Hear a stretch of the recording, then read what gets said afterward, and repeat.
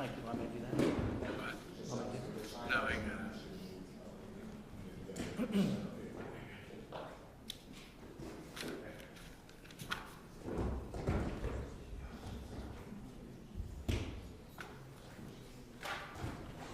Actually, do you mind?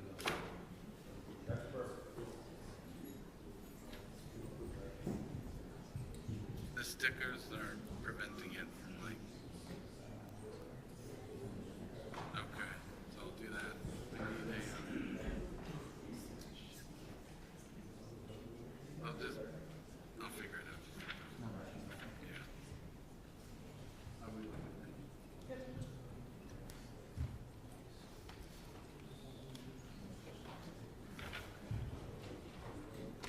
How many on the door number? Just give me the next sheet. Yeah, that's good.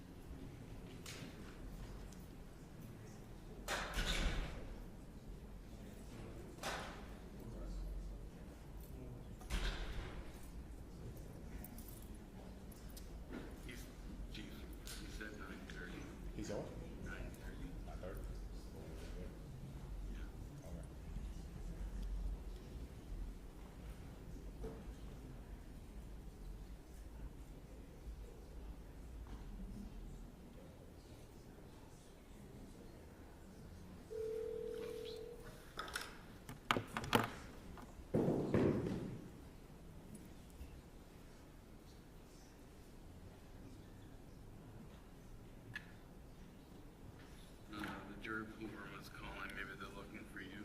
Calling for me? I don't know. Joey Post calling for looking for me? They didn't say, but there was a call here, so. Ah.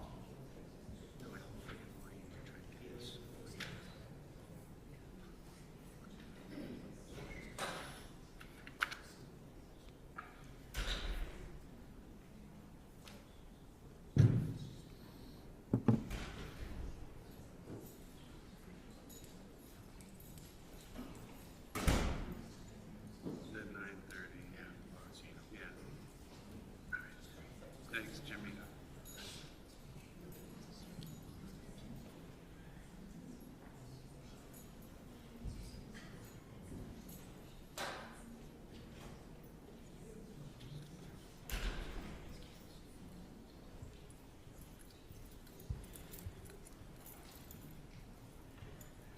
Thanks, Peggy. I just grabbed her.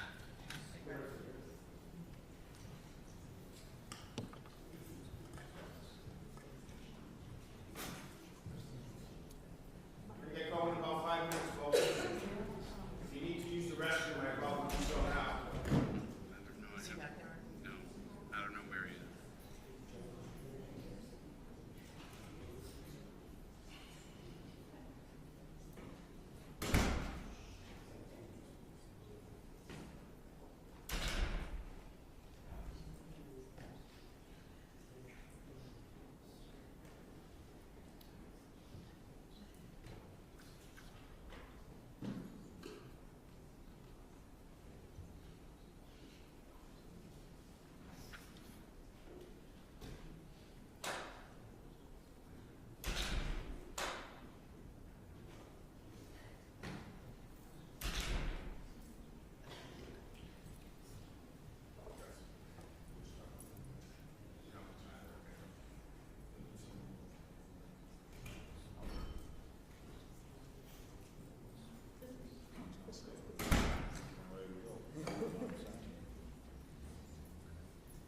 That's like the first, that's like the first punch of the button. Somebody comes in and they're not supposed to. All the butterflies. Why didn't the judge was back there? No, it's just that's It was so nice. I was like, oh. He saw them come on Facebook. I was like, oh, I'm sorry. Just give him one. He's like, come on, man, anytime. and somebody else.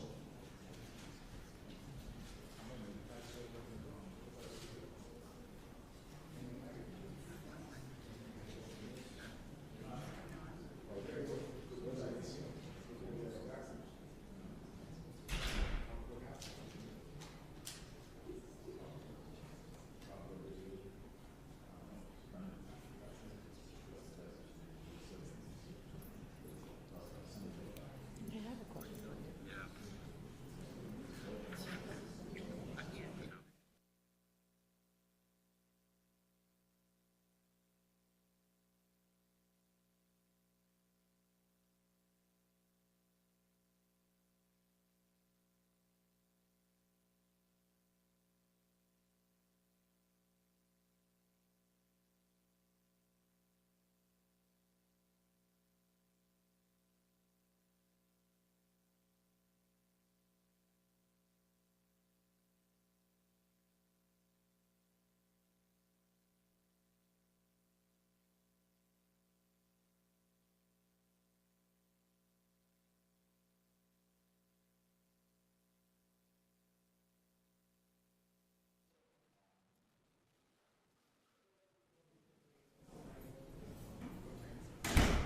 Ready, and Katie, you just go for it. And Jimmy. Okay. Just have it ready, Peggy. Hey, it says district again. All right, switch it over.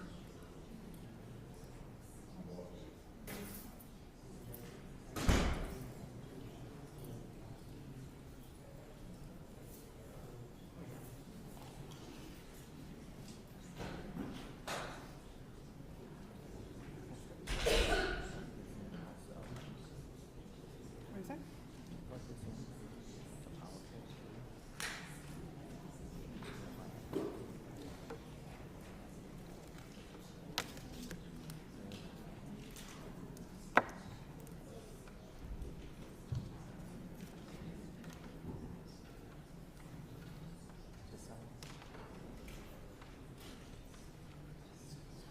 think it's the same.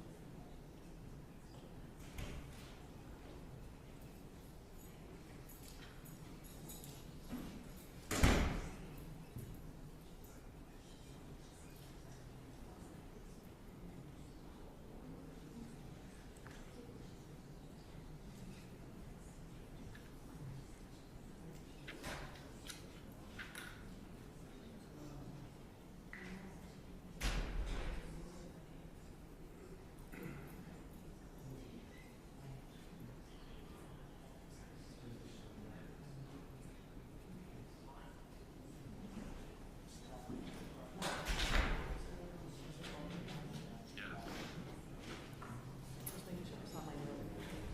I made that for you.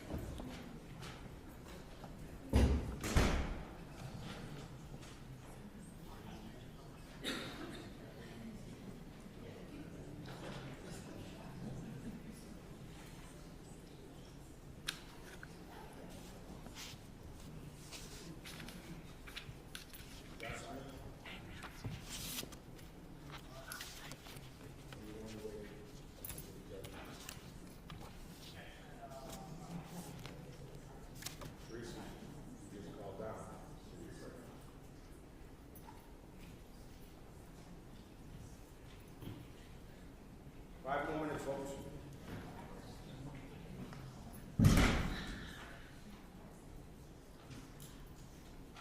Tracy.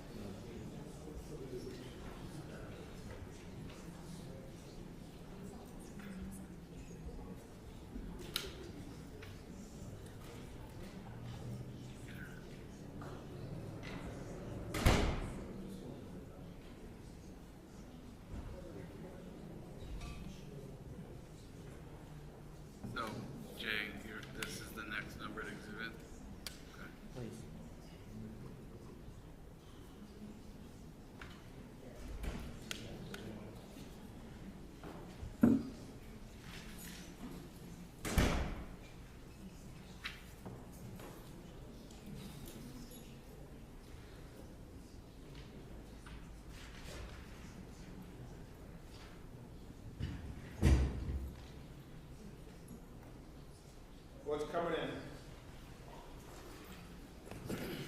Sure.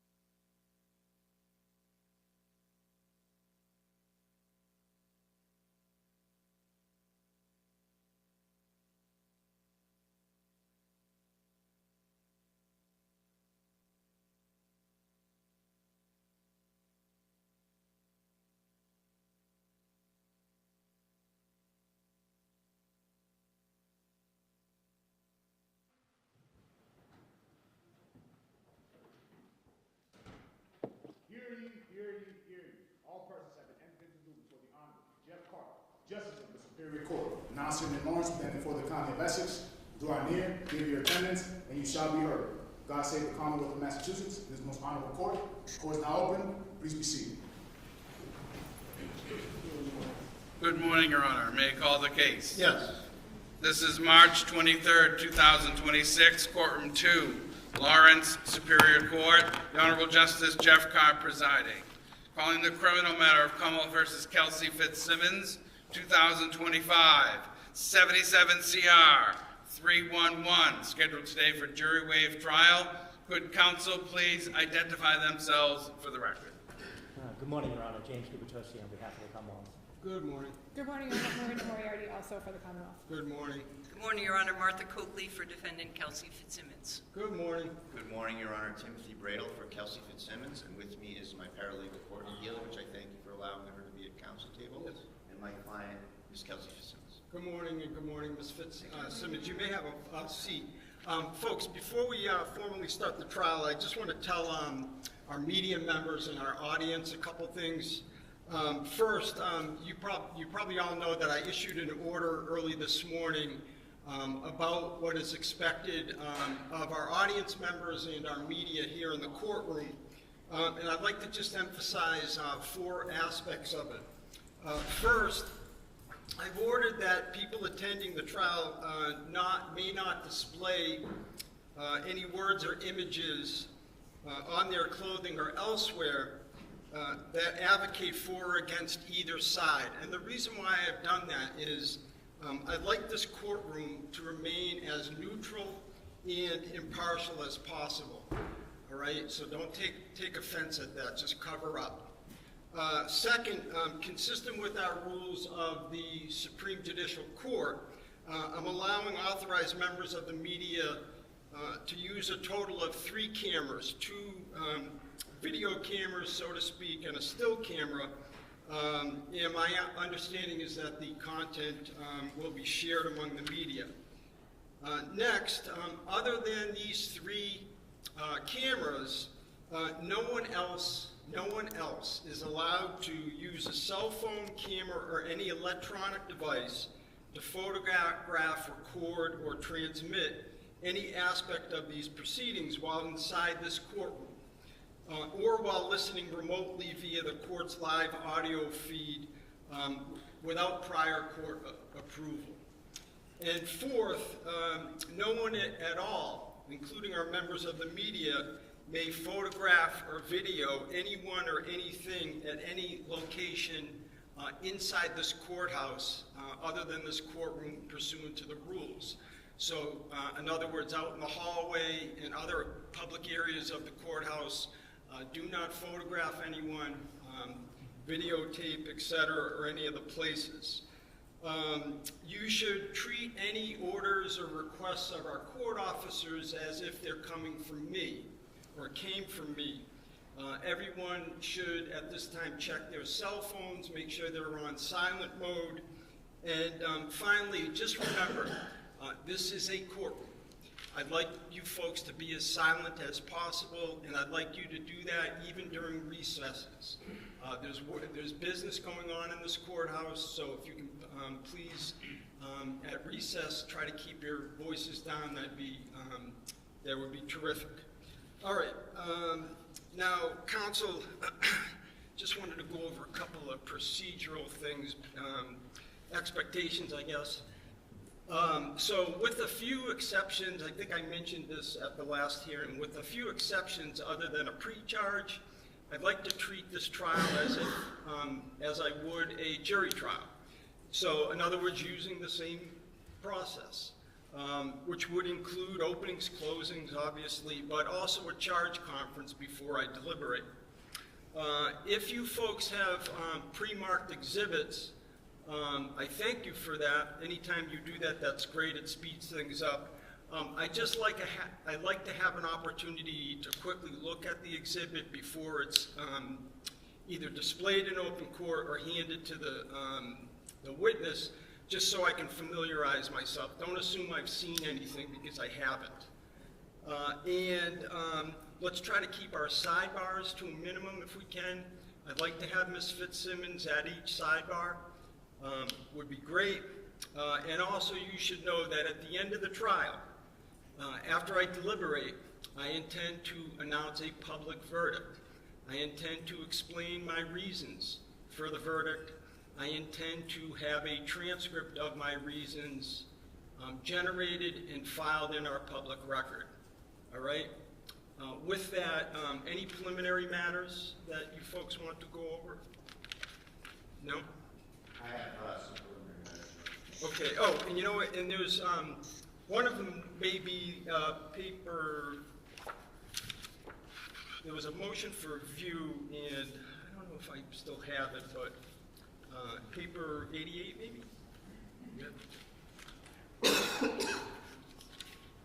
Okay. So on the motion for review, I'm going to take no action for now. I want to hear the evidence. I want to see the evidence. The Commonwealth didn't request one. I don't know if the Commonwealth will be objecting, but let me just see as the evidence comes in and whether I think it's necessary.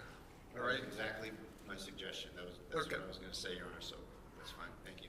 Okay. And what else, Mr. Brado? Yes, Your Honor. The sequestration order. Yes. It's my understanding that there's several folks in here that are on the witness list, and there's also something I took note of, which is that there's several close family members of witnesses in the room that will be under the temptation to speak with their loved ones about what's going on in here. So I would ask the court to issue a order in open court to those people. You don't need to single anyone out, of course, but I'd ask the court to specifically address the notion that you cannot be a conduit to a witness and deliver information to them, even though you're not on the witness list.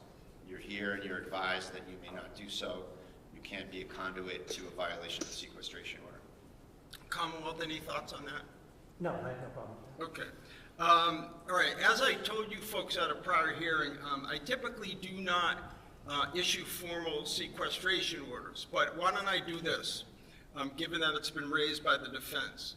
I'll let the folks know, folks that are here and maybe folks that are listening remotely as well, that if you are on the witness list and you've been told that you may end up being called to testify, you should know that I have issued what's called the sequestration order. And what's most, I guess, pertinent for you to know is that you may not discuss any of your testimony or any testimony that you hear in court from another witness with anyone else on the witness list at all right? So get to know who's on the witness list, and you should know that you should not share that information. And I guess I can already see from Attorney Coakley that that wasn't perhaps broad enough because it didn't address one thing that Mr. Bradel heard.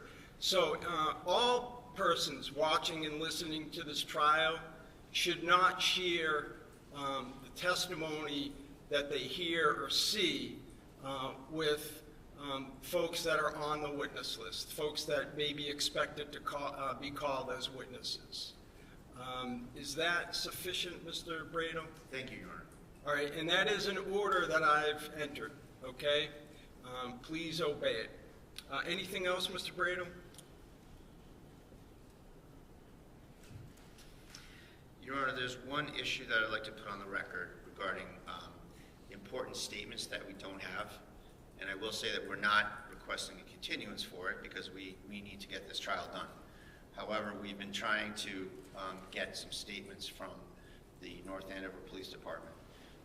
And they're this. There was an outside agency that was employed called CIC that was run by Attorney Daniel Bennett.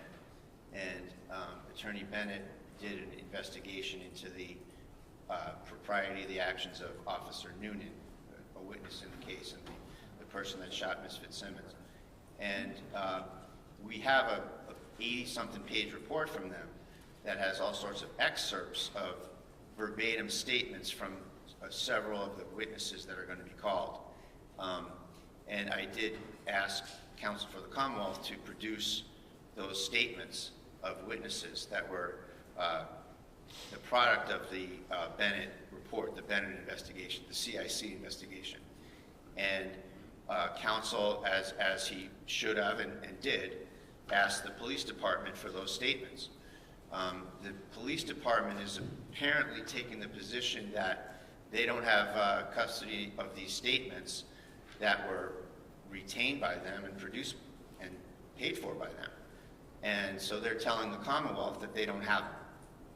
I reached out to Mr. Bennett over the weekend, and he informed me that he would check with the police, and I haven't heard back from him just as of yet. So I wanted to just point up this issue on the record, Judge, that we don't have those statements. We are not asking for a continuance. We will forge ahead, but we want those statements. And So can I just make sure that I understand?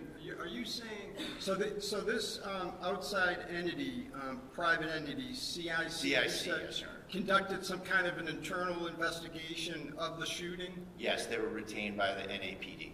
Okay.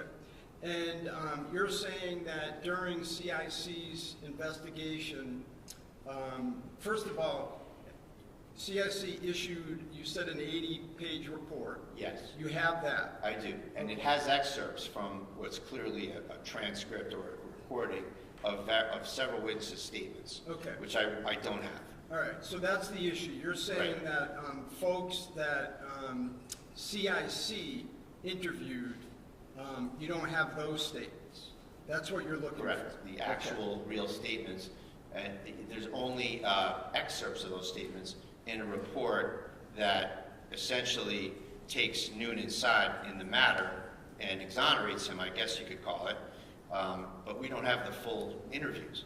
Were the statements, those statements, again, generated by CIC, turned over to the North Andover Police Department? Well, I've been informed by counsel for the Commonwealth that the police don't have them. Okay. And, you know, I don't think that's an adequate answer that he's getting from the police, because they bought the statements, they own the statements, Well, they have custody and control of the statements. So to pretend that they don't have access to them, I think is disingenuous, it prejudices us, and it is something that needs to be remedied by the court if it's not handled by the end of the day. all right, so Mr. Brado, you said, so what is it exactly that you're requesting me to do? I'm requesting you to order the North Andover Police Department to produce forthwith all of the recorded statements from the CIC investigation. You said recorded, so you believe that these... I assume they were recorded, Judge, right? And they were probably reduced to a transcript, is my guess. But they're statements that they bought and paid for, and they need to produce them. And it's completely inadequate and disingenuous for them to say they don't have them. They do have them. All right. Thank you.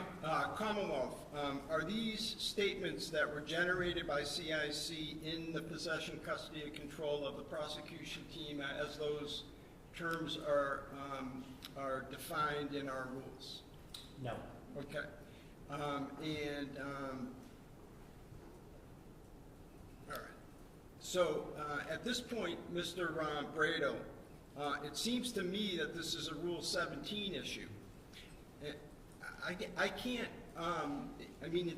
I can't just order a third party, which this would be, because again, the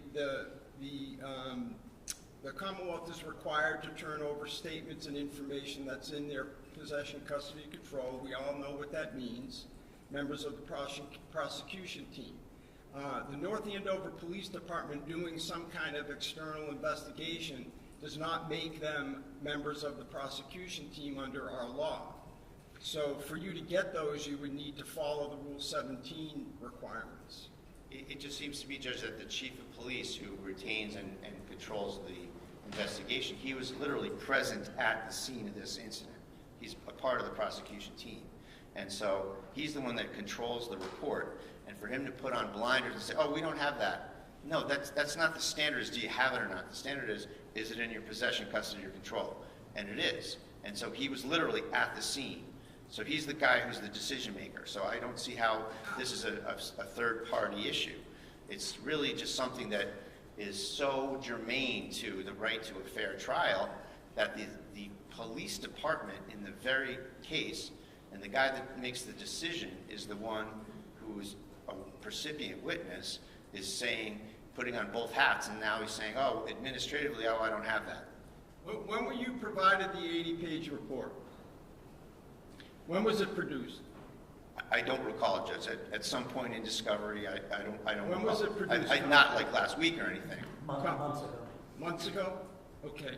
Why are you waiting until 9 o'clock on the morning of trial to raise this? You folks were before me for the very purpose of me weighing in on Rule 17 motions, not a peep from you.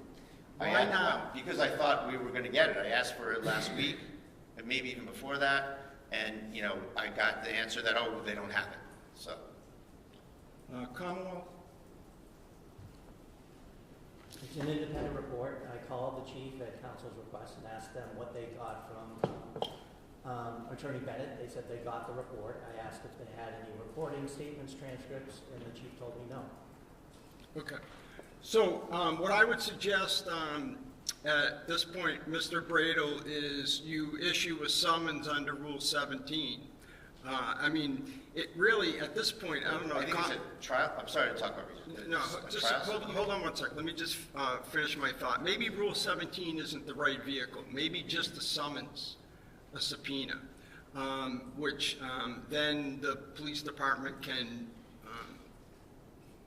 report whether they, if they don't have them, they could seek to quash or something. But because it seems to me that we're beyond Rule 17. Yes. So that's what I would suggest doing. I'd suggest getting that out ASAP. As I said, I'd like this trial, in a perfect world, the trial and the verdict to be done this week.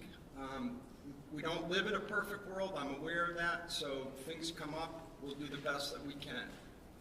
All right? Anything else, Mr. Brado? That's all I have, Your Honor. Thank you very much. Okay. So, like any trial, we're going to start with opening statements. Can I send the defendant to the bar, Your Honor? Oh, I'm sorry, I missed that part. That's Yes, okay. of course. Calling the criminal matter of Commonwealth versus Kelsey Fitzsimmons, docket 2025, 77 CR 311. ADA Gubitosi, on behalf of the Commonwealth, does the Commonwealth move for trial? The Commonwealth moves for trial. Attorney Bradel, on behalf of the defendant, does the defendant answer ready for trial? Ready for trial, Mr. Clerk. Ms. Fitzsimmons, could you please stand? You are now set to the bar to be tried before the Honorable Justice Jeff Karp, Justice of the Lawrence Superior Court. Thank you, Your Honor. Thank you. Okay. We will now proceed with opening statements. The Commonwealth will go first because they have the burden. Thank you. Your Honor, may the witnesses be ordered to exit the room for the opening statements, please. Okay. Yes, I thought that the sequestration order was that part of the sequestration order was that witnesses wouldn't be in the present during courtroom proceedings. Is that not the case? Is that not what I ordered? That's what I asked for, and that's what you ordered, and that's what I expect, and I don't know why these people are sitting here. Okay. So, any objection? No? Okay. So, members of the audience, if you are on the witness list, if you have been told that you've been identified as a possible witness at this trial, you must leave the courtroom. And remember my order about what I called a sequestration order. Thank you very much. There may come a time where I need to make exceptions to that rule, counsel, and you'll let me know when those exceptions are needed. Thank you.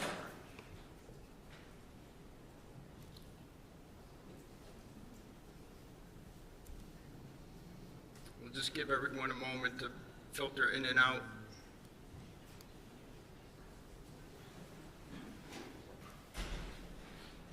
Thank you, Your Honor. Mr. Bradel, are you content? Do you want to take Yes. a look around? I believe More, that- more people came in, so. Yes, no, I know those folks, that's no problem. So I'll just say it again, folks that just came into the courtroom, if you've been told that you were on the witness list, you should not be in the courtroom during these proceedings. All right? Unless you're told otherwise. All right, thank you. With that, Commonwealth, I'll hear from you.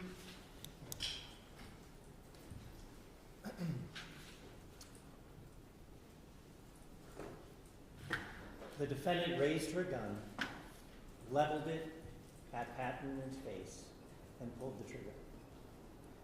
There are two reasons that Pat Noonan is alive today. The first being that Ms. Fitzsimmons' gun, while it had a full magazine, it did not have a round in the chamber. The second reason is that Pat Noonan, based on his years and decades of training and experience, reacted in a calm, professional way when he protected both himself and everyone else in that house. Pat Noonan is 50 years old.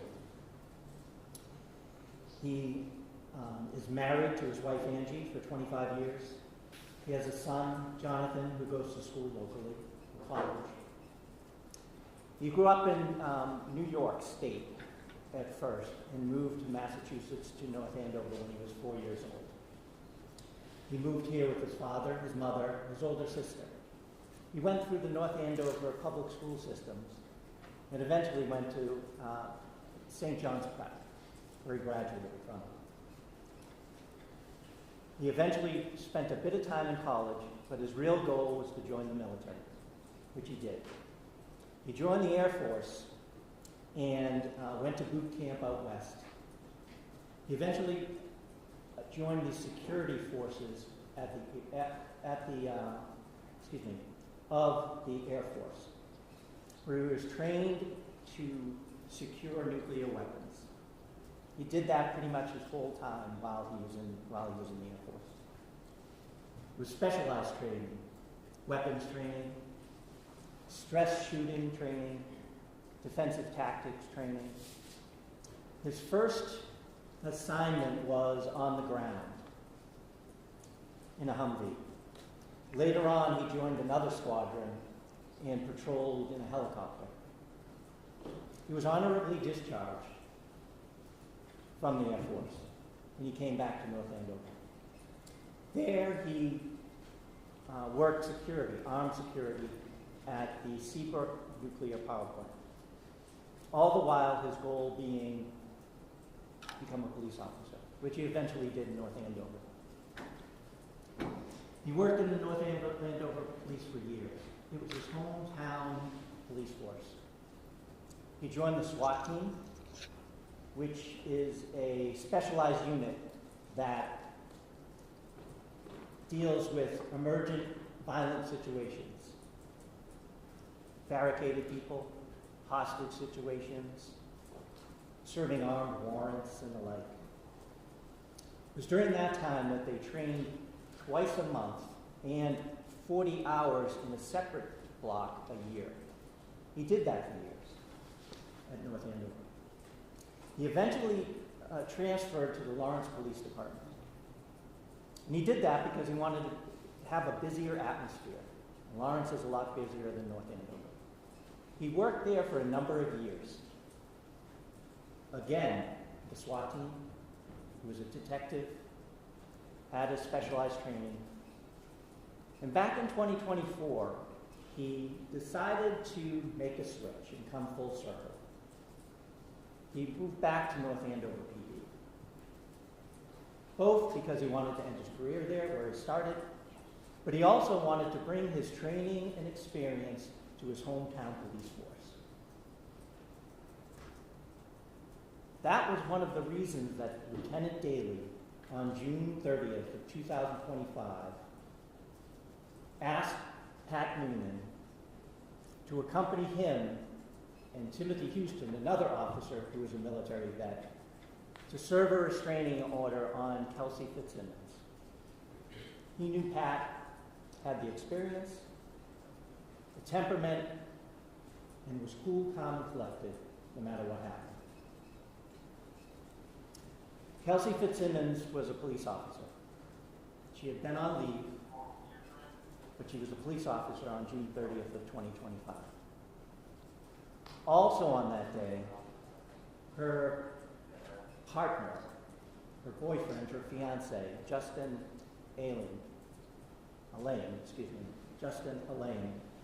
was concerned for his safety, for his 4-month-old child's safety that he shared with the defendant, and for Ms. Fitzsimmons' safety, specifically after events happened that weekend. And so we went to court, and he applied for and was granted a restraining order. The restraining order granted him custody of his 4-month-old son, ordered the defendant not to have any contact and to stay away from him, and also that she would be relieved of her weapons. She was a police officer, and she had a service weapon and 2 other guns that she had legally. Lieutenant Daly was at the PD when Mr. Allain came in. The restraining order was faxed in the court, and Lieutenant Daly called Officer Houston, and they got in touch with Officer Noonan to serve that restraining order. They had gone by the defendant's home, Officer Houston did, to see if she was there. Unusually, her car was not in her parking space. It wasn't at her home. Officer Houston, who had seen it there thousands of times as he had driven by, noticed that it was parked down the street at a school about 100 yards away or so. So they knew she was in the area. The 3 met at the school, decided on a plan, and went to the defendant's home. They met her at the door, and you'll see surveillance video from the home of that encounter as they come to the door. Ms. Fitzsimmons comes to the door holding her 4-month-old child. They go into the house. There's no surveillance system in the house other than in the basement. They explain to her what was happening, that there was a restraining order, that there's going to be a hearing on July 14th where she'd be able to tell her side of the story. And she tells the officers, I know how this all works. They ask her where her firearms are, and she lies to them, and she tells them they're in the basement. She's sitting down on a couch, the baby is next to her. She calls her mother, who will soon come over, and they tell her that Justin's coming also, because he's going to get custody of the baby. Officer Houston, who is also in the living room, sees a gun case on the sofa, and he opens it. Ms. Fitzsimmons lies to him again. I told you the guns are in the basement. The defendant's mother comes, takes custody of the child while they're waiting for Justin. The police have called Mr. Allain at the PD, so he's coming over with his sister, Courtney. The officers allow the defendant to walk around the house gathering baby stuff, equipment, clothing, and things like that, so the child will have what it needs when it's taken by Mr.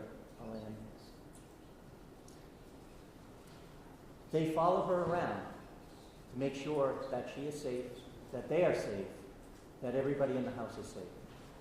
They go upstairs, they come downstairs. They go upstairs again, and you'll see photos of this, Your Honor. It's a staircase. At the top of the staircase is a landing where there's shelving and some of her police gear. If you look to the left is the baby room. If you look to the right, it's the bedroom. There's no door on the bedroom. So she goes in the baby's room and she's gathering things, and she's handing it to the officers who aren't going to take possession of it. They put it down. They're following the protocol. They're trying to keep everyone safe. At some point, she's in the bedroom, and Mr. Allain comes in the house, and she hears him. Now it's Officer Noonan and Officer Houston in the bedroom with the defendant. She tells Officer Houston, I don't want him here. I don't want to see him. Don't let him near me. Because she's upset with Mr. Allain. Officer Houston goes downstairs to make sure that doesn't happen. Mr. Allain, who had left the house with some baby stuff, came back and asked the officers for permission just to go down to the basement. Because he wanted a suitcase and he wanted some of the other baby stuff because he was taking the baby home who was in Stone, Massachusetts. So he did this. He was down in the basement. Lieutenant Daly is down on the first floor. Officer Houston is at the top of the stairs of the basement. And the defendant's mother is downstairs also. The baby is already gone because Courtney, Mr. Allain's sister, had come with them, taken the baby, and left the house. Officer Noonan is standing on the landing watching the defendant in the bedroom. She's on her knees. She's gathering things. He notices at some point that her demeanor changes. She gets upset.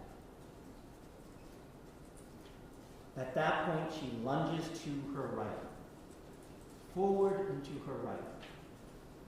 And he can't see what she grabs, but she grabs a firearm. Turns out to be her service weapon. She comes back. She raises it. Before Officer Noonan can do anything, she pulls the trigger as it's leveled at his face, and it goes click. I'm sorry. It goes click, excuse me. It does not fire. Officer Noonan takes out his gun, is yelling at her at this point. Kelsey, don't do it. Drop it. Kelsey, don't do it. She is stepping backwards now. The gun hadn't fired, and so she was doing what the officers will describe to you as a tack rack. She has the gun in her hand. She bangs the magazine and attempts to rack it. She's unsuccessful the first time.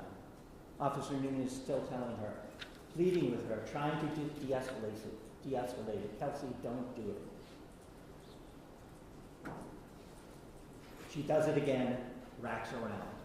As she's picking up the gun, raising the gun, Officer Noonan fires. He fires twice. She is now moving. He misses and then strikes her. She immediately goes down. Lieutenant Daly runs up. Officer Houston runs up.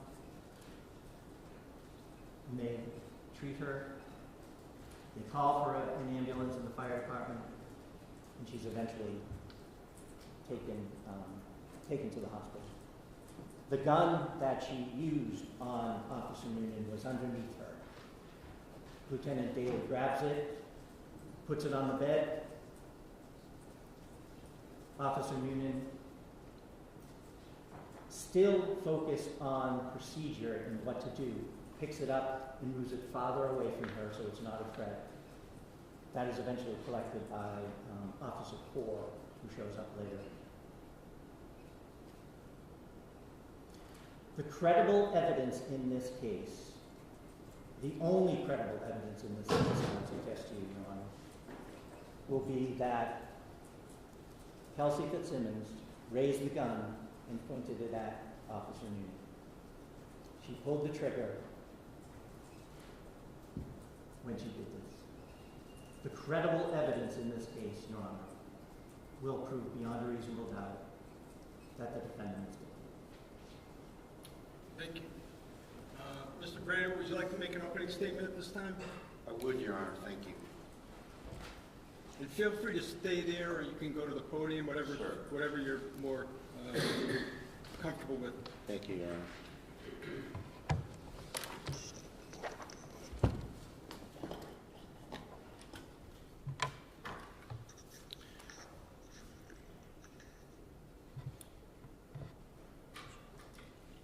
May it please the court. Yes, please. Counsel, ladies and gentlemen. Kelsey, no. Kelsey, no. You don't say that when you're staring at the muzzle of a gun pointed at you. You say that to a person who has a gun to their head. And you don't shoot someone in the chest when they are seeking clearly to only harm themselves. And when you do that, you quickly realize, Your Honor, that you need to adjust the narrative to save yourself. That's what this case is about, Your Honor.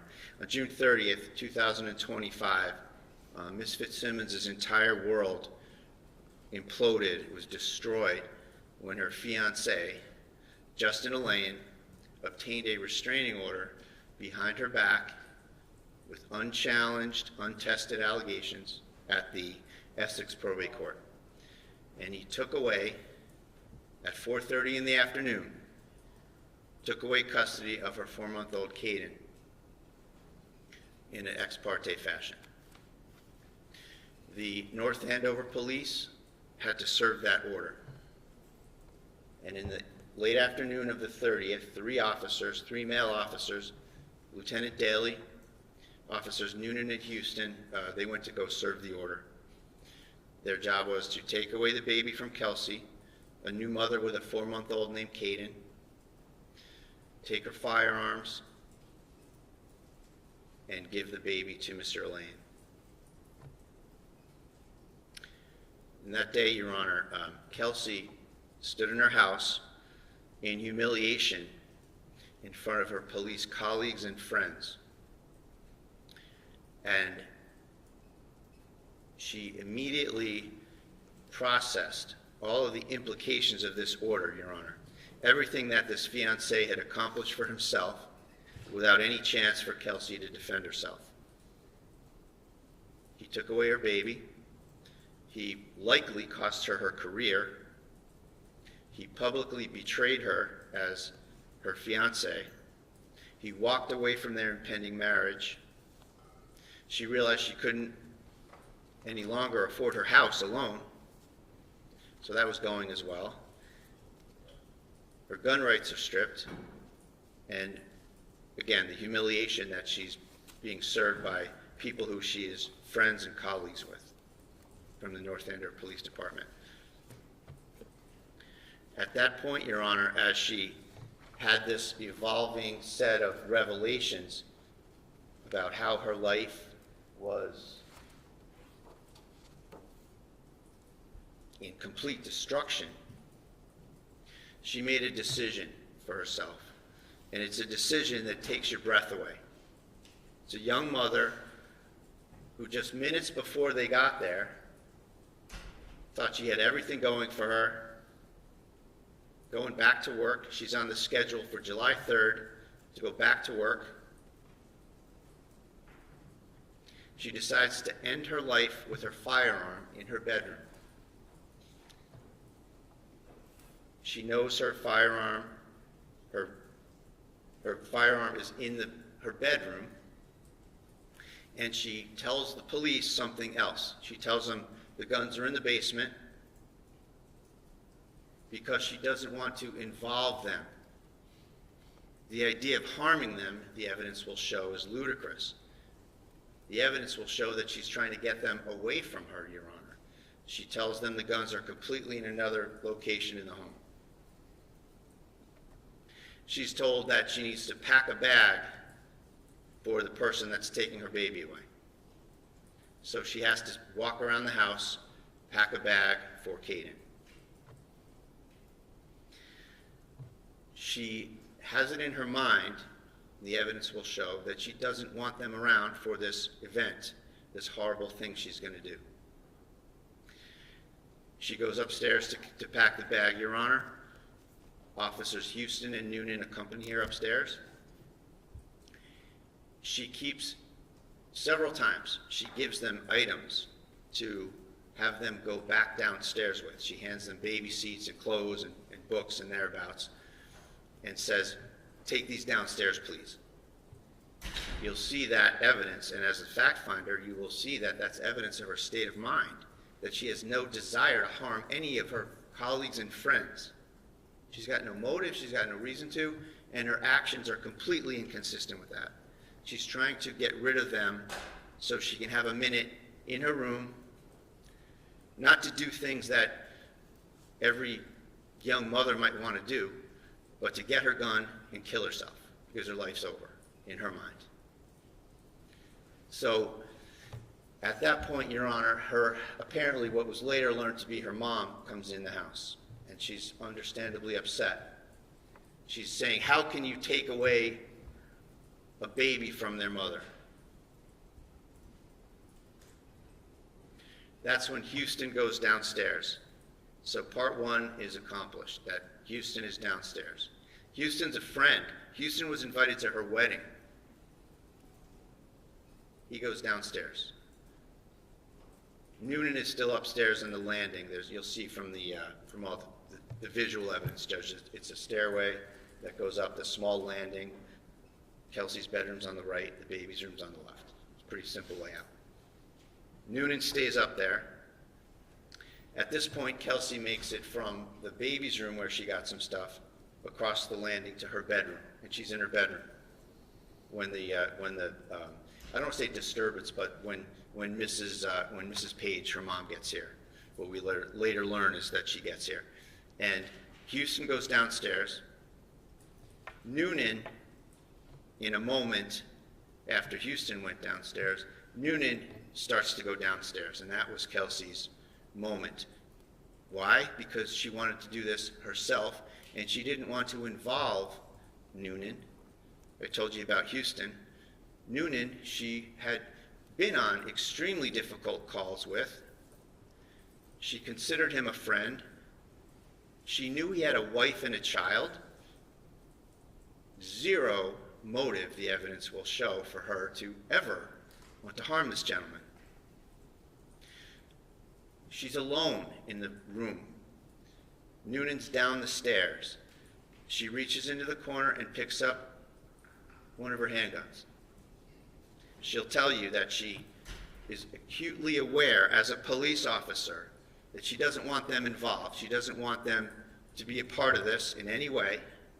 She keeps the gun close to her stomach area and walks over to an open spot in the room. She raises the gun to her head. Noonan is not even back in the room yet, Your Honor.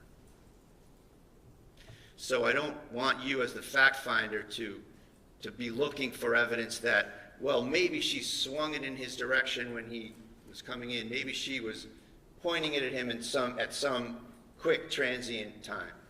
That's not the case at all, Your Honor. That will not be the evidence. The evidence will be that Ms. Fitzsimmons had the gun to her temple, and then Noonan walks in, and he sees someone who is exhibiting only harm to herself and to no other. And we've discussed this pre-trial, and there'll be some evidence and discussion and cross-examination, Your Honor, about the Code of Mass Regulations that we discussed as it relates to, or doesn't relate to, Noonan's state of mind, Your Honor, that he's, as a firearms instructor and a SWAT team member and a former Lawrence police officer as well as North Andover, he knew or should have known that he was in trouble, that he was in violation of that CMR, the Code of Mass Regulation that I just mentioned. And he knows he has to adjust the narrative, Your Honor.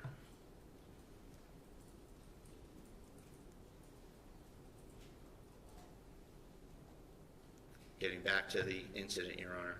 Kelsey has the gun to her head. She's trying to steel herself. Noonan comes around the corner and sees it, and the evidence will show that he is not some super cool James Bond type law enforcement officer, that he has a look of panic on his face, and that he's flustered. And certainly no one's faulting him for that. But that's what he looked like, and that's what the evidence will show. And that's when the words, Kelsey, no, are uttered. No law enforcement officer, Judge, the evidence will show, in his right mind would bargain with someone who has their hand on the trigger and the muzzle in your face. The evidence here, Judge, will show that he was trying to tell her not to kill herself. The evidence will show that Kelsey never pointed a gun at him and that this was a mistake. It was a brain freeze. It was a mechanical thing. It was someone seeing a gun and shooting. How do we know this even more so? Besides the lack of motive and the utterances that he made. We know because of the location of the firearm, Your Honor. The firearm, when Kelsey was shot in the chest and went flying backwards and landed on her back, and Daly will tell you that she's on her back. The gun was under her leg. If Miss Fitzsimmons is pointing the gun at Noonan, and falls backwards, how does that gun swing around to get under her leg if she's pointing it the way Noonan says? The evidence will show that's not consistent with the laws of physics. It is, however, consistent with somebody holding the gun to their temple, so it's already to the side of your body, if not behind you when you go flying. So the location of the firearm, the evidence will show, is also consistent with what Kelsey says happened. Finally, in terms of the panic, the flustered look on his face, Ms. Fitzsimmons was only anywhere from 3 feet to then maybe 7 feet away from him in this entire incident. And that might be where the view comes in, Your Honor, the room. And he missed her in the first shot. He's a firearms instructor. He's a SWAT guy. 25 years, he misses someone from 3 to 7 feet away. Hits the air conditioner. That's panic, Your Honor. That's not cool, calculated action. That's panic.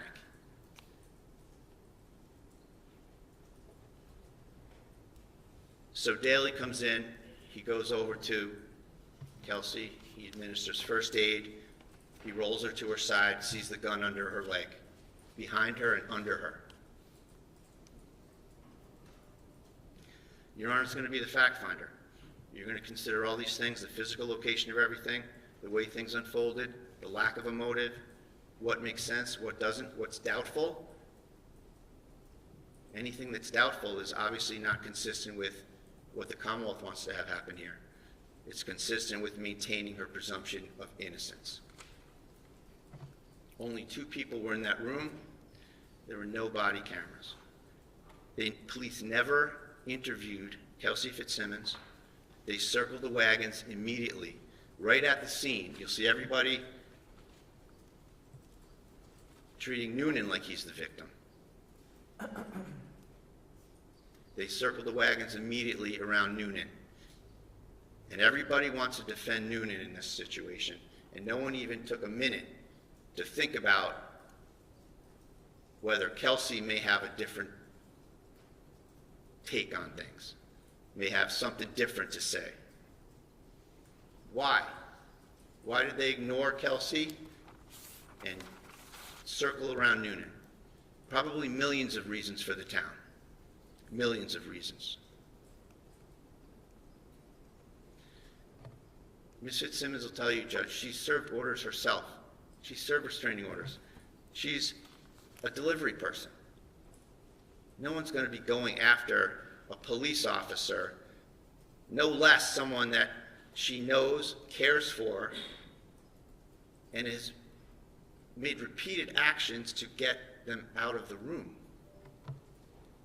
She will tell you, with some indignation, I suspect, that she would never point a firearm at a fellow law enforcement officer.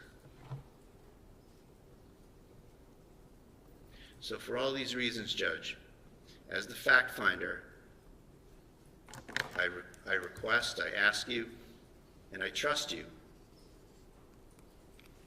to well and truly try the case, and I am confident that after the evidence is in, Your Honor will find Ms. Fitzsimmons not guilty. Thank you. All right, Commonwealth, you ready to proceed? Sean Daly, please. Sean Daly.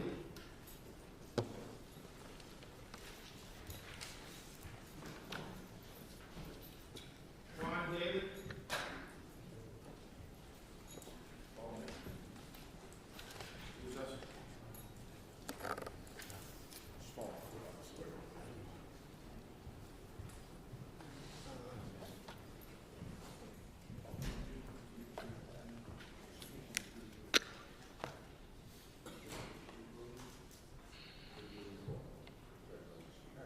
So first things first, why don't you swear the witness? We may need to swear the witness in the office. Thank you. Could you raise your right hand? Do you solemnly swear that the testimony you're about to give in this cause now and hearing shall be the truth, the whole truth, and nothing but the truth so help you God? I do. Thank you. Good morning, sir. How are you this morning? Excellent. Good. Folks, can you, I just need to speak with our assistant chief for a moment.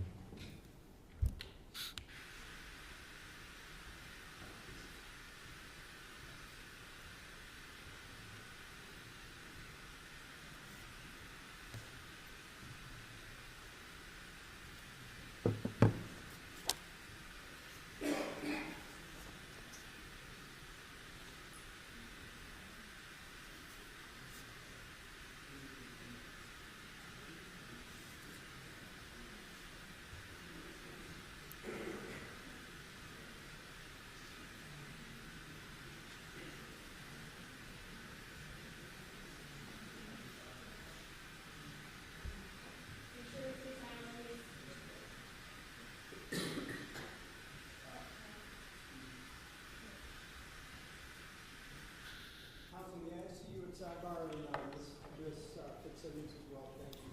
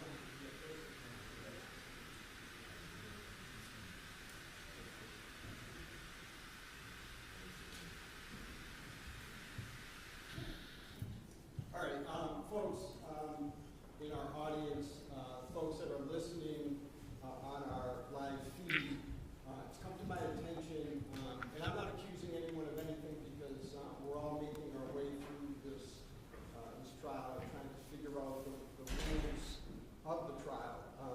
My understanding is that these proceedings are being so-called live streamed, and obviously, or maybe not obvious, we also have a public phone line open that's court sanctioned that is broadcasting the audio of the trial. I want folks to know that those folks that are on the witness list may not watch the live stream, listen to the live stream, or listen to our court-sanctioned open telephone line of any of the court proceedings. The whole point of removing those folks from the courtroom is so that their testimony will be their own testimony, their own memory, and not that of other witnesses. All right? So I've instructed both sides to tell the folks that are here on their side of the witness list that they are not to watch the live stream, listen to the live stream while it is going on, listen to our open phone line. That also means that at the end of the day today, they're also, until they testify, they're also not to listen or watch any rebroadcast of those things. Again, we want a transparent, impartial, open trial that where folks are testifying based on their own memories. Okay? Thank you. And Commonwealth, you may proceed.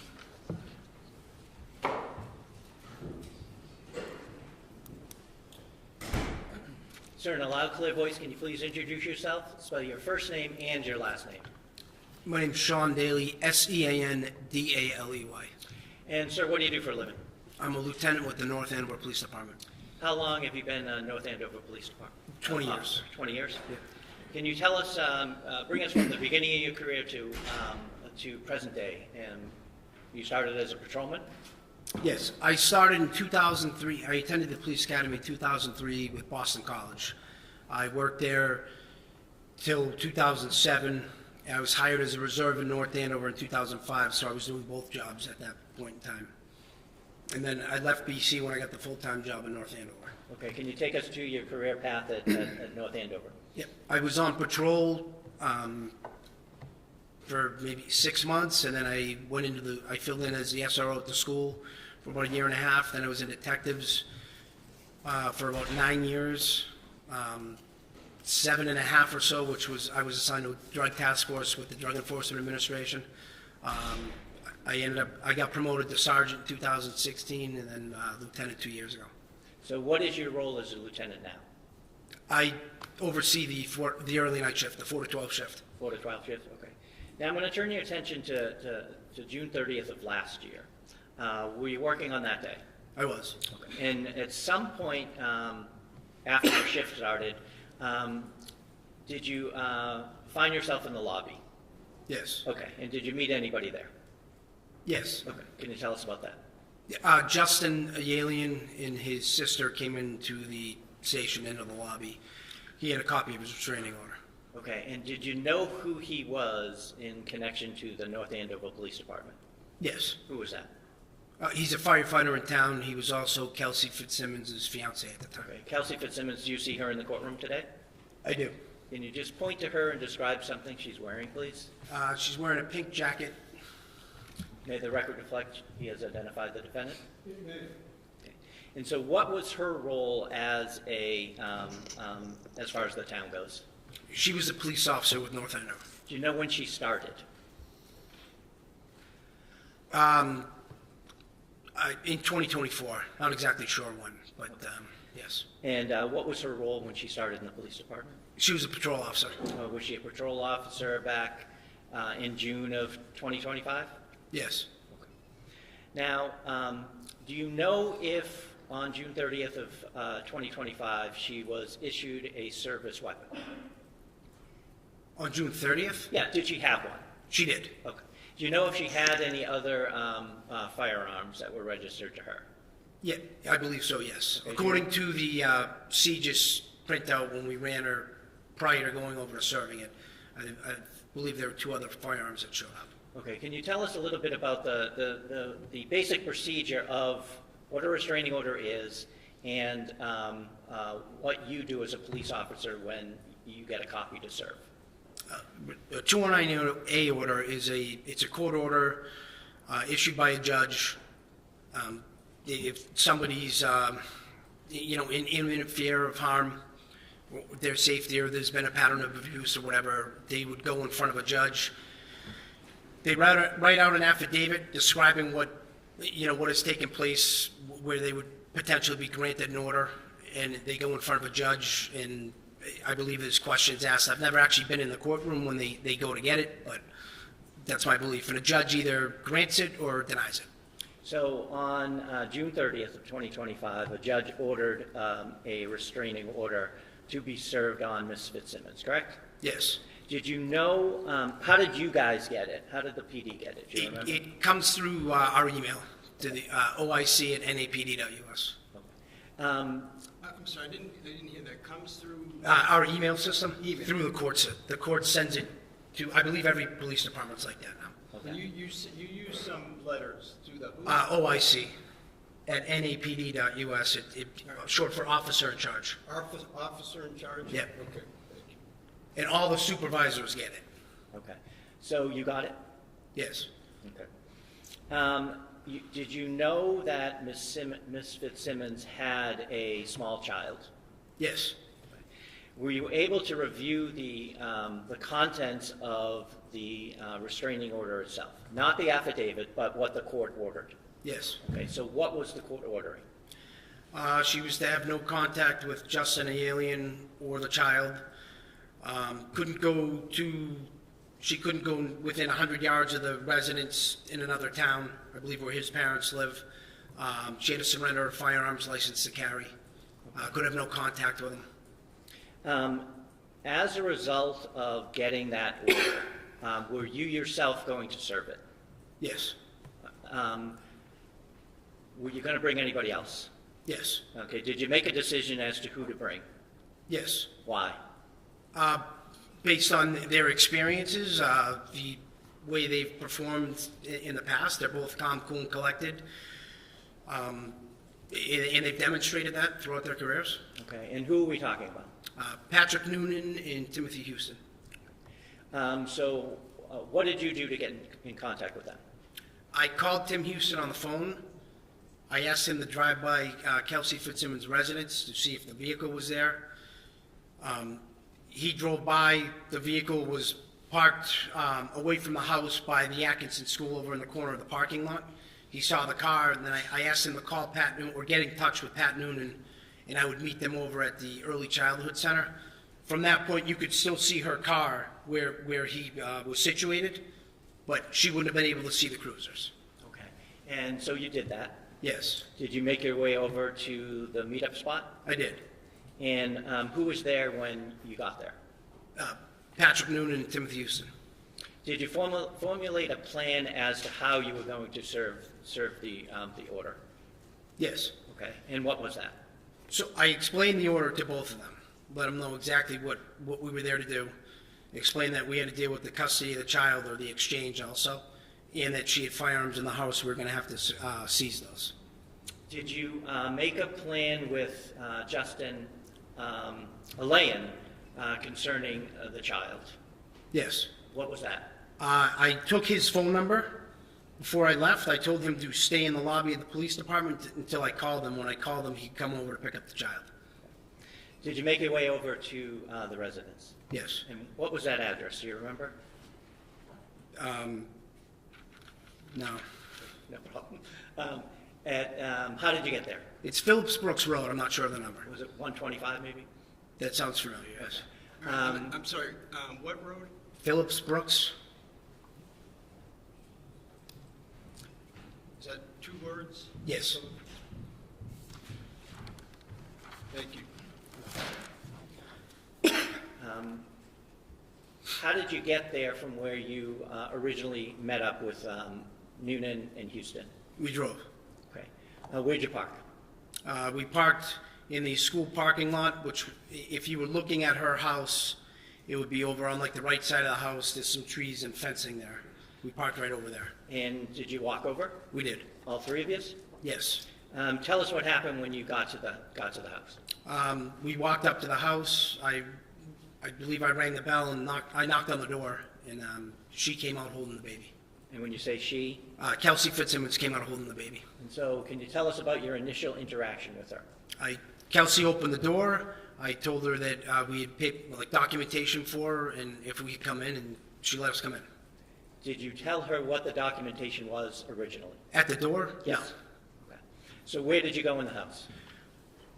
So when you walk in that door, it's like an enclosed front porch area. We walked into there, then the front door, the main part of the house is there. We entered that, and if you go to the left there, it's like a living room. We went into that room. Okay. Did you direct her to go anywhere when you got into that room? Yes. So I asked her to put the baby in. There was like a little bouncy rocker next to the couch, and I asked her to have a seat on the couch. Why did you ask her to put the child down?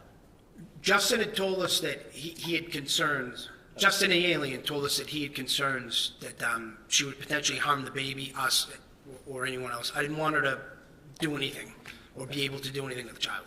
Did she sit down? She did. Did you then have a conversation with her about why you were there? Yes. Can you tell us what you said and what she said? I handed her the restraining order and explained it to her, that Justin had gotten a 298 order against her. Okay, and did you explain the orders that were contained in the restraining order itself? Yes. What did you say? Well, I told her she wasn't allowed to have contact with him, couldn't go near the residence. She was going to have to turn her firearms over, and Justin had custody of the baby until the hearing. When you say the residence, it wasn't the residence where she was living. It was in. Yeah, whatever. Justin the alien listed an address, I believe, on the document. Okay.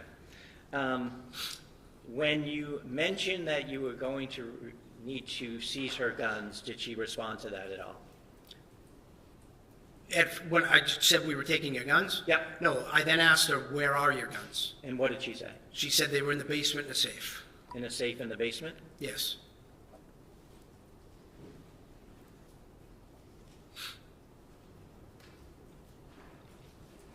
Did you say anything about a return court date that she would be able to attend? Yeah, the hearing? Yeah. Yes. What did you say? Whatever the date was I believe it was like 12 or so days later. Okay. Did she respond to that at all when you said that? No. Do you know, as part of being a lieutenant at the North Andover Police Department and being a superior officer to Ms. Fitzsimmons, has she had occasion, if you know, to serve restraining orders herself in the past? Yes. She has? Yes. Okay. Well, what happened after you explained it to her and she told you her guns were in the basement? Well, then I explained that I was going to contact Justin to come over to pick up the baby. Okay. Did she say anything, if you remember, in response to that? To what? I'm sorry, repeat it? Sure. You had told her that Justin was coming to the house to get the baby, correct? Yes. Did she say anything in response to that? No, she didn't have any, she said she was agreeable to it. Okay. Did she use her phone at all? She called her mother on her cell phone. What happened next? Sorry to interrupt, Nora, excuse me, just, Ms. Fitzsimmons is the defendant here, and she cannot see the witness. Oh. Can she kind of move over here, Judge? Yeah, absolutely, yeah. I want her to be able to see. Yeah, of course, no, absolutely. We can move,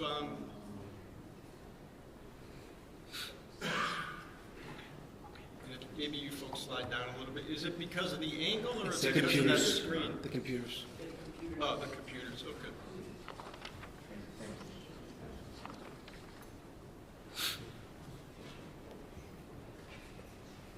So, Ms. Fitzsimmons, it's important that you and all counsel are able to see everything, okay? Thank you. Can you see? Yes, I can. You're right, I can't. Can't see. You may have to sit 2 rows back there. I don't think that there's much that we can do about it.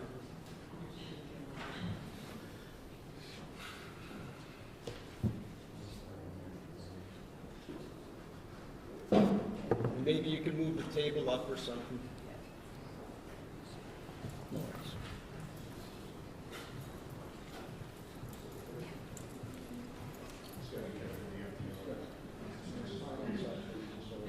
Thank you.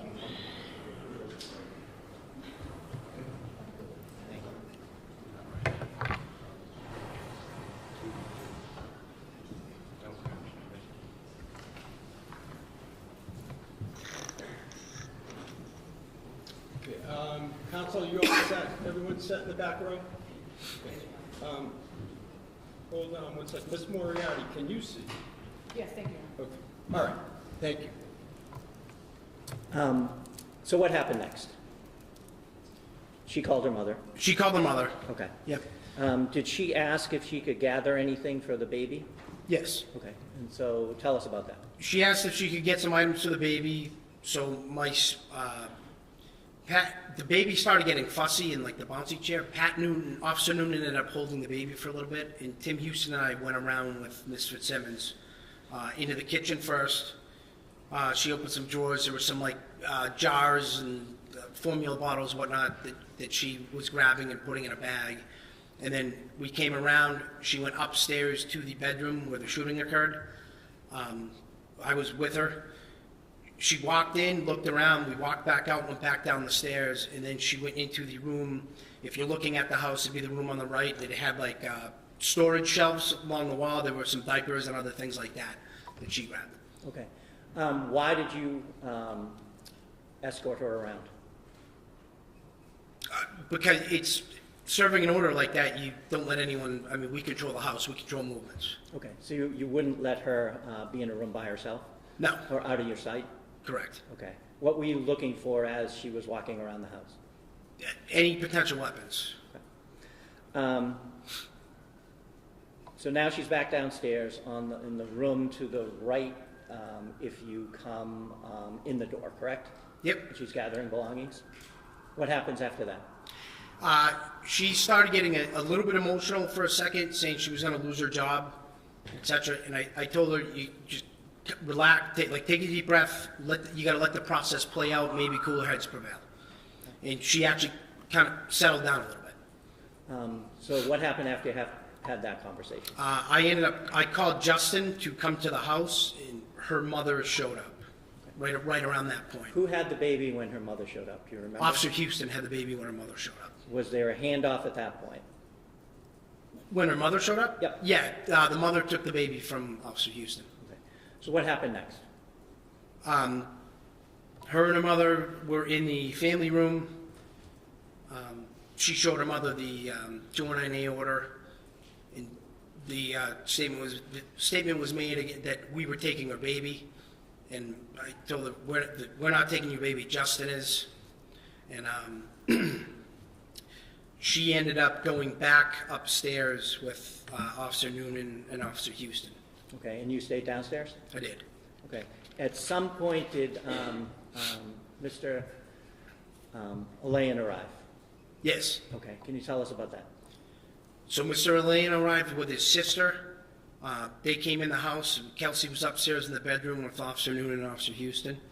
I had the sister take the baby out to the vehicle, and Justin grabbed some things and went out. He came back into like the porch area, the enclosed porch area, asked if he could go grab his suitcase and some items, and there was also, he had asked also, because she had his wallet and some other items from the weekend, he had asked if he could get those too, and Kelsey had agreed to give those back to him, Okay. or give them to him. So he had left the house.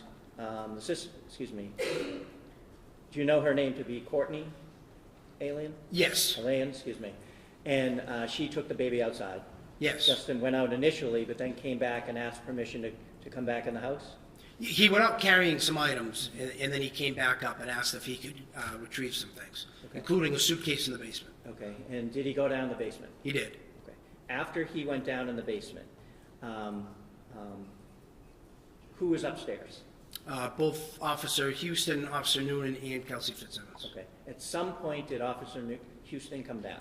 He did. And where did he go? Do you remember? Officer Houston came down the stairs and told me that Ms. Fitzsimmons didn't want Justin in the house, so I told him to go around to the basement to basically hold him there, because we didn't want them interacting. So Officer Houston was going to hold Justin the alien at the door over there, which is around the backside off the kitchen.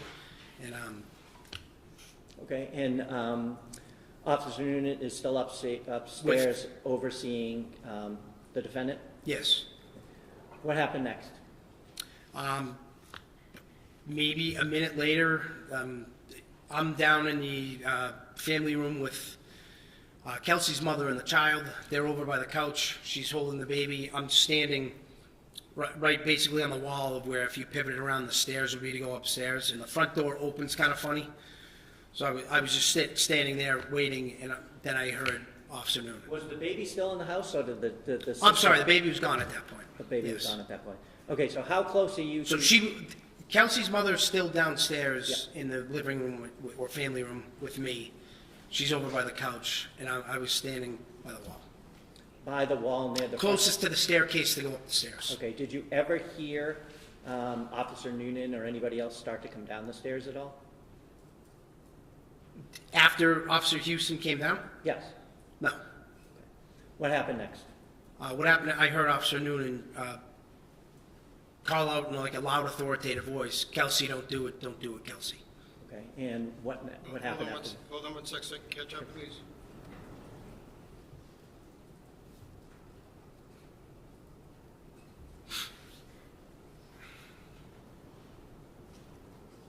Well said, thank you. Did you hear anything after that? Gunshots. How many of you remember? 2. Coming from upstairs? Yes. So where did you go after that, when you heard that? So when I heard Officer Noonan call out, "Kelsey, don't do it, Kelsey," I pivoted, looked up the stairs, and started running up the stairs. When did you hear the gunshots? While I was moving up the stairs. Officer Noonan, was he at the top of the landing?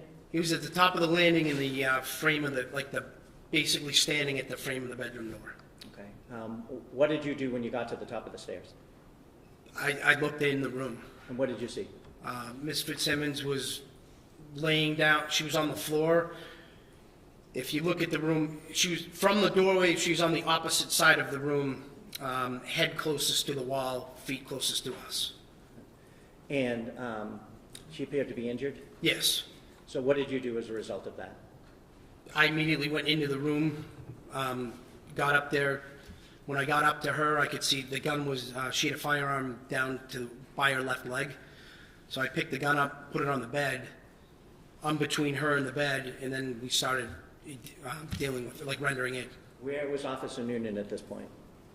In the bedroom. Okay. Did you have your gun out? No. Did he have his gun out? Yes. Okay. Do you know what happened to the gun on the bed? The gun on the bed, at some point when I was trying to wrap gauze around her, Officer Noonan picked it up and I believe he handed it to Officer Core. Okay. Sorry, Officer who? Noonan handed it to Officer Core, C-O-R-R. Did you, can you describe the injuries that you saw? Yeah, so she had a gunshot wound to her chest, or lower, between the abdomen and the chest, like right below like the breastplate. And when I rolled her over to her side, I could see in the back it would appear to be an exit wound. Were the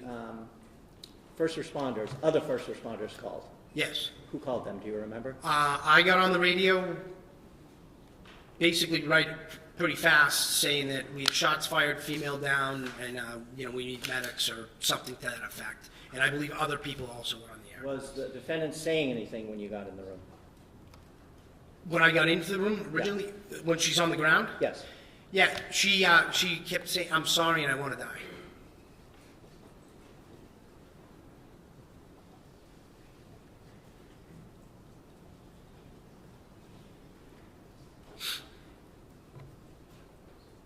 Fire personnel arrived? Yes, They take her away? they did. Okay. What did you do with the scene, if anything, at that point? At that point, we were calling people to come to the scene. Okay. Did you secure it? Yeah. What happened with the gun, if you know, what happened with the gun that Ms. Fitzsimmons had next to her when you walked into the room? Do you know where that ended up? Yeah, so if you came up the stairs, at the top of the stairs, there was some shelving with some police equipment. There was like a gun safe on the floor right there. And Officer Core made the weapon safe, put it in the gun safe, and basically stood over it till he was relieved. Judge, I just want to lodge an objection to whether or not that testimony is based on personal knowledge or not. I don't want the witnesses testifying to, things that they've learned in the investigation. There's been no preface for the question, did he see that? How does he know that? So I just want to take the opportunity right here to object to anything that's just sort of global testimony versus something the witness perceived. All right, so. You can rephrase it, I guess. Mr. Brado, the most efficient way for me to handle objections is, object, and I certainly understand what your reasoning is, but you have to object at the time, and I'll make a decision. Are you moving to strike anything? I am moving to strike and asking for a rephrase to whether or not the question is based on personal knowledge. Okay, and not your fault, my fault, but what are you moving to strike?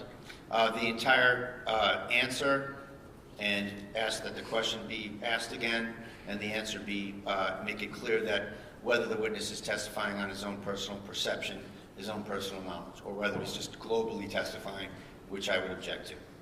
All right, so are you talking about the testimony related to the securing of the scene? What Core did, yes, Your Honor. What Core What did? Officer Core did, correct. Mr. Gubitosi? Well, he can ask all the questions he wants on cross-examination. The testimony is what the testimony is. Well, it shouldn't come in at first, Your Honor, at the first instance if it's not based on personal All right, knowledge. I'm going to overrule the objection, but I certainly understand your point, Mr. Brady, and I'll look out for it in the future. Thank you very much, Your Honor. Now, Judge, I have a number of pictures that I'm going to be displaying, and you said Okay. earlier that you wanted to see them first. So they've been Pre-marked. They've been pre-marked. Okay. Well, no, you're going to display them there. Yeah, that's fine. Yes. Just but let's just make a record of what's been pre-marked, if you could, Mr. Ruane. Yes, Your Honor. The parties agreed to pre-mark Exhibits 1 through 72, which are all photographs, and then Exhibit 73, which is a thumb drive in an envelope. So I'm sorry, I didn't hear you. 73 was what? A thumb drive in an envelope. In an envelope? Yes. Okay. The next numbered exhibit would be 74. Okay. And counsel, I want to commend you folks for getting together and having those pre-marked. It definitely speeds things up. And those are agreed to. Okay. All right. So no, that's fine. I know what I said, but you can ignore it for now. That's Thank you. why I asked. Thank you. So I'm going to show you what's been pre-marked as exhibit number 1. Can you see that? Yes, What's that? that's the residence. That's the residence that Ms. Fitzsimmons was living in there at the time? Yes. I'll show you what's been marked as exhibit number 2. Do you recognize, even though there's some glare, what that is? So that would be if you're looking at the house, I think that's the school in the background there. So is this the school over here that you were talking about? Yeah, it's tough to see, but I believe that's the school. Any way to do something about is that the way the photo is? It's like that too. I'll pass it up to Your Honor. That looks like the fencing that runs between the school and the May I house. approach you? Yeah, Mr. Roy, can I just see that real quick? Thank you. Okay, I get it. So, did you want to take another look? No, actually, I can see it better with this one. Yeah, that's the, basically to the right of the house. And that's the school that you were talking about? Yes. That's where her car was parked, back that way? Yes. Was there anything in the driveway at the time that you got there that would have prevented someone from parking in the driveway of the house? Not that I recall, no. Show you what's been marked as exhibit number 4. Did you recognize that? Yes, that's the residence. Number 7. That's the main, the door to come into the house.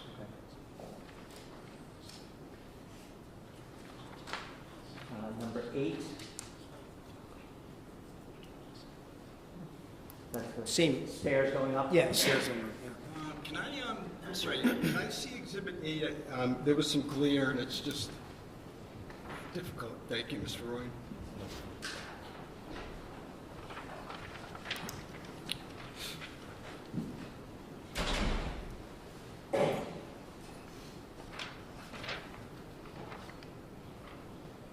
So were these photos taken that night? I guess I'll ask you, do you know, were these photos taken that night? Not by me, but yes, I believe they were taken that night. Okay. Thank you. I'm showing you what's been marked as exhibit number 9. Do you So recognize that's that? when you walk in that first door, it's like a enclosed porch. Exhibit number 10. The main, to get the door to get into the main house. So when you walk in, from the porch, you see some stairs on the right side of the doorway. Yes. What stairs are those? Those are the stairs to get up to the second floor.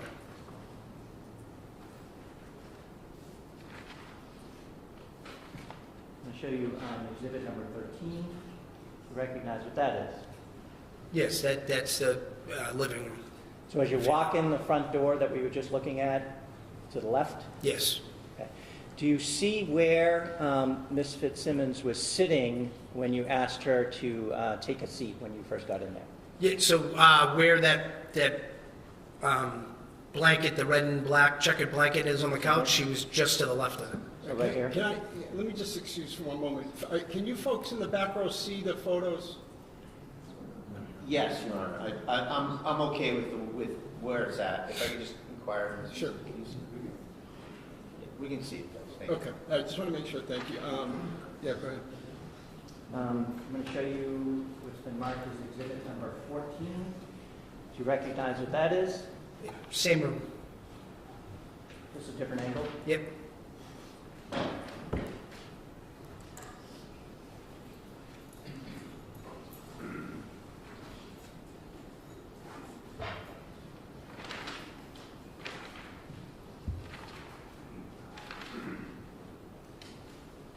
Show you what's been marked as exhibit number 22. Do you recognize what that is?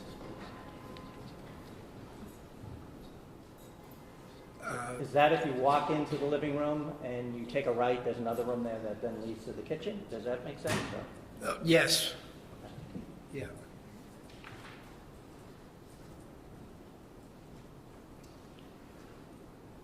Is that room that we were just looking in? Correct. Same. I'm sorry, what number was that you I'm just... sorry, that's 23. Thank you. I'm showing you it's been previously marked as exhibit number 25.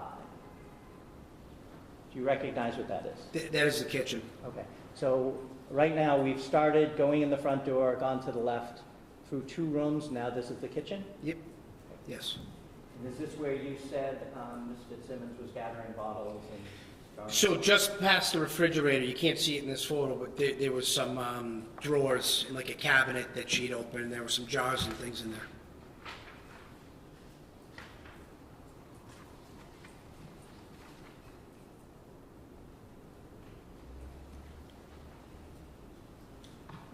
Do you recognize what that is?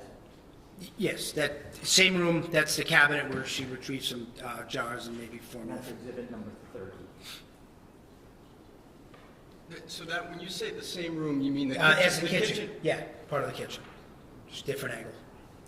I'm going to display, to clarify, number 29.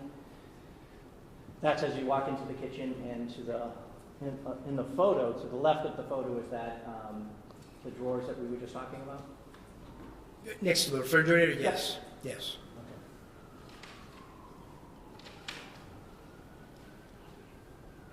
Do you recognize what that is in exhibit number 31?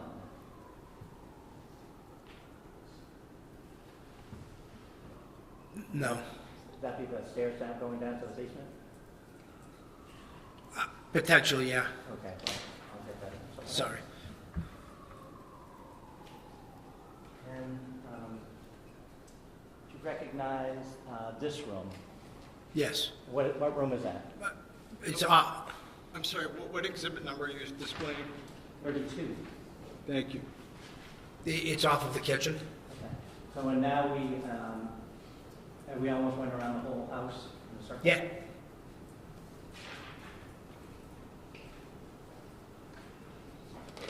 Now I'm showing you what's marked as exhibit number 33. You recognize what that is? Yes. Okay, what is that? That'd be a photo from the bottom of the staircase looking into the room where we were at first. Okay, so the picture taker would have just walked through exhibit number 32, that last room, and came full circle? Yes.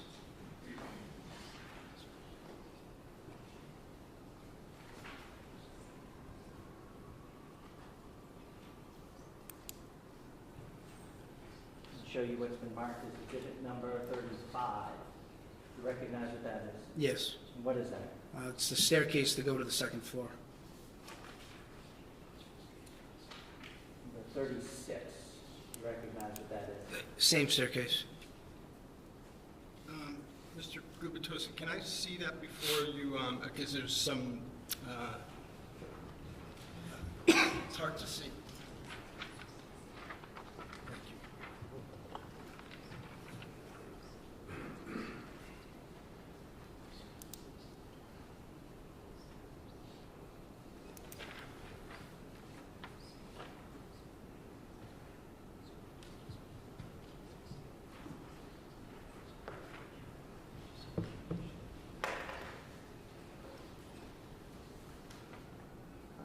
Exhibit 37. Can you describe what we're seeing there? That's if you were at the top of the stairs, looking straight on.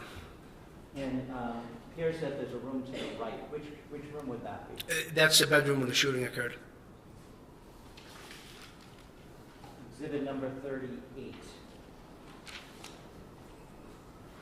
That's a photo from the top of the stairs also. Okay, that's in the, you see a room on the left side of the photo. Is that what we call the baby's room? Yes. Mr. Gubitosi, may I see exhibits 37 and 38? I'm just getting some glare. Thank you.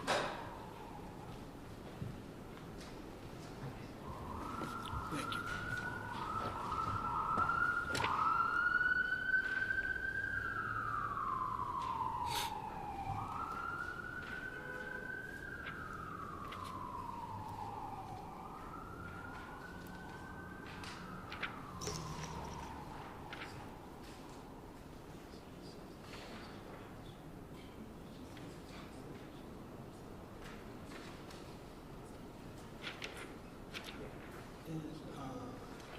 I'm sorry, Mr. Gubitosi, do you mind, on Exhibit 38, I had trouble picking up what that was. Sure. Could you just ask him again?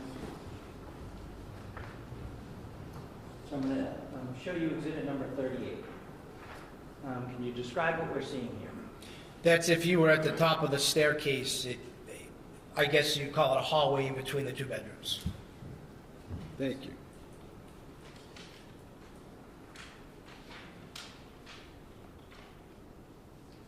Exhibit number 40. That's the baby's room.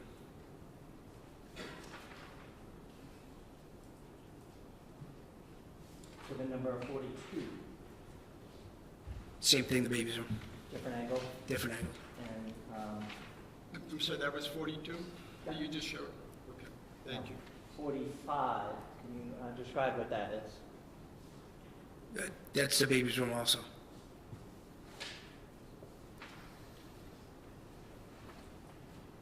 Exhibit number 46. You recognize what that is? Is that the baby's room looking out the door towards the landing? Yes.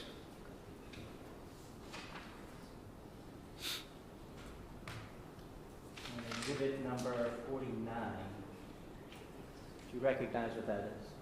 That's a picture from the hallway into the room where the shooting occurred. Into the bedroom? Correct. Now, you see a chair there inside the room. Do you remember, was that chair placed in that position when you first saw it, or was that moved at all by fire personnel, if you remember? I don't recall. Silly question, but I'm having trouble seeing the glare. Is that police tape? Yes. Okay. I'm just having trouble seeing it too. Maybe if we could just angle that this Sure. way just a little bit. It's hard to see it. Sure, no, you folks should see everything. That's fine, thank you. And can you still see? Yes. Okay.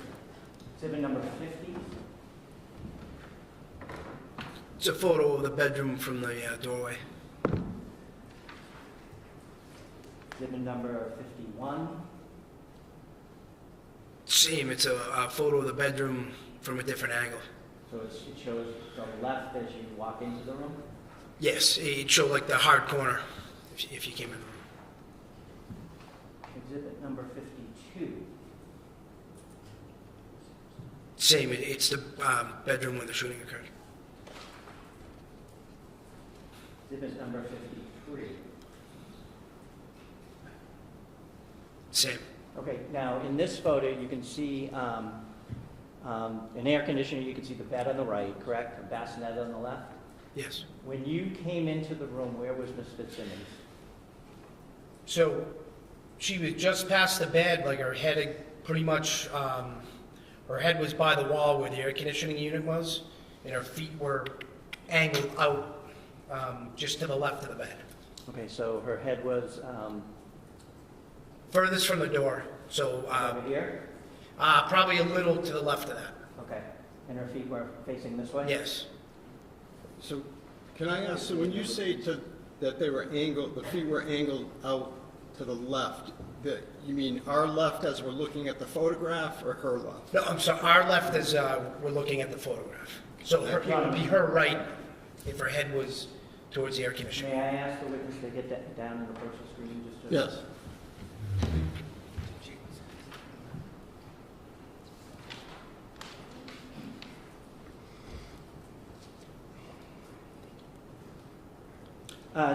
Could you just describe the positioning of Ms. Fitzsimmons when you first walked into the room? Yep, she's basically here. Like if my hand was her body and it was kind of laid like this, her head was right over in here, and her feet were over here. And where was the gun? The gun was by her left leg. She was laying on her back. It was somewhere right in here. But I couldn't see the gun until I got up to her. And then you moved her, and then you saw the gun, or did you see it? I saw when I got up on where she was.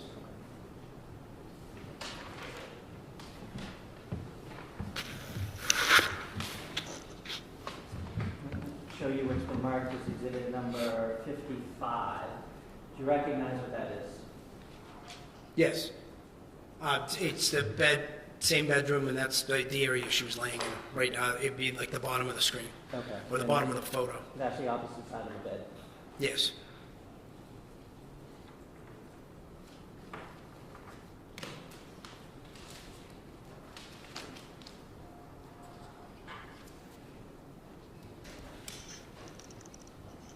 Now, when you went up there and you were attending to Ms. Fitzsimmons and after, did Officer Noonan say anything? Well, we were, well, she was still there? No. Did he say anything Well, after? actually, yeah. I mean, we were both telling her to, like, just breathe, calm down and breathe. Okay. Did he say anything after she was taken away? Yes. What did he say? When we were basically in the hallway towards the baby's room when they'd taken Kelsey down the stairs, and I heard him say that she had pointed a gun at him. Objection, motion to strike. Sustained. What was his demeanor at that point? Officer Noonan's? Yes. I think he was sort of in shock a bit, like everybody. I mean, I think we were all clearly taken by surprise by what happened. And how long after you, after the shots were fired, did you have a conversation, without saying what it was, with Officer Noonan about what happened?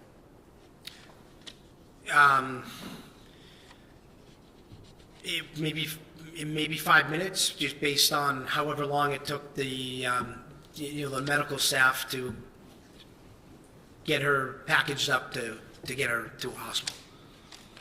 Your Honor, I would ask for a ruling on an incited utterance at this point. An excited utterance from Officer Noonan? Yes. And Officer Noonan's going to testify? Yes. And counsel?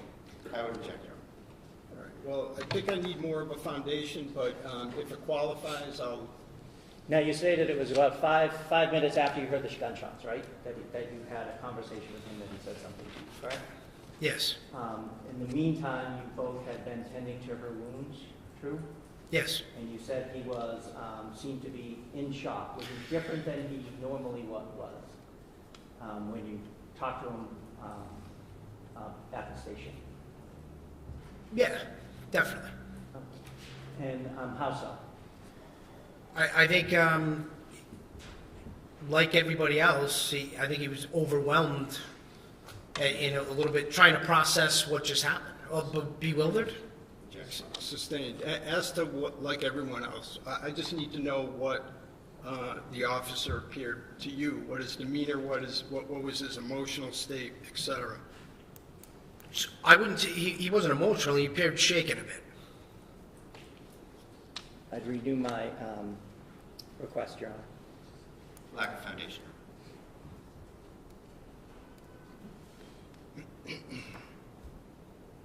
And this was 5 minutes after what? After the shooting, 5 minutes after, I'm sorry, this is to you. 5 minutes after the shooting. So how long did it take for the fire department to remove Miss Fitzsimmons? I'm guessing around 5 minutes. It may have been quicker. Fire department was there that quickly? The fire department was there very quickly. Yes. All right. I'll tell you what. This sounds like seems like a good time to take a break, our morning break. So, and I will rule on the objection when we get back. All right. So we will stand in recess, say, for 15 minutes. Will that work for everyone? Thank you. Okay. All right. Thank you. All rise, please.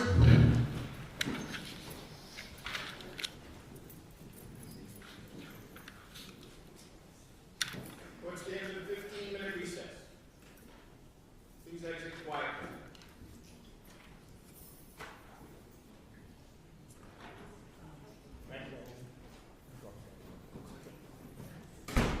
Be seated.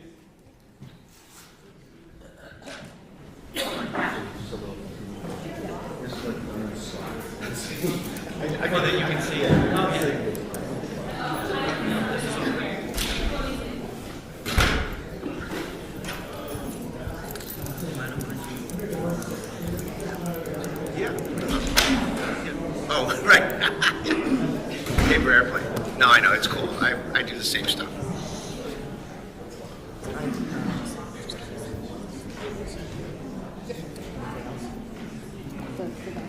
These are my keys, though.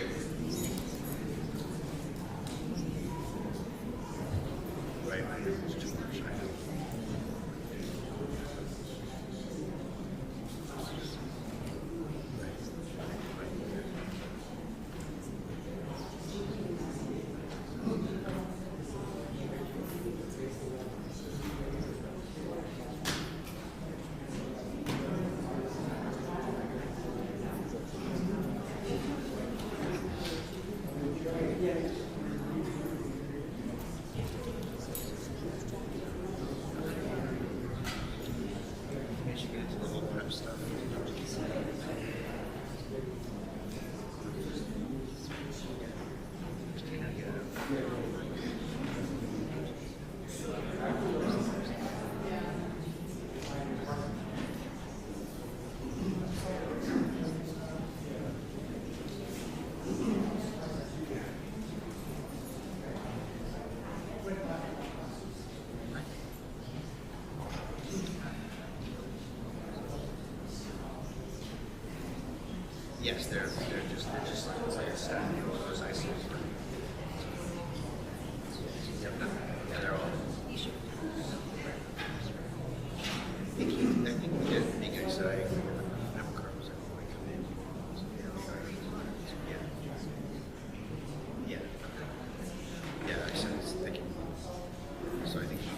Chuck that to me now.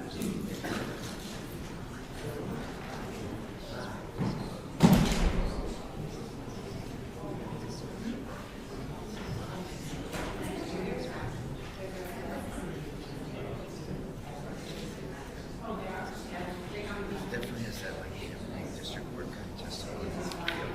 Yeah, that's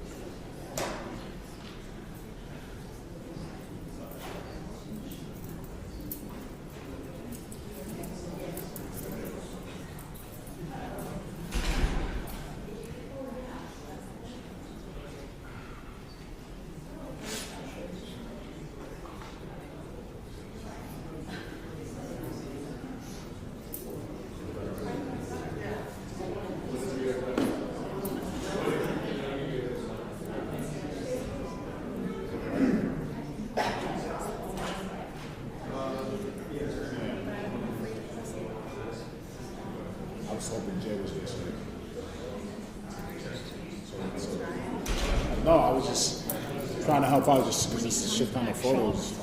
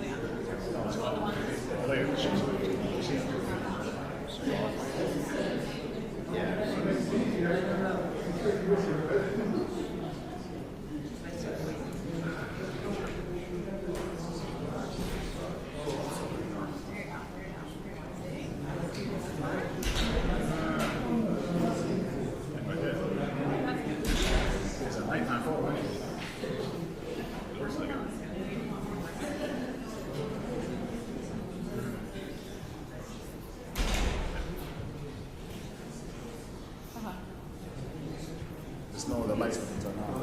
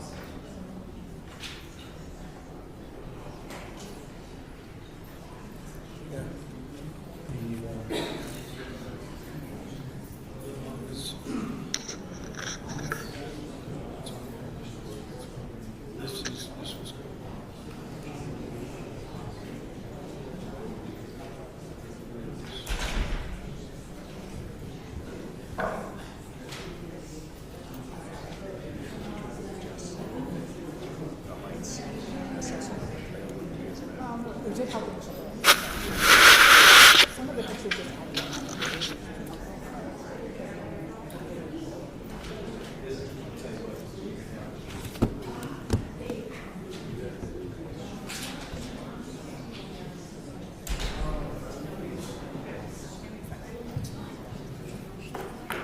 Give him a cushion.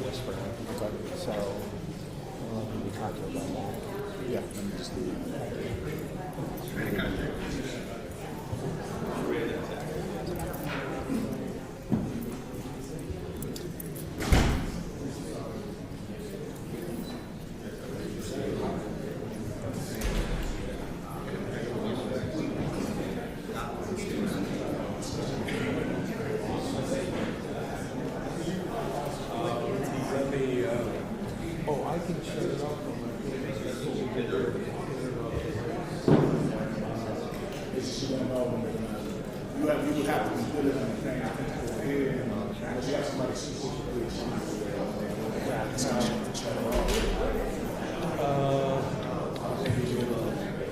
I can move it. I'm picking up this speaker. That's what yeah, that's what I'm looking for. It would have to be on a different table. So this goes up to where?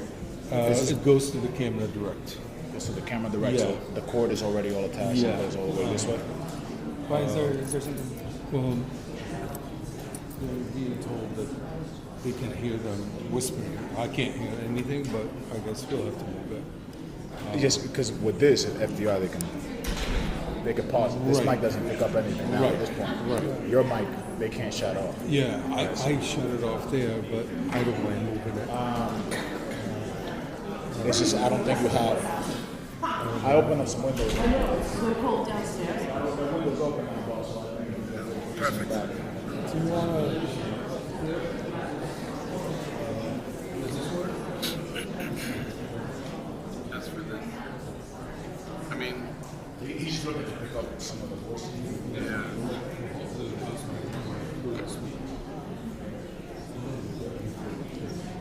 No, the judges definitely. No, you can't. Same type of thing. This one you can't. The question is, like, do you I'm not sure. I haven't heard anything. What are you looking to do? he has this taped. But when they go whisper, or they have to go talk amongst themselves. They can't pause it. Yeah. And this cord only doesn't go too far. I'm afraid if you talk to me, that's going to pick it up too. Let me think. No, there's not. There is, but I don't know if it's coming.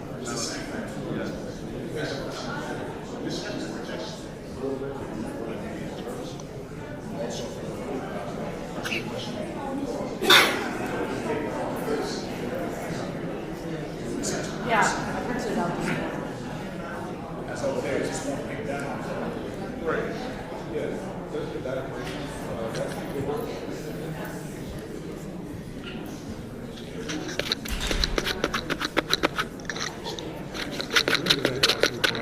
Me? You're the one causing the problem. I just want to hear what you're saying. That's all. It's not very interesting. I honestly haven't heard anything, but you got a call, you said, from the live stream? Somebody, oh, really? Somebody's really sitting there and listening. I didn't hear him. Yeah? Thank you. Yeah, no problem. Sorry about that. This one right here. Let me, do we have another cable? Maybe a shorter one, hopefully? You have a short one, right? I have a short one going to your mixer. And this is, it's going, that works. We're trying to work something with the lighting for this one.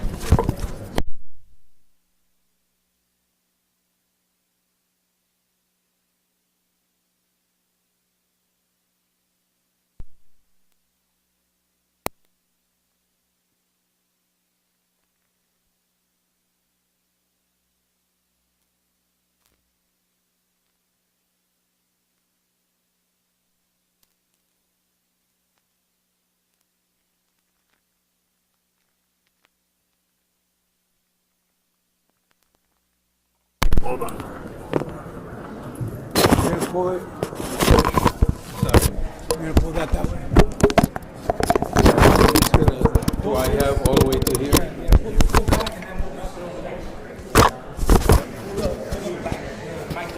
Okay, are we putting it there? No, this one, okay. So that's what I'm saying. For this. Yeah, I think this is good. Okay. So I'm gonna straight keep going.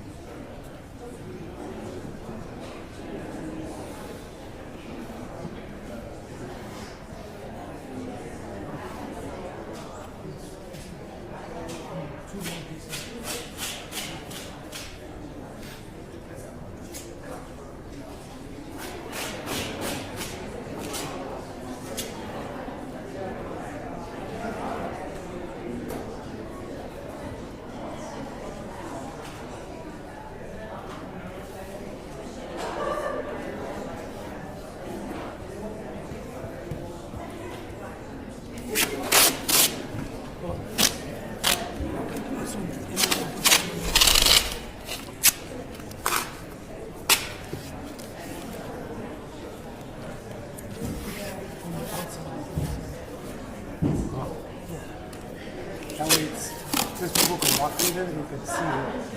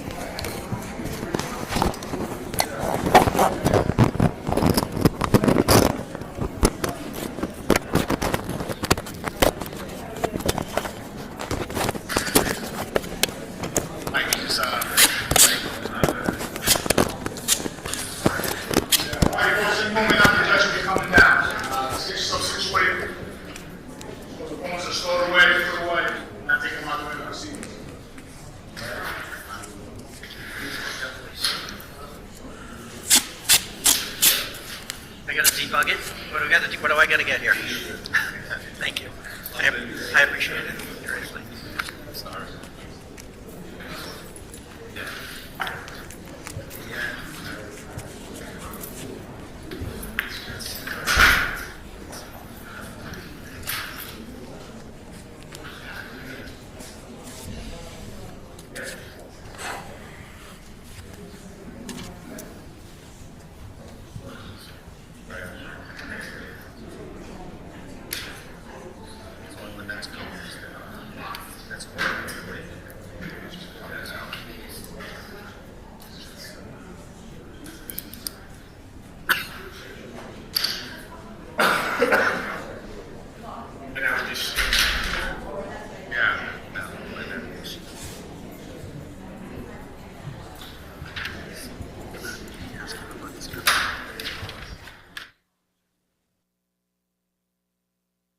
Yeah, he went to get him. Oh, he did? Yep.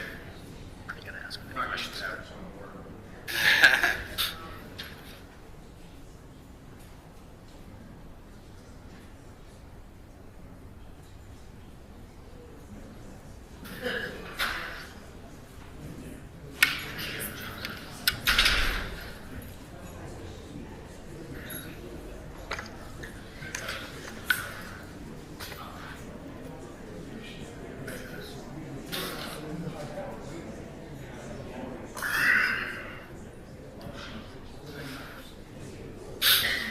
I can't see the witness.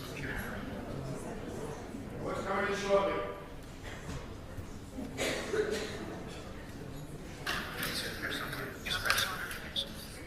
Where's the...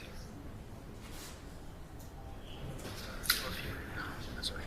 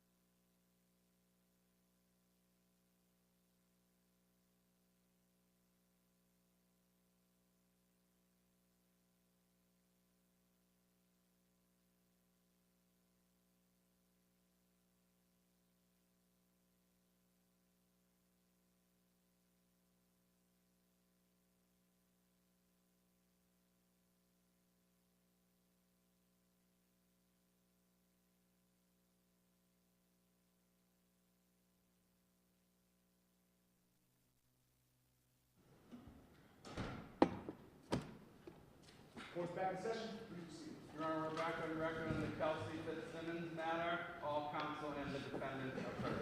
All right, so we left off, and the Commonwealth seeks to admit a statement made by Officer Noonan at the scene as a spontaneous utterance. The defense has objected. Does either side want to be heard more? I would, Judge. Please. I would like to be heard. So the government wants to have it both ways here. You know, they want you to think that this guy is cool, calm, and collected, you know, and then they want to get some statements in a completely different aspect. So, you know, statements that are excited utterances are, you know, they can be made after there's been time for reflection, you know, and time for possible fabrication. And here it's 5 minutes goes by, and, you know, this is not, you know, I know probably all of us attorneys in this room, and Your Honor certainly, are used to thinking about excited utterances maybe in a little more of a liberal fashion with like a domestic violence victim, someone who is completely upset and the upset continues. You know, they've gone on record saying how professional and cool and calculated this guy is. So that plus the 5 minutes, plus the time for fabrication here, plus the motive for fabrication, I think makes it fatal to the government's efforts, and I think you should deny it. Anything in addition, Commonwealth? Your Honor, the declarant himself need not be excited. It is the fact of the matter that the declarant is still under the stress of the exciting event. And the court should consider the factors such as whether it's made in the same location as the precipitating event, temporal proximity, age, spontaneity, and degree of excitement. Your Honor, the Commonwealth is not claiming that, you know, Officer Noonan was in shambles after the shooting. Certainly not, but he was still under the pressure of the event. It was within minutes. It was in the same location. Officer Noonan is present and is going to testify, available for cross-examination, no confrontation issue. So I would suggest that in the court's discretion, you allow the spontaneous utterance for whatever degree of value you see fit. Okay. So the last thing, just if I may respond, is sorry. It's just that, you know, this is the exact time you would fabricate when your colleagues are starting to form opinions about what happened. It's the exact incentive, it's the exact time to fabricate. Thank you. Okay. All right. I think Attorney Moriarty was referring to the factors in Commonwealth versus Baldwin. At least I think that's a more recent case that has them, which is at 476 Mass. Strike that. 476 Mass 1041 at page 1042 of 2017 case. So I can say that a lot of the factors, you're right, do gravitate towards admission, them being admissible, but I am going to sustain the objection. This will be somewhat of a double negative, but strike that. I am unable to find by a preponderance of the evidence that the statement was not the product of reflective thought. So the objection sustained. All right, you may continue, Mr. Gubitosi. Thank you. Just one other question. You were on scene at the time of the shooting, correct? Yes. Was your gun checked after the shooting before you left the scene? Yes. At this time, Your Honor, I would be playing exhibit number 73. Okay, which is what? A video compilation of surveillance outside of the house. Outside of the house? Well, outside of the house, including the basement. Okay. And this has been jointly admitted, right? Yes, Your Honor. Okay. Yes, you may play it. Is there sound too, or is it? No.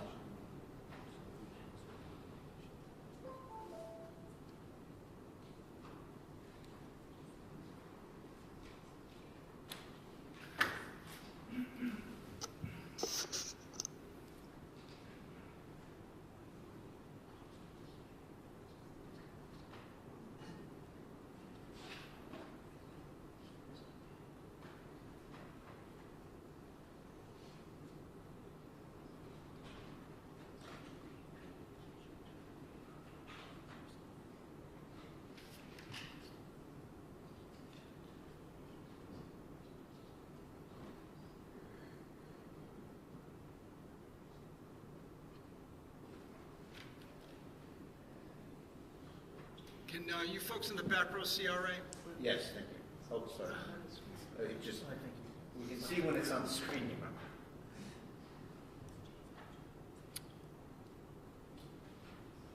That's okay.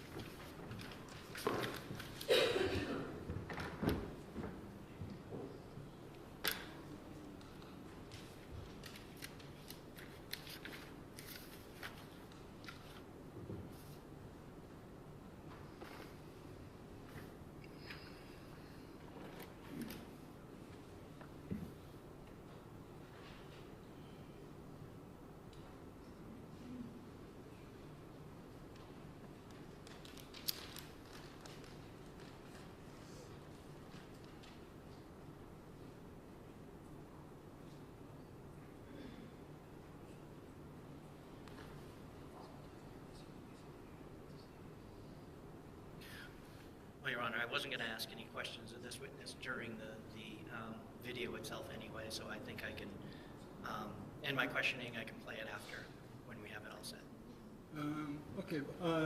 Well, Mr. Wayne, you think you can just in a couple minutes, or you're not sure? I'm not sure. Okay. All right. All right. So, yeah, why don't we maybe try to fix it at the lunch break? Would that work?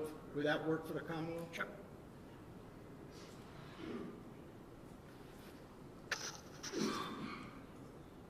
All right, but if we're going to do that, Mr. Wayne, is that?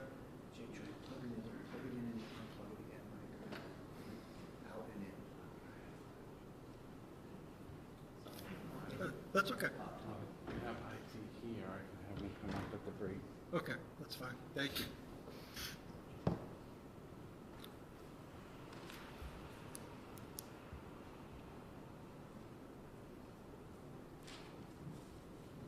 All right, so do you have questions? Do you have additional questions? No. Oh, I'm sorry. I thought that you had additional questions. No, that's what I said. I wasn't asking any additional questions, so I weren't can, that. Okay. I can sit down. So I guess, Mr. Bradle, Yes. We started to watch Exhibit 73 at cutoff. We're having some audio-visual difficulties, which is my signal for our IT folks that may be in the building to come on up and help us. But while I'm stalling doing that, are you okay with marching forward with your cross? I Without can it? start, but it is my problem now, Judge, I guess, and I just would like it to work at some point. So to be clear, you want to use this video in your cross? Yes. All right, well, in fairness, if that's the case, then I should allow the Commonwealth an opportunity to play it. So,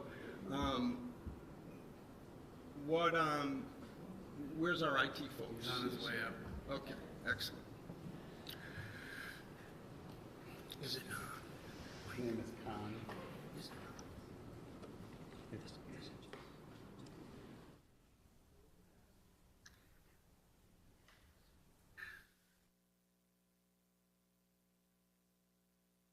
You know what, while we're doing that, can I see counsel at sidebar?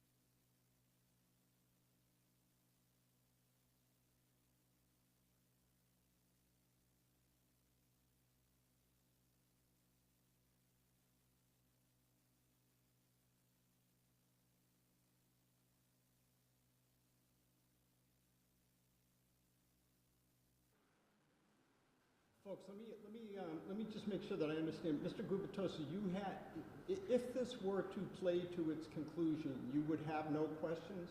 Correct. Correct, okay. So then, why don't we do this? Let's march forward with the cross. And obviously, Commonwealth can follow up on redirect, and maybe by then we'll get it working. All right? Unless you were going to start with that? I'm trying to be flexible, Judge, but I do want to set the stage with how Kelsey came home and how they came into the house. No, that's fine. You should be able to try your case.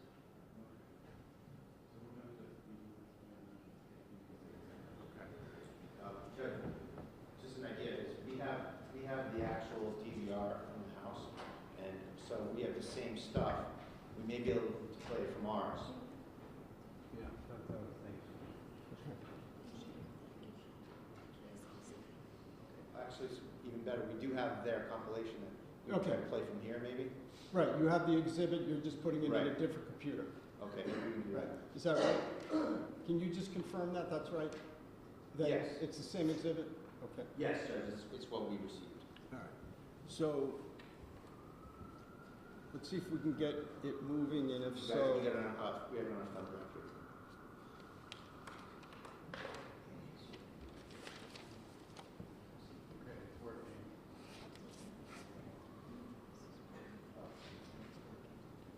All right, so why don't we do this?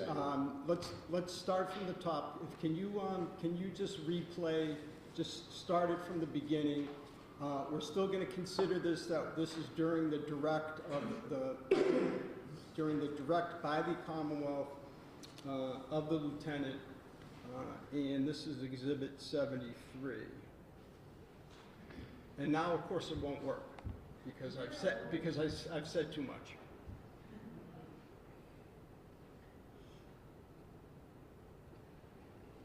Okay, thank you.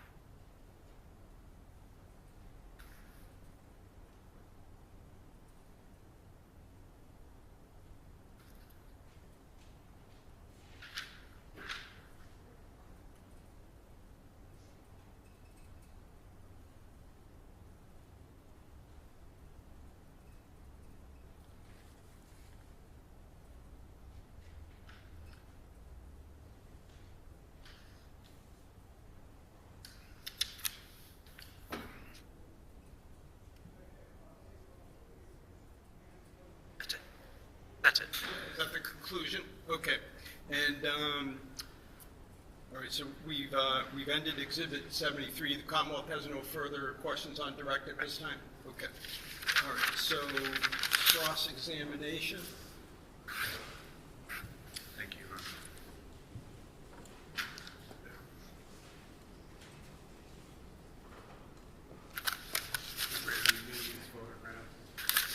I'm sorry?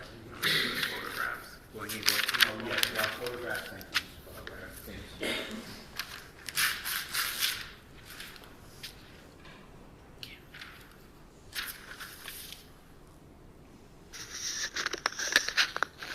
Lieutenant Daly, good afternoon or good. Sorry, that's all right. I just need to be able to see Mr. Brado.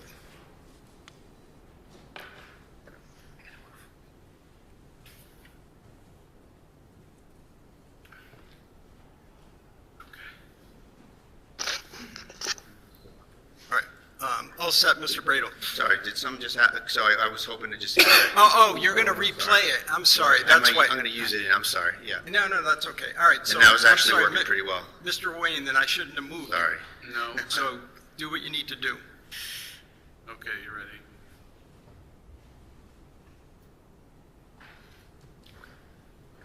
All right, may I inquire, Your Honor? Thank you. Yes. Good afternoon, sir. Good afternoon. So we've never spoken before, correct? Correct. And you did not write a report in this case? I did. And where is it? Who did you write it to? Where did I write a report Right. to? When did you write it? Afterwards? And was it submitted in discovery? I don't know. I wasn't involved in that. Okay. Now, as far as preparing for trial, did you meet with the Commonwealth to do so? I did. And how many times did you do that? Once. And when was that? Friday. Last Friday. Last Friday? Okay. And so it's been obviously since June 30th since this happened, correct? Correct. And you've been on the job with Officer Houston? Correct. You've been on the job with Officer Noonan? Yes. Now, in terms of this incident, isn't it true that you spoke with Justin Alayan at the police department before going to Kelsey's house on June 30th? Yes. And was that in person? Yeah, in the lobby. And how many times did you speak with him altogether? In the lobby? Or Anywhere about this? If I had spoken to him at a work, like if he was on some type of a medical event, I mean about this incident, about the service of the restraining order. just in the lobby. So and then when I called him on the phone to come over to the house, I've never spoken to him other than that. All right. How did you get a hold of his phone number? Because he gave it. I asked him for his phone number when we were in the lobby before I left, and I told him to wait in the lobby till I called him to come over. How did he come to be at the lobby of the police station? I don't know. Why I was would he- assume he drove, but I Well, don't you know. interacted with him, right? I did. Was he there to see you? I don't know if it was necessarily there to see me. He was there to bring in the restraining order and to work out the logistics of the essentially taking custody of the child. Okay. So he brought you the restraining order? He brought a copy of it, and we had a copy of it that had come in electronically. All right. Did he show you a copy of his affidavit at all? He did. All right. And did you bring that to Ms. Fitzsimmons? No. So you had it with Mr. Alayan, but you didn't share it with Ms. Fitzsimmons when you served the order? I didn't share it with Ms. Fitzsimmons when I saw the order, no. Now, just so we have this right, Mr. Alayan went to probate and family court, filed a lawsuit, essentially, a restraining order, getting custody and making all sorts of allegations against Ms. Fitzsimmons, right? That was your understanding?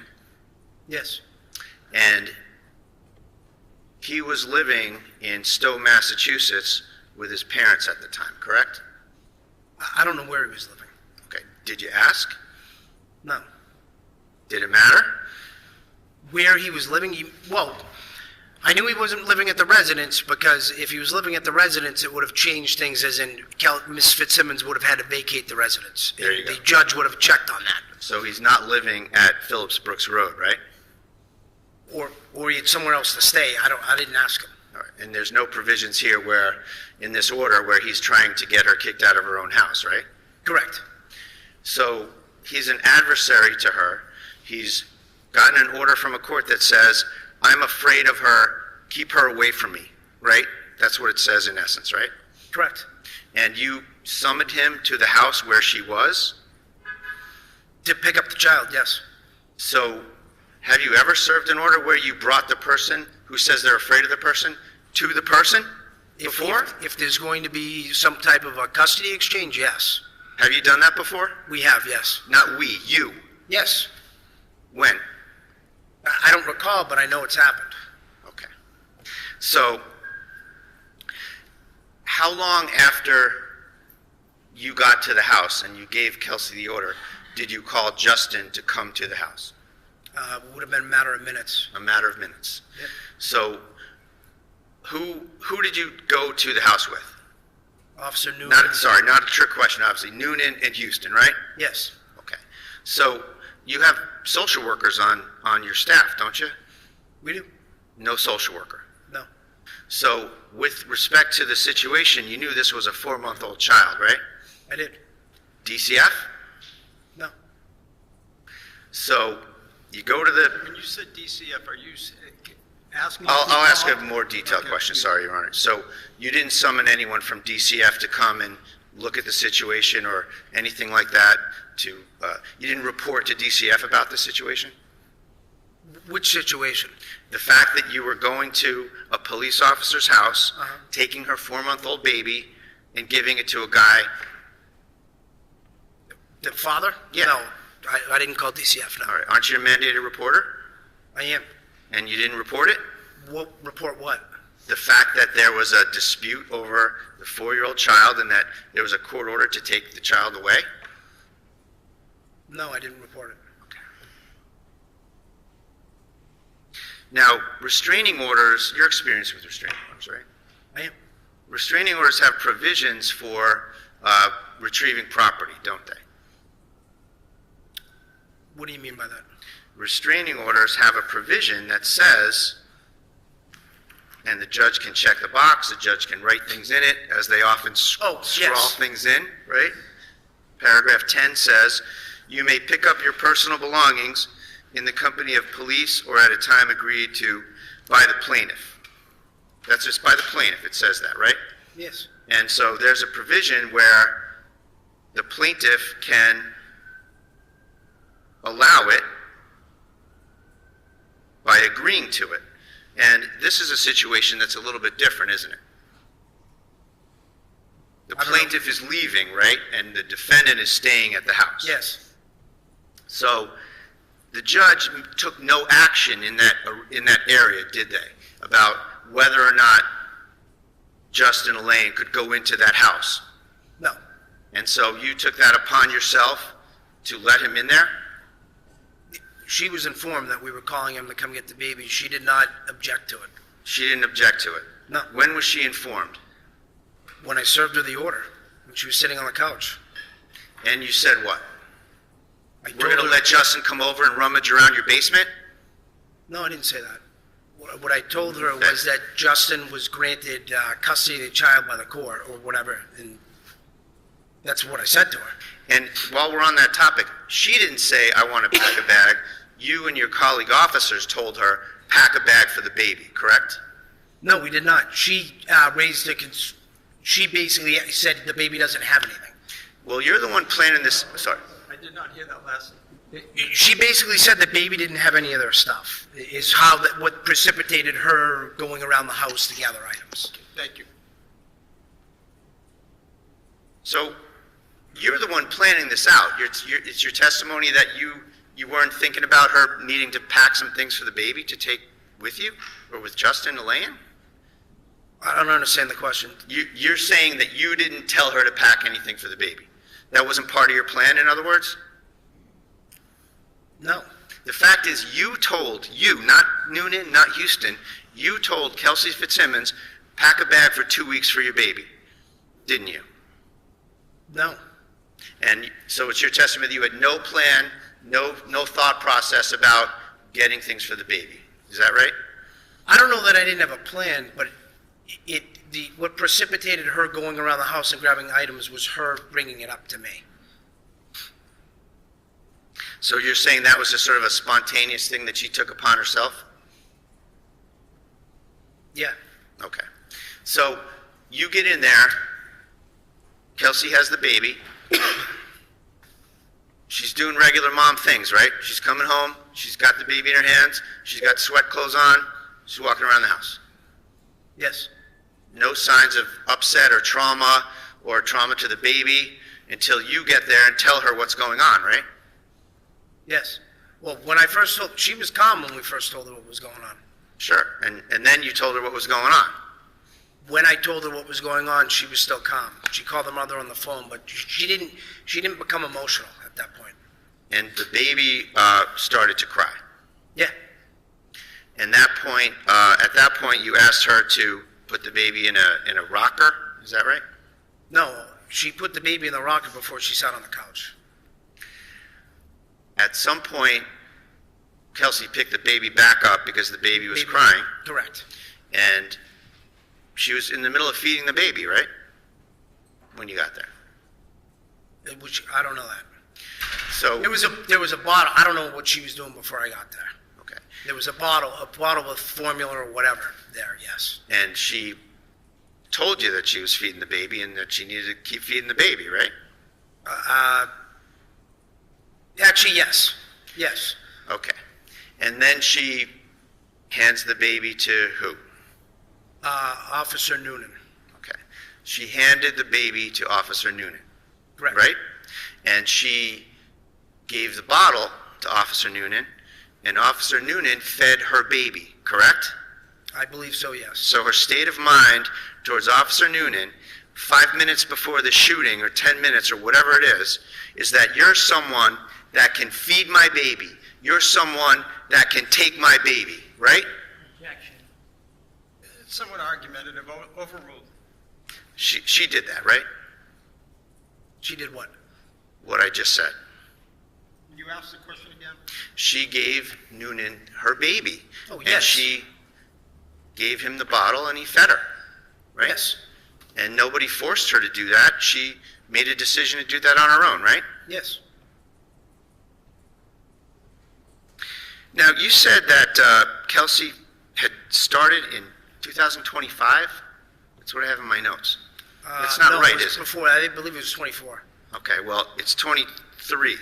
Okay. Is it not? I'm not positive of the date. It's been a few years. All right. It's fair to say that you hired her, right? I did. You trained her for 6 months you were her DI for 6 months, right? Drill instructor? Yes. She was the treasurer of the police academy when she was there, right? She was. She came on the job and she worked under you on many shifts, right? During field training and I believe briefly afterwards, yes. All right, so she's an officer from 23 that you know well, and she's been there a while, right up until going out on maternity leave and then coming back, just about to come back June 30th, right? Correct. And as of June 30th, she was slated to go back on the schedule for July 4th, right? To go back on patrol, yes. Yes.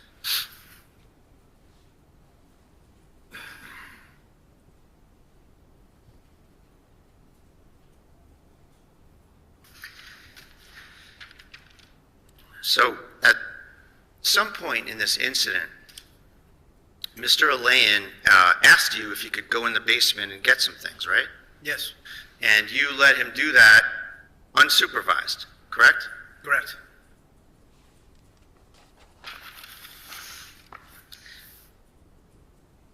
Isn't it required that an officer accompany the person with the consent of the homeowner? I'm not sure.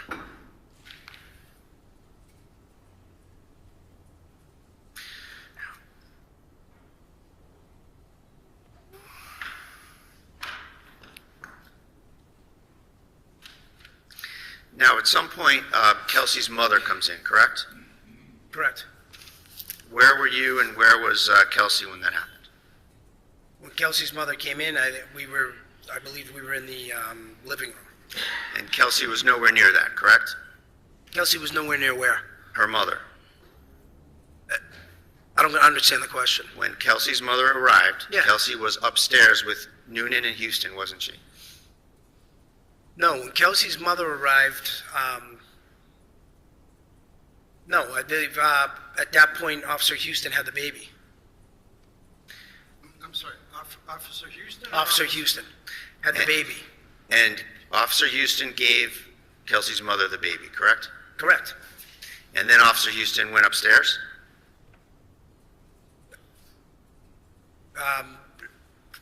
I'm not positive. So at some point, you're downstairs, Houston and Noonan are upstairs with Kelsey, correct? Correct, yes. All right. Where was Mom at that time? She was in the living room With who? with the baby. And where were you? In the living room. So you're with her? Yes. Okay.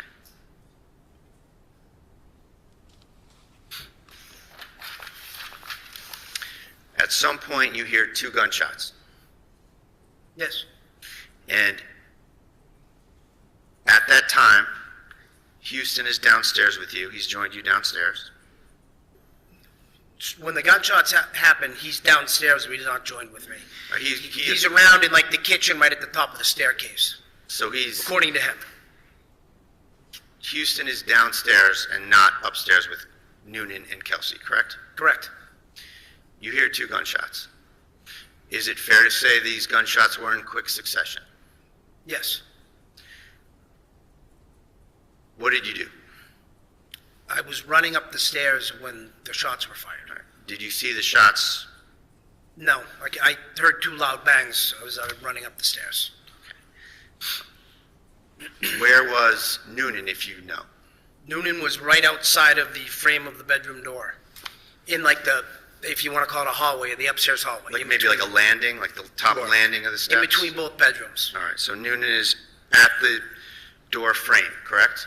Yes, And it's fair to say there's no door to the bedroom, right? correct.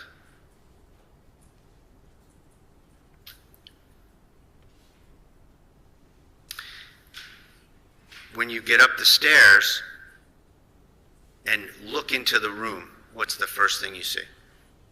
Her feet Where were they? over on the other, the far end of the bedroom by the bed. Kelsey's feet. Correct. And she was on her back. Yes, She had a gunshot wound to the lower chest. yes.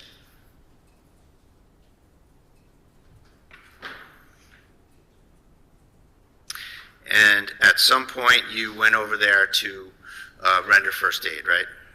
Yeah, it was pretty much immediately. Okay. And Noonan is covering the scene with his firearm, correct? Correct. Now, when you went up to Kelsey, what was the first thing you did? Was it in terms of first aid or in terms of securing the firearm? Secure the firearm. All right. And where was the firearm?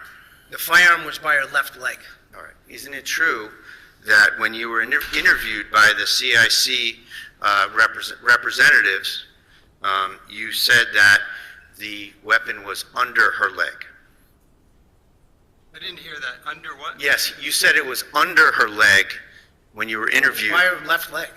Like, Well, under is different than by. when I was able to see the firearm when I got up to her, I could There's no not see question it. before you, sir. I'll ask you a question. So, today you're saying that it was by her leg, correct?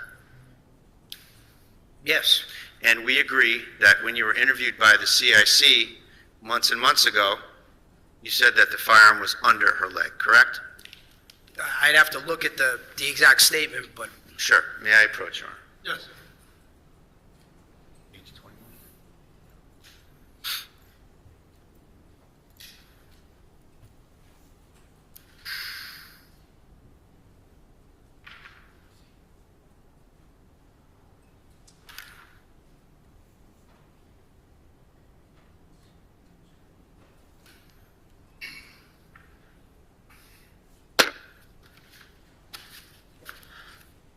Mr. Prater, yeah, you can approach. Can you just make a record of what it is that you're showing him? Sure, Judge. For the record, I'm proffering the witness page 21, of the CIC report that was commissioned by the North Andover PD. Okay. You want him to look at it? Yes, please. Thank you. All right. Lieutenant Taylor, do me a favor, look. You can look anywhere you want on the page, but I want to invite your attention to Right here. right here. You can look up and down. Yep. Just take a look and familiarize yourself when you're comfortable. Okay. You got it? Yep. Okay. I'm going to read something, and I'm going to ask you if I read it correctly. So she's laying on her back, head towards the window, feet closest to us, and the firearm was underneath her left leg. Did I read that correctly? You did. And that was your testimony, right? Yes. Thank you.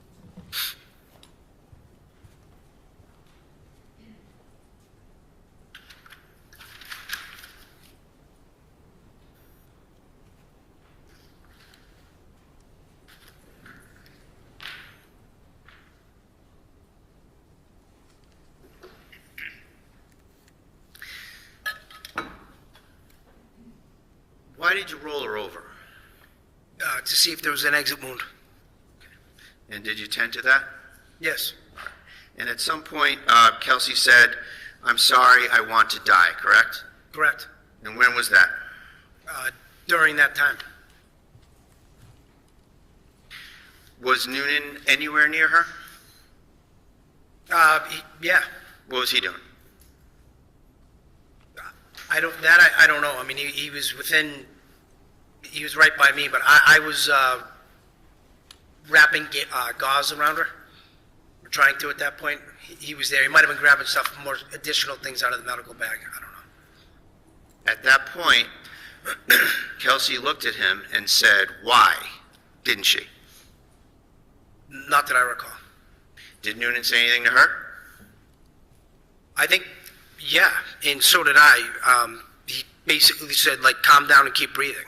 Okay. Is that it? That I can recall, yes. And what about you? What did you say to her? The same thing. Okay. Now, you were asked if you had your gun checked as a result of this incident. What? I don't mean to put you on the spot. And you can go find it. But do you know your gun serial number? No, I don't. Okay.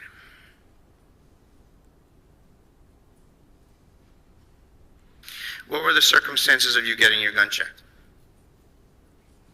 You mean why they did it? No. What do you mean? What happened? Just physically? Did you give it to someone or what? Yeah, one of the Mass State troopers from ballistics took it, emptied, I believe, counted all the rounds in the firearm, etc., and may have done something else. I don't know. You don't know? No, Do you know who it was that took it? I don't. You gave your gun to somebody and you don't know who you gave it to? Correct. Who else had their gun checked? I believe all three guns ended up getting checked. Maybe not there, but I don't want you to speculate, so so I wasn't present when anyone else had their gun checked. okay, I appreciate you trying to help. Just my question is, what's your personal knowledge of who got their gun checked? Let me ask it a better way. At that time, What did you see? Who got their gun checked? I didn't. Okay, so you don't have any personal knowledge of anyone else getting their gun checked? At that time, no. Okay. Did you witness someone else giving up their gun and getting their gun checked at another time period? No. So the whole state of your knowledge about guns being checked is that your gun was given to someone, if you don't know who it was, but they took out the bullets and the cartridges and inventoried it. Is that it? Well, I didn't give it. I gave it to a Mass State trooper from the ballistics team. I believe there were three of them over by the truck. I don't know which one I handed it to. I didn't ask him his name. But yeah, that's what happened. Okay. Did they do the things you said in front of you about inventorying the cartridges and all that? I saw him unload and make the gun safe and empty the magazine. And at that point, I had walked away. Okay. Did you sign a receipt or anything, or a chain of custody or anything at all? No, because I got the firearm back once they did whatever they do. And when did you get the firearm back? At some point after that same evening. That same evening? Correct.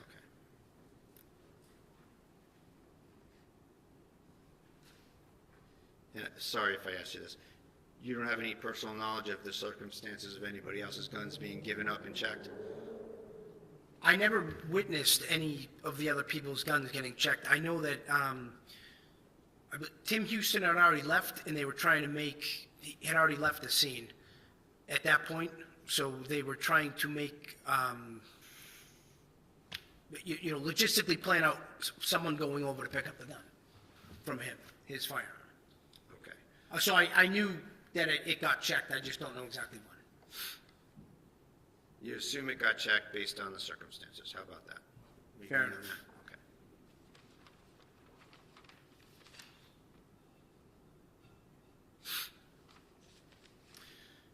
Now, you spoke with Justin Elaine at the lobby of the police station before you went to the scene, right? Yes. We talked about that. Now, up until that conversation, did you have any information any further information from Justin Elaine about the circumstances of Kelsey's state of mind that day, or anything that was going on with Kelsey that day? Prior to seeing him in the lobby? When you were speaking with Justin Elaine in the lobby, Yeah. had you already had any information about Kelsey's whereabouts or actions that day? From Justin? From anywhere? Oh, yes. Okay. Were you aware that she was waiting for him at the park in town? No, I wasn't aware that till Kelsey told me that when we went to the house. Okay. Isn't it true that at the police station, Justin Elaine said to you, "I wouldn't be surprised if she shot the baby right in front of you," right? Yes. And that added to your mindset about going to see Kelsey, didn't it? I don't understand. That was part of the quantum of evidence or thoughts or presumptions that you had in your head, right? I think it raised my awareness. And that was communicated to Noonan, wasn't it? Both Noonan and Houston, yes. Okay. And so that statement from Justin Elaine, it's fair to say, contributes to an increased level of vigilance towards Kelsey when you got there, right?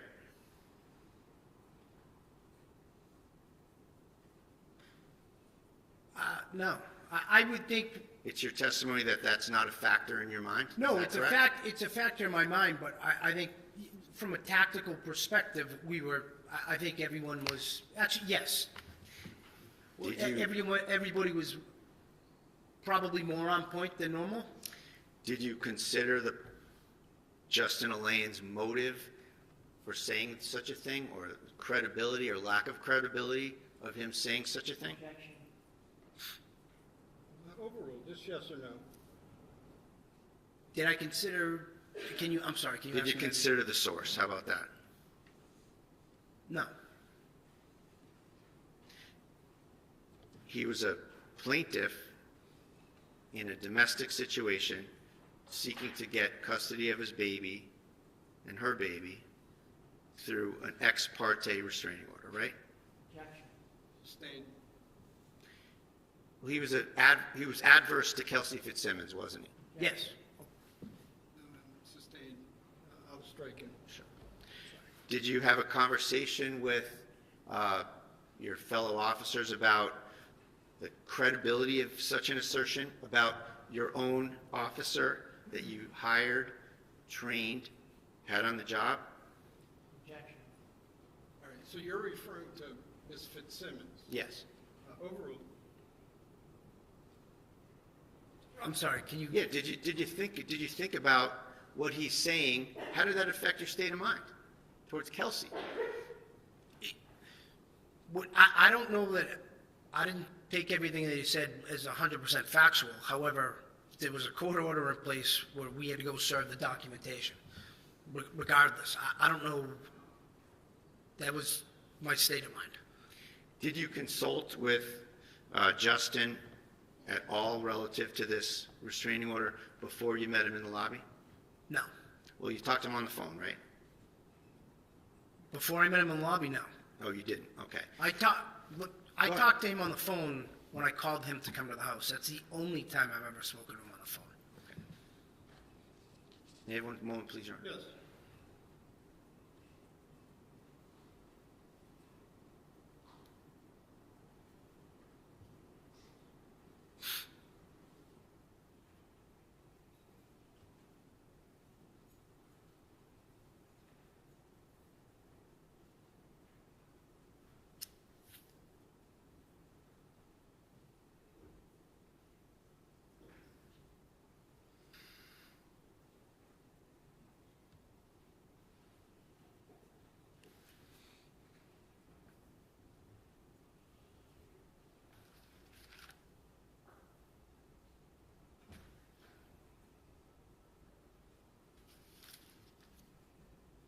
So, Lieutenant Daly, after the shooting and a crime scene's established, it's fair to say that you had some other officers come to the scene, correct? Yes. And some of those officers were trained mental health officers, correct? Everybody's a trained mental health officer in some capacity. Well, there's Officer Seawait, Yes. and he has some special training with mental health Yes. issues, correct? And Seawade? Seawade, S-E-W-A-D-E, Your Honor. And he came to the scene after the fact, right? Yes. He didn't come for Kelsey, he came for Noonan, right? Yes. Nothing further. Redirect? When you provide when you're serving a restraining order, you serve the order itself, correct? Yes. You don't serve an affidavit. Never. It's just the court order is being given to the defendant in that order, so they're on notice as to what the judge has decided, correct? That's correct. Now, you talked about your gun being checked. How many rounds do you typically carry in your gun? 17 in the magazine and 1 in the chamber, so 18 total rounds. Thank you. Nothing else. All right, any recross? Just one or two questions, Your Honor. So counsel asked you, you don't serve the restraining order. I'm sorry, affidavit. You don't serve the affidavit, right? Correct. I never have. So is there some rule that says you can't? Not that I'm aware of. So you had the affidavit in this particular circumstance, right? Yes. And you didn't give it to him. That's correct. And you could have. I don't know. My understanding, we've never, I think as a general rule or practice within our PD, I'm not familiar with anyone ever serving a restraining order, including the affidavit.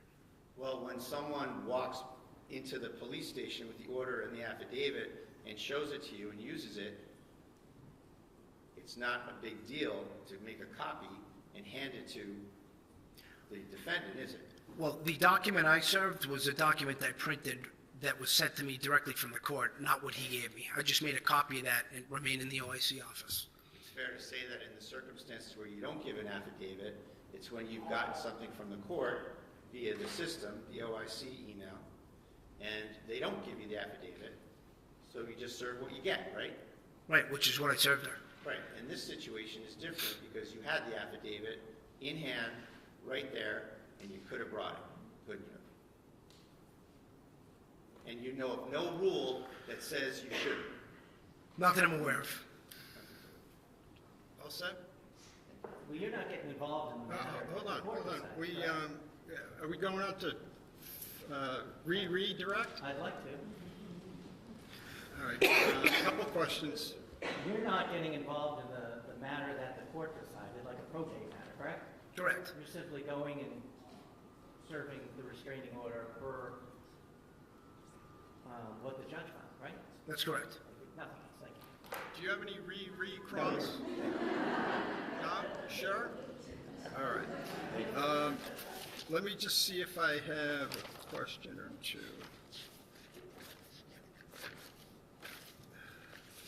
I do not. Okay, you may step down. Thank you.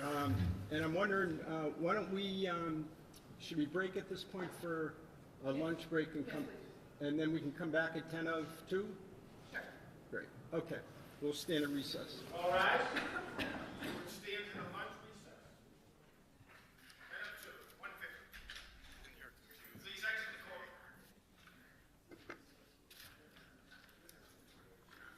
Do you have that exhibit?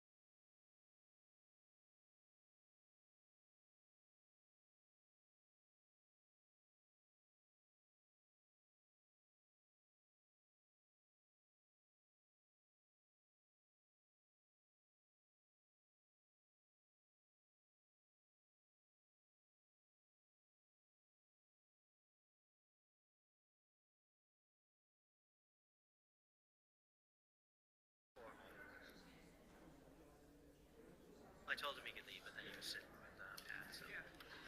Pay attention.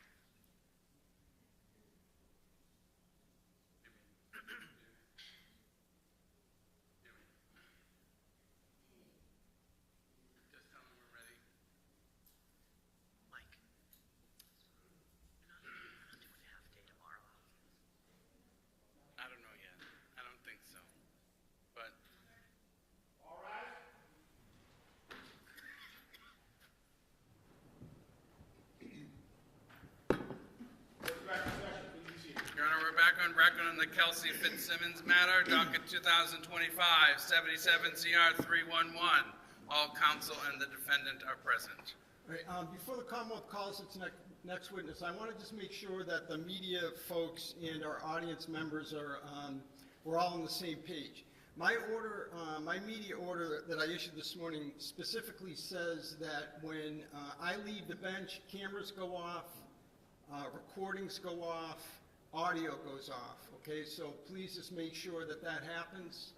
You're only to film while we're in session and only to record audio or broadcast audio while we're in session.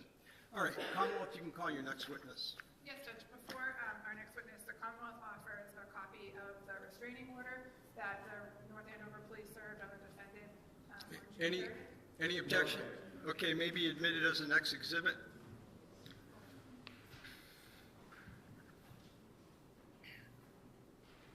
Exhibit 74, so marked.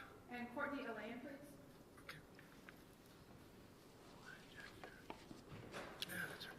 I'll look at it.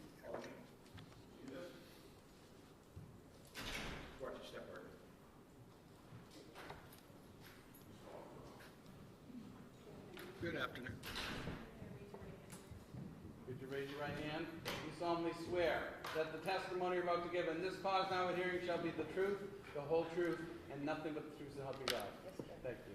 You may have a seat, thank you. All set, thank you. Thank you. Good afternoon. Good afternoon. In a nice loud voice, if you could please state your name and spell your first and last name for the record. Courtney Alayan, Courtney-Aylayan. And do you pronounce your last name Alayan? Yes. Okay. How old are you? I'm 28 years old. In what city do you live? I live in Stowe, Massachusetts. Where did you grow up? Stowe, Massachusetts. And did you go to school in Stowe? Yes, I went to all of my childhood schooling in Stowe. Well, I went to high school in Bolton, Massachusetts at a regional high school. What do you do for work? I work in software sales. And do you have siblings? I do. I'm the youngest of 4. And if you could please state your siblings' names and their ages from oldest to you. Sure. Brendan Olayan is 34, Justin Olayan is 32, Ashley Olayan is 30. And you are? I am 28. Thank you. I'd like to focus on your brother, Justin. Yes. What's your relationship like with him? Justin has been one of my best friends for as long as I can remember. He's been an incredible older brother. He's been very, I would say the first word that comes to mind is kind. Justin is probably the kindest person I know. He is loyal to the people he loves. Next question, please. Sure. Are you aware that he was engaged to be married at some point? Yes. And around when did he become engaged, if you know? Sometime after August of 2024. Okay. And do you know who he was engaged to? Kelsey Fitzsimmons. And have you had the opportunity to spend time with Justin and Kelsey Fitzsimmons? Yes, I have. And do you see her in the courtroom here today? I do. If you can please point her out and describe an article of clothing she's wearing. She is right here in front of me. She's wearing a pink, some sort of blazer. Your Honor, may the record reflect the witness that identified the defendant? It may. Do you know when the wedding was supposed to be? The wedding was supposed to be in October of this past year. October 2025? Yes. And was it ultimately canceled? Yes, it was. I'd like to direct your attention to the weekend of June 28th and June 29th, 2025. Objection. Okay, grounds? Relevance, 403. Okay, so let's take it a question at a time, okay? All right, next question. Did you go somewhere that weekend? Yes, we went to Bethel, Maine. And who is we? Myself, the groom's party and the bridesmaid party. So Kelsey, Justin, myself, my sister, Katrina, Michelle, Deandra, Cassie, Maddie, Kelsey's sister. I'm trying to think if I'm missing anyone for females. On the groom side, it was both my brothers, Brendan and Justin, his friends Aiden, Dave, her brother Will, Hunter. That might be everyone from the parties. And was it kind of a Jack and Jill bachelor party? It was a Jack and Jill bachelor party, yes. And did the weekend end early? Yes, it did. And did you go home? Yes, I fled the house. For just exploring this, judge, is, Okay. they're not allowed to open this door. This is an assault involving an officer and my client. Okay, so let's do this. Let's just argue this at side. Let me hear you at sidebar, only so that we don't have to have the witness leave. I'll see everyone at sidebar.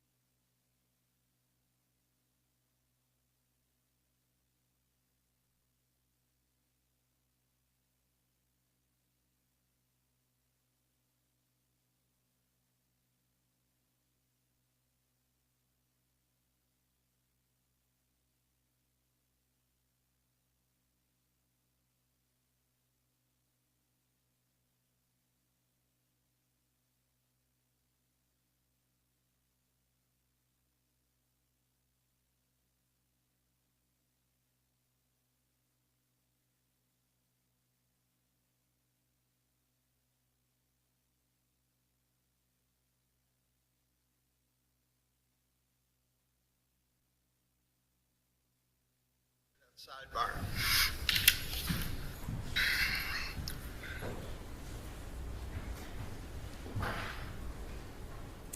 May I, Your Honor? Yes, please. Is it true that you drove home to Stowe on Sunday of that weekend? Yes, if that is the, sorry, I'm trying to think of the days, yes. I stayed at a hotel the night before. And then ultimately on Sunday, you went to your house in Stowe? Correct.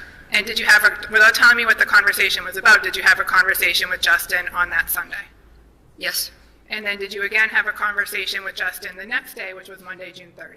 Yes. And as a result of that conversation, did you go somewhere? Absolutely. Where did you go? We drove to his friend Hunter's house. And who is Hunter? Hunter is Justin's friend who he knew through the fire academy. And where does Hunter live? Hunter is in, I believe it is still in North Andover, where he lives.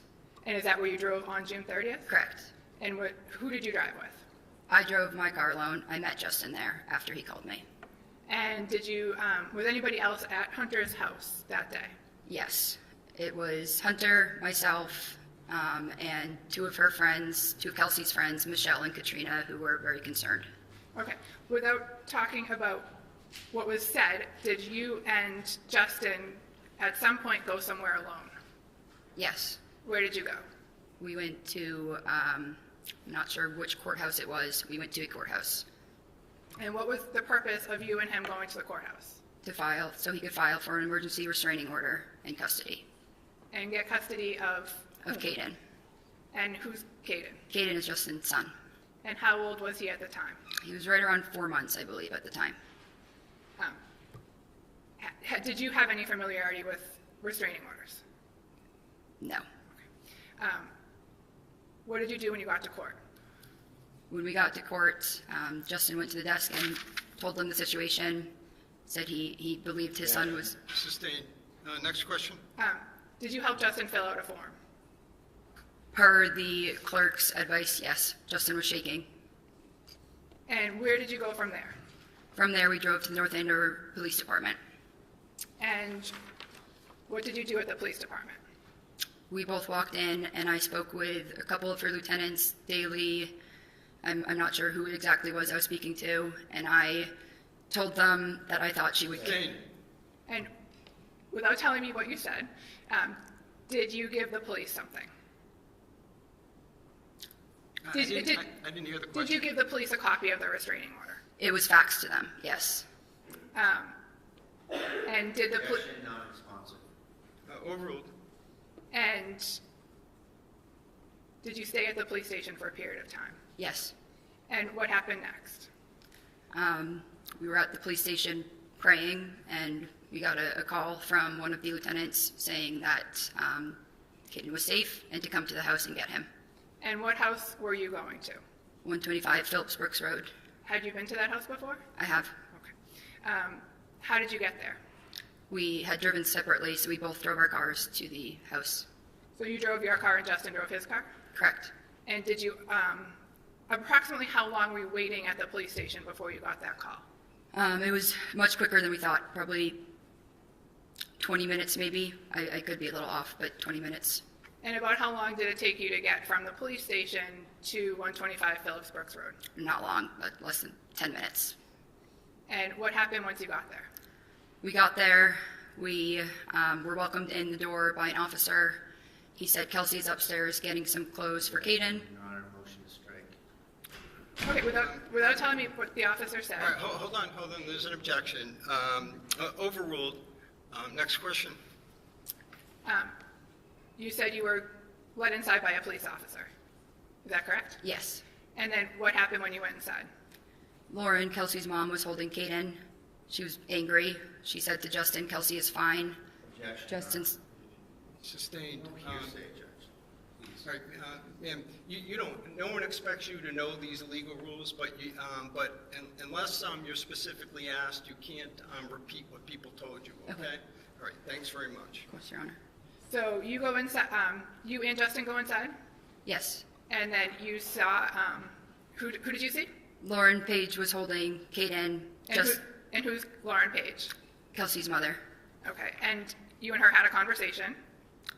Justin and her did. Okay, And then what happened, and she was holding the baby? Yep. And then what happened next? She handed Caden to Justin. Justin then handed Caden to me. And I said, why don't I take a step outside? I wanted to avoid a confrontation, so he took the carrier, the baby car seat. We walked outside. And so you took Caden in your arms? In my arms. And you walked outside? Yes. And did Justin walk out with you? Yes. And did Justin take anything with him? He took the carrier, the car seat. Okay. And at that point, did you make a phone call? I did.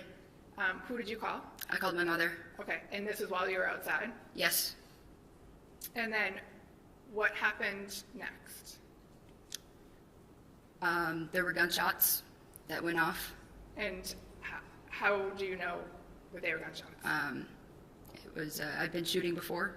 I know what a gun sounds like.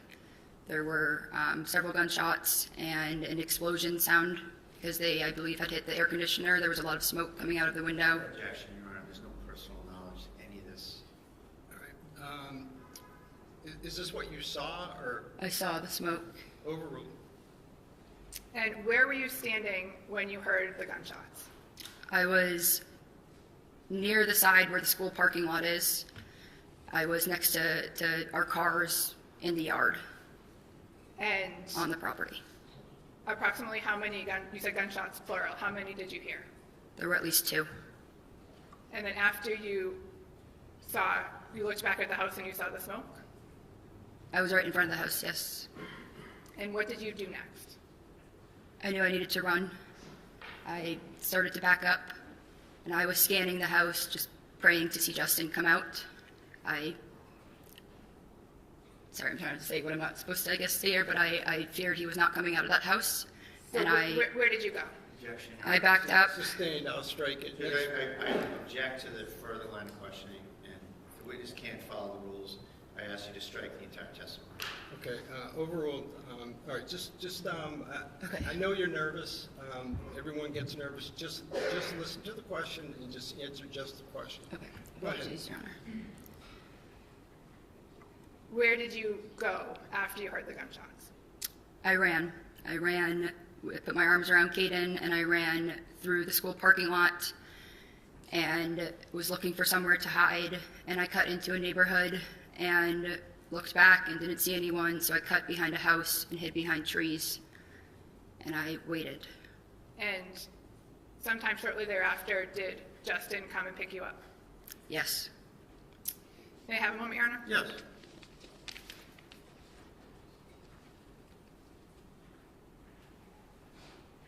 No further questions. Cross? A couple of questions, Your Honor, if I may. Ma'am, you said you were let into the property? Yes. Who let you in? One of the officers. And how did that go? In what sense? Did you ring the bell? Did Justin ring the bell? Did you knock on the door? Did he break the door in? What happened? He did not break the door in. The officer opened the door for us. I don't recall if we called him or if he saw us pull in, but we did tell him we were on our way, so he was expecting us. And which officer opened the door for you? I don't remember. I think it was Daly, but I do not remember. Have you seen any video of how you went into the house? I have not, no. Judge, I'm going to ask that we play a clip that's in our exhibit, our thumb drive, if I may. All right, is it within Exhibit 74? Yes. Sure.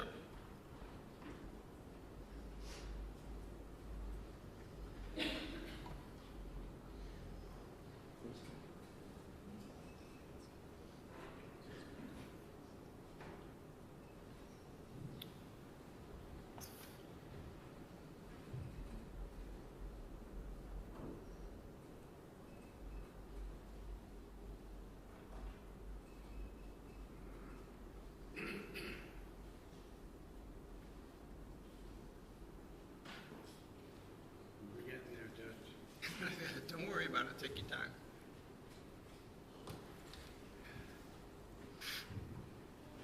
You need our IT person? No. No, I hope not.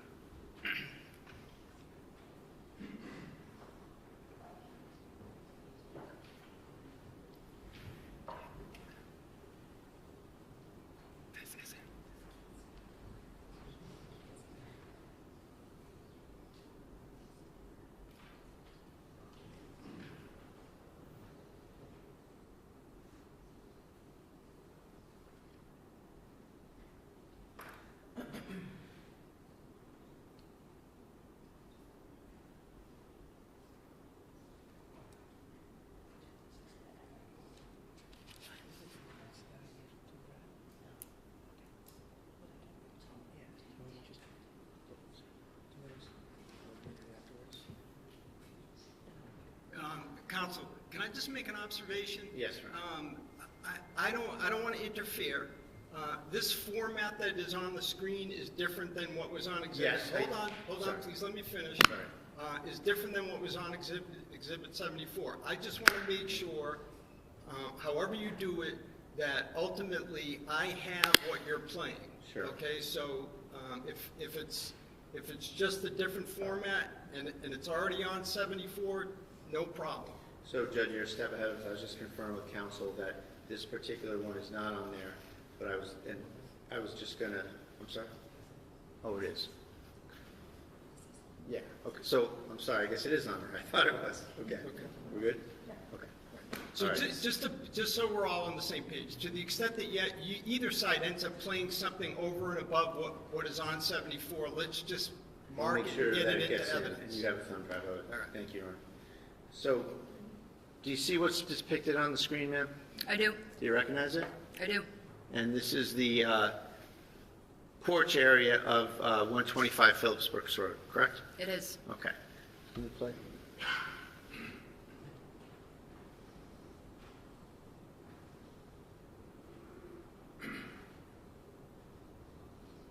So where's the officer that let you in?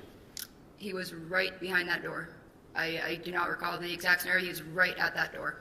So you walked in without anyone letting you in her house, didn't you? I don't know that I could say that because the officer was right behind Did you see it. anybody on there letting you in? I can't see the other side of the door. So you're already in the house by that time. You walked in the house all by yourself, didn't you?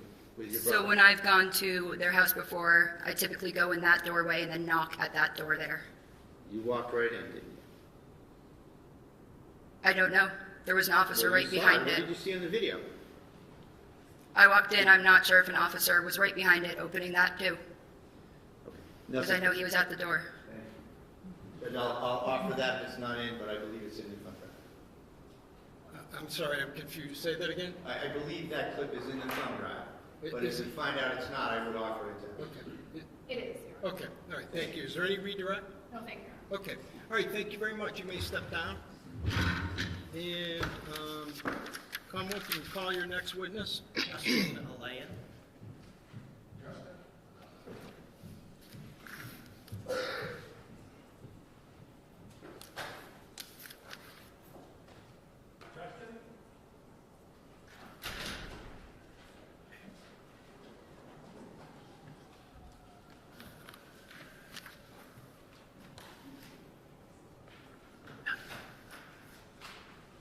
Judge, if you write down the judge's case. Okay.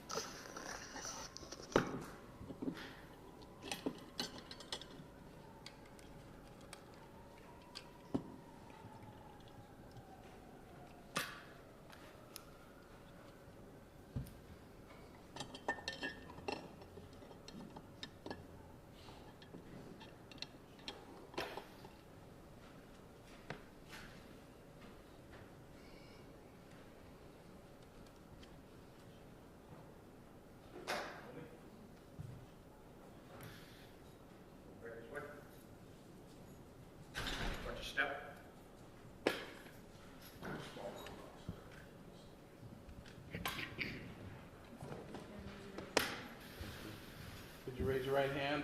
Do you solemnly swear that the testimony you're about to give in this cause now and hearing shall be the truth, the whole truth, and nothing but the truth to help you God? I do. Thank you. Good afternoon, you can have a seat. Pull yourself right up to that mic.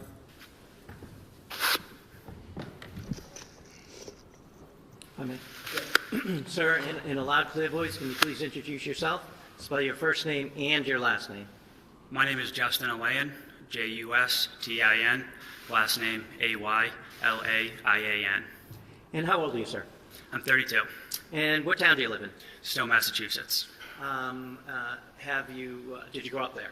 I did, yes. Okay. And what schools did you go to there? I went to Neshoba Regional for high school, That's a tri-town, so it's still Bolton and Lancaster. That's where I attended for grades 9 through 12. What did you do after high school? After high school, I immediately went to the University of New Hampshire, where I obtained a bachelor's in business management. After you graduated from UNH, what did you do? After UNH, I did a cross-country road trip where I traveled Southwest U.S., and I got a job as a wilderness instructor at a therapy camp in southern Utah. And what do you mean by a therapy camp?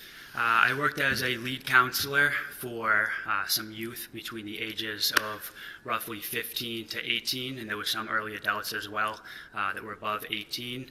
And they came to this camp for a variety of different problems, whether it was drug issues, whether it was anger issues, whether they had problems at home. They would come to this camp and we would help build confidence. We would give them coping mechanisms. We would do that in a wilderness setting. We would teach them primitive living skills. And we would assist them in their transition, going back to their families or whatever they had after. At some point, did you make your way back east? I did, yes. I was out there for roughly 8 months, and I shortly came back after. Okay. What did you do when you came back? When I came back, shortly thereafter, in the fall of 2017, I enlisted in the United States Army. Okay. Did you go to boot camp?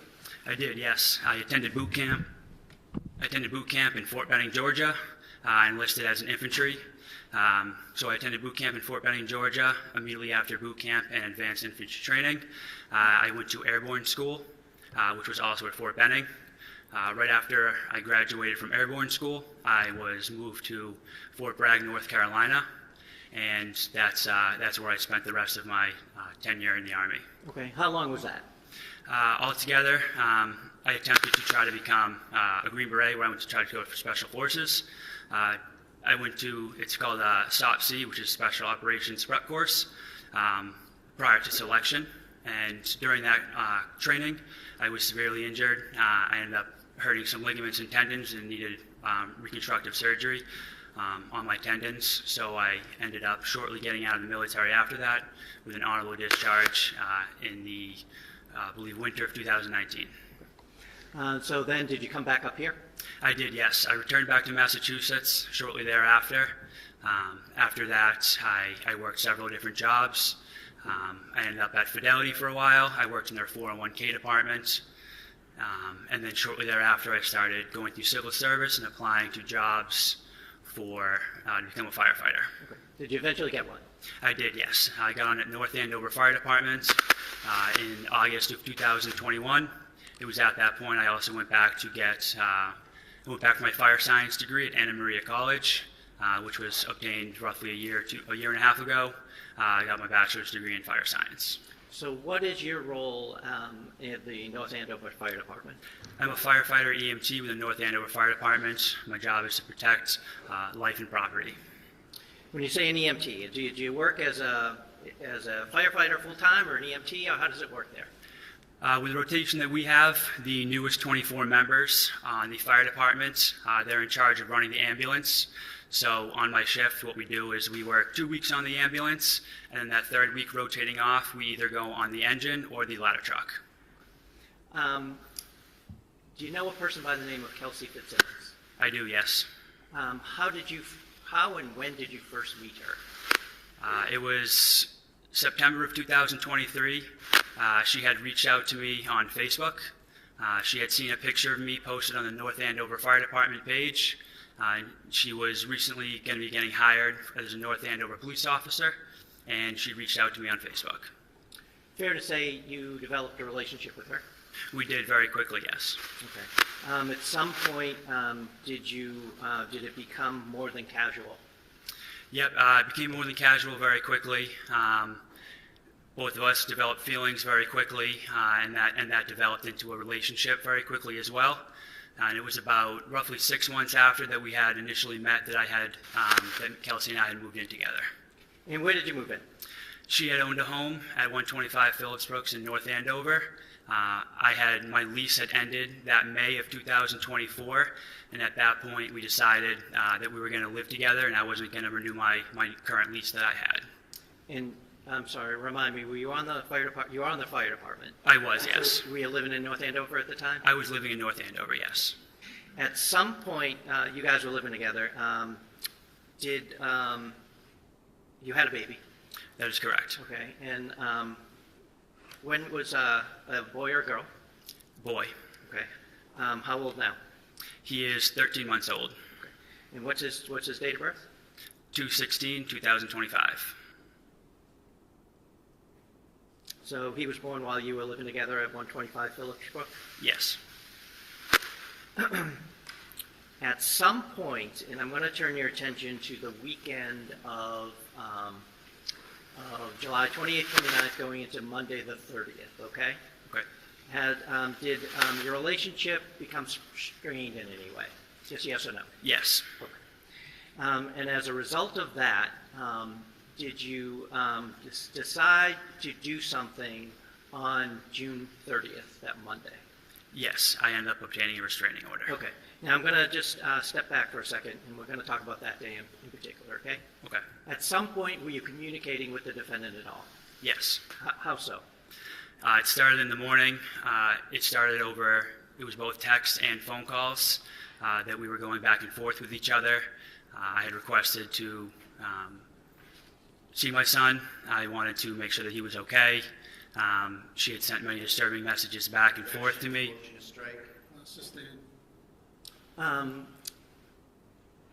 Where were you on the 30th, on that Monday? Were you living at 125 Phillips Brook? That was my permanent legal residence, but I was at my parents' house that day. Okay. Had you gone, when was the last time you had been there? It would have been June 27th, I believe, the day before our planned bachelor. Okay. At any point, did you go back there to retrieve some items, the guns, or anything like that? Yes, the day prior, I had gone to obtain. I knew that I needed to pick up my firearms. I had feared for my son, and I thought that his life was in danger and grave risk. And I object to any further questioning on this relative on 403 grounds and on relevance grounds to whether Ms. Fitzsimmons assaulted a policeman in a bedroom where it was just the two of them. Okay. I'm just going to take the objections one at a time. That objection sustained, I will strike. You owned firearms? Yes, sir. How many? Roughly 9. Okay. And where were they kept in the home? They were kept upstairs in the closet. There was a large rifle safe. Several of them were kept in there, and then I had one firearm that I would keep in our bedroom that was in a green chest directly. If you were to walk into the bedroom, it was on the left side in the green chest, directly next to the door frame, locked up in my green safe. Okay, so if you walk into your home through the door, yes, the front door, the stairs to upstairs, fair to say, almost right in front of you? Correct. Okay. Now, as you walk up the stairs, there are 2 rooms at the top. Yes. There's a landing and 2 rooms at the top, correct? Yes. The safe that you had described, the green safe, which way would you go to get to the green safe? You would take a right into the bedroom, and then the first foot that you would step into the bedroom, it was directly on your left, on the ground. That was a bad question. What color is the safe, the rifle safe? The rifle safe was black. Black, okay. I want to talk about that first. I apologize. Now, where was that? If you were to go up the stairs and you were on the landing, you would take a left. You would go into that room right there, and then it was in that closet directly on the left side of the room. Okay, and it's a rifle safe, meaning it has a lock? Yes. What kind of lock? I believe it was a keypad lock. Okay. Do you know if the defendant had any firearms? Yes. How many? I couldn't be exact. She just got her license to carry returned to her. I don't know the exact number of firearms that were returned to her. Okay, what kind were they? Several handguns. Handguns? Okay. When you went on the 29th to retrieve your handguns, where did you go?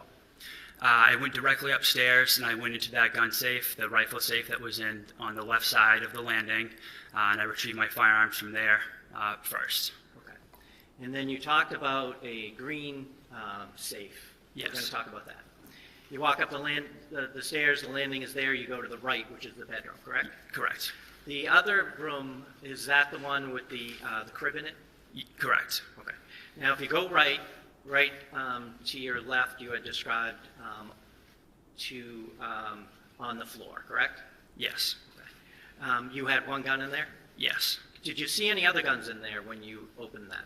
No, I did not. So are we not now talking about the green safe? Yes. Okay. Have a second. Sure.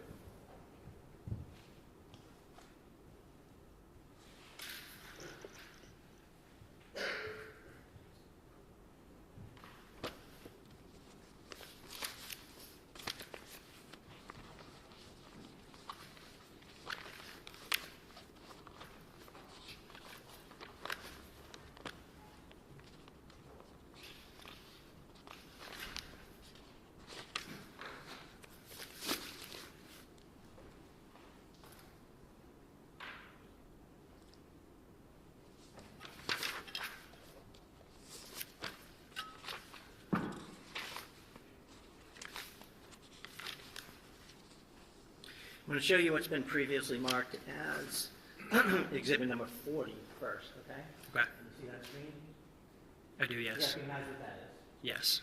So describe where the photo taker, the picture taker, would be standing in that home. They'd be standing on the landing as immediately as you go up to the stairs to the second floor in between the two rooms. Okay, and that's the one on the left that we had been describing, Yes. correct? I'm going to show you what's been previously marked. Hold on. The one on the left, meaning the room on the left? Yes. Okay. I'm going to show you what's been marked as exhibit number 45. Can you see that? Yes. Do you recognize what that is? I do, yes. What is it? That is the nursery. That's the closet with my clothes in it, and behind my clothes is the black rifle safe. Okay. And that is, when you're standing on the landing, that is the room to the left, and the closet in that room is where the rifle safe is? Correct.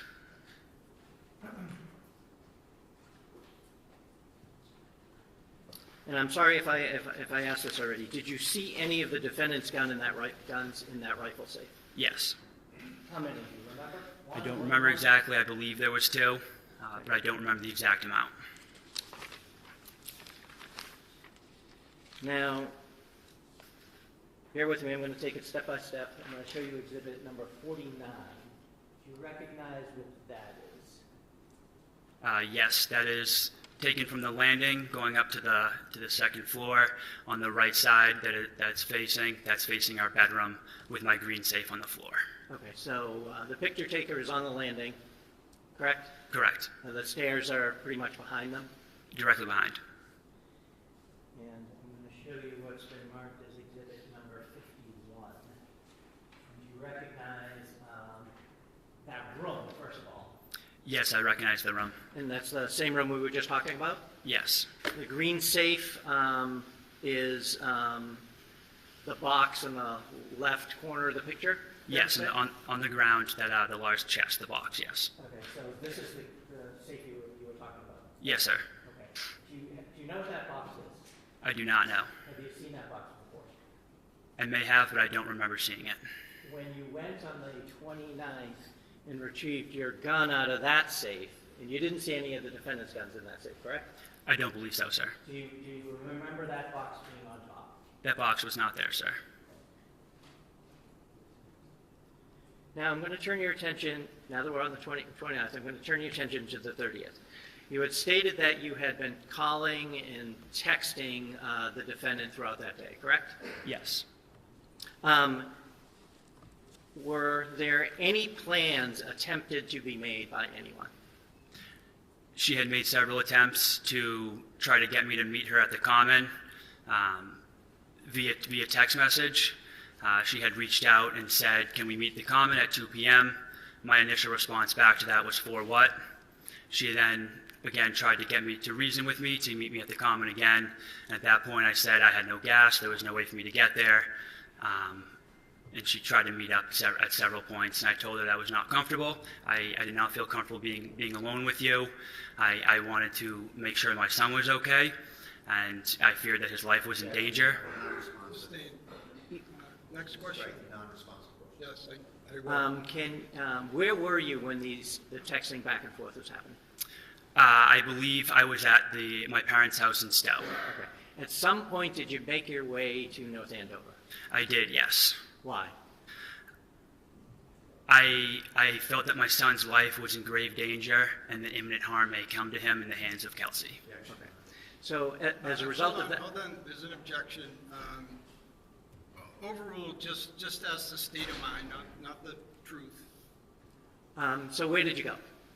I went to my friend Hunter Hassam's house. He was renting an apartment in North Andover at the time.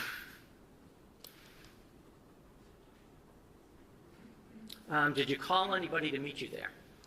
I don't know if I had made the calls or they had called me, but I had called my sister Courtney. I told her that I was going to North Andover. I had feared for my son, and I didn't know what was going to happen, but I had called her, and I was in contact with Kelsey's maid of honor, Katrina, and her bridesmaid, Michelle. So Katrina, Michelle, Courtney, Hunter, and you? Yes, sir. Are you all in Hunter's house right now? Yes, sir. Okay. Without saying what was said between was there anybody else there? Because I have 5. I believe Hunter's girlfriend at the time, she was there as well. I believe she was present. Okay. Now, were you communicating when you were there with the defendant at all? Yes. Can you tell us about that? There were text messages that were being exchanged just over Caden, our son, and just general messages back and forth. Okay. Did you ever agree to go meet her at the park? No, sir. Okay. At some point, did you learn through the text messages anyway that she knew you were at Hunter's? Yes, sir. Can you tell us about that, please? All of us were at Hunter's. We were all discussing the events that had occurred and what we could do to ensure Caden's safety, which is our son, but also Kelsey and everyone else around. At one point, Kelsey had messaged my phone. Objection, Your Honor, non-responsive. I'm sorry. To the extent, Judge, that the questions are open-ended, producing narrative answer, I object. And, there's been all sorts of objections sustained about his answer. So I would ask the court to maybe direct the Commonwealth to make more specific questions so that it doesn't produce an answer that's half okay and half non-responsive and objectionable. So the objection's overruled. If you could just try to just answer the question to the best of your ability, all right? Yes, Your Honor. All right, next question. Thank you. Did she, meaning the defendant, say something to you to indicate that she knew you were at Hunter's? Yes or no? Yes. Okay. What did she say? I don't remember the exact verbiage, but it was, what are you doing? Something along the lines of, what are you doing at Hunter's? What is happening? Why are you with my friends? Something along those lines. Okay. Now, without getting into the conversation that you had with your friends and with your sister, was a decision made for you to go somewhere to do something? Yes. Okay. And what was that? To go to Lawrence to obtain a restraining order attached with temporary custody of Caden. Okay. And did you do that? Yes. Where did you go? Do you remember? I don't remember the exact, it was family probate court, I believe it was, but I'm not 100% sure. And who did you go with? I went with my sister Courtney. Okay. Now, did you fill out paperwork while you were there? I did, yes. Did anyone assist you in filling that out? Yes. My sister helped me, and then there was also someone with the court system. I don't know who the name was, but they assisted as well. Fair to say you went in front of a judge, an order was issued, and then you left the building, correct? Yes. Okay. Where did you go when you left the building? I immediately went to the North Andover Police Department. Okay. When you got there, did you have a conversation, without saying what was said, with some of the police personnel there? Yes. Did you give them anything? I believe I handed them the restraining order, and they said that it was already faxed to them. Okay. At some point, did they leave? They did, yes. And what did you do? I waited at the police station while they went to the Kelsey Fitzsimmons home. Okay. And at some point, did you get a call? I did, yes. From who? I believe it was from Officer Daly. He had called to inform me to come to the residence and get custody of my son. So, did you go? I did, yes. Did you go with anybody else? My sister and I, we both went to the house. We took 2 separate cars. Did you get there at the same time? Yes. What happened when you got there? At that point, we both walked into the house. Officer Daly was downstairs. 2 officers were upstairs. And Kelsey's mother was holding the baby in the living room. At that point, I obtained Caden from her mother, and then we initially started to put him in a car seat, and then once he started crying, we figured it might be best, my sister and I, to get him ready for transport, to bring him back to Stowe outside. Okay, so who carried Caden out? My sister Courtney did. And what did you do? I asked if I could obtain some clothes while I was there. I just needed something so I could live day to day, as I had no clothes or any of my son's Was belongings. this the first time you went out, or did you go back in the house the second time, if you remember? This was the first. I went out the first time, and then I came back in. Okay, so the first time you went out, Courtney went out with Caden. Yes. What did you take, if you remember? I believe I had a car seat in my hand. Okay. At some point, you came back? Yes. And you asked permission to do something? Yes, I asked permission to get some clothes and a few clothes for Caden and some of his bottles and formula. Okay, so where did you go? I went down to the basement that was under construction at the time. There was no lights on, so I believe I had my camera, my phone out with the light on it, and I was searching for a suitcase that I had down there just to throw some clothes in. At some point, was your attention drawn to something? Yes. What happened?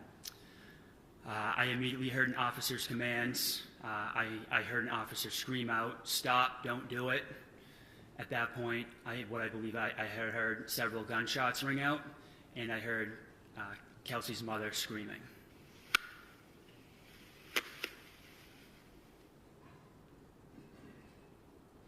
What did you do then?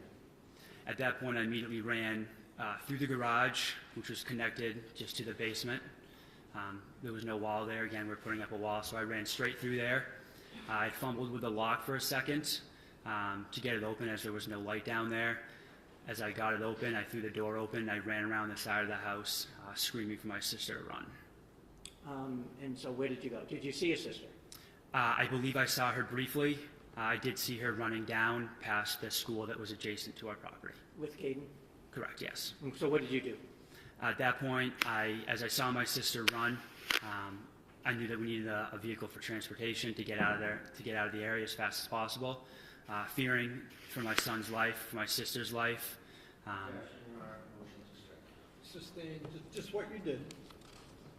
I got into my vehicle. I believe I had made eye contact very briefly with Officer Houston, who was grabbing his medical bag out of his patrol vehicle. I got into my truck, and I immediately pulled a U-turn and drove where I saw my sister running from. Once I got to the other end of the school, I had stopped my vehicle, and at that point I didn't see which direction my sister had gone, so I had stood outside my car yelling her name repeatedly. I wasn't sure where she was or if she was okay. And then at some point, did she appear? She did appear. She came running out behind another house across the way, and she came running over towards me. And what happened when she got to you? She got in the vehicle, and then we quickly drove down the road to get away towards Mass Ave in North Andover. And where did you eventually go? We eventually made our way back to Stowe, Massachusetts, at my parents' residence. Thank you. Let me just have 1 second. Yes.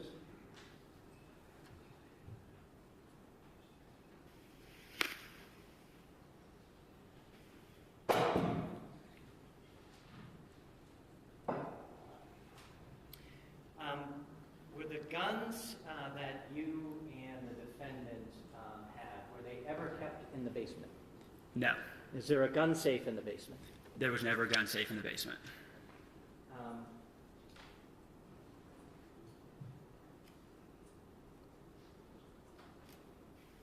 Did you have a way of remotely accessing the surveillance cameras? I could look at them. Did you before you went over?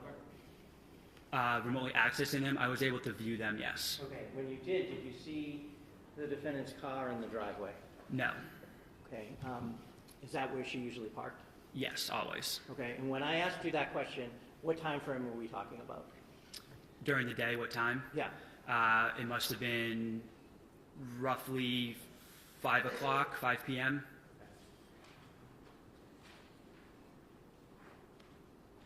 Thank you. I have nothing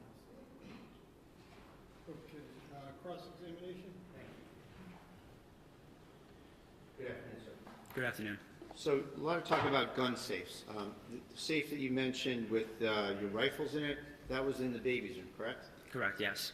And that's the room as you go up the stairs to the left, you hit the landing, you go make a left, you're in the baby's room, correct? Correct. And then you visited the house on the 29th to retrieve your guns, right?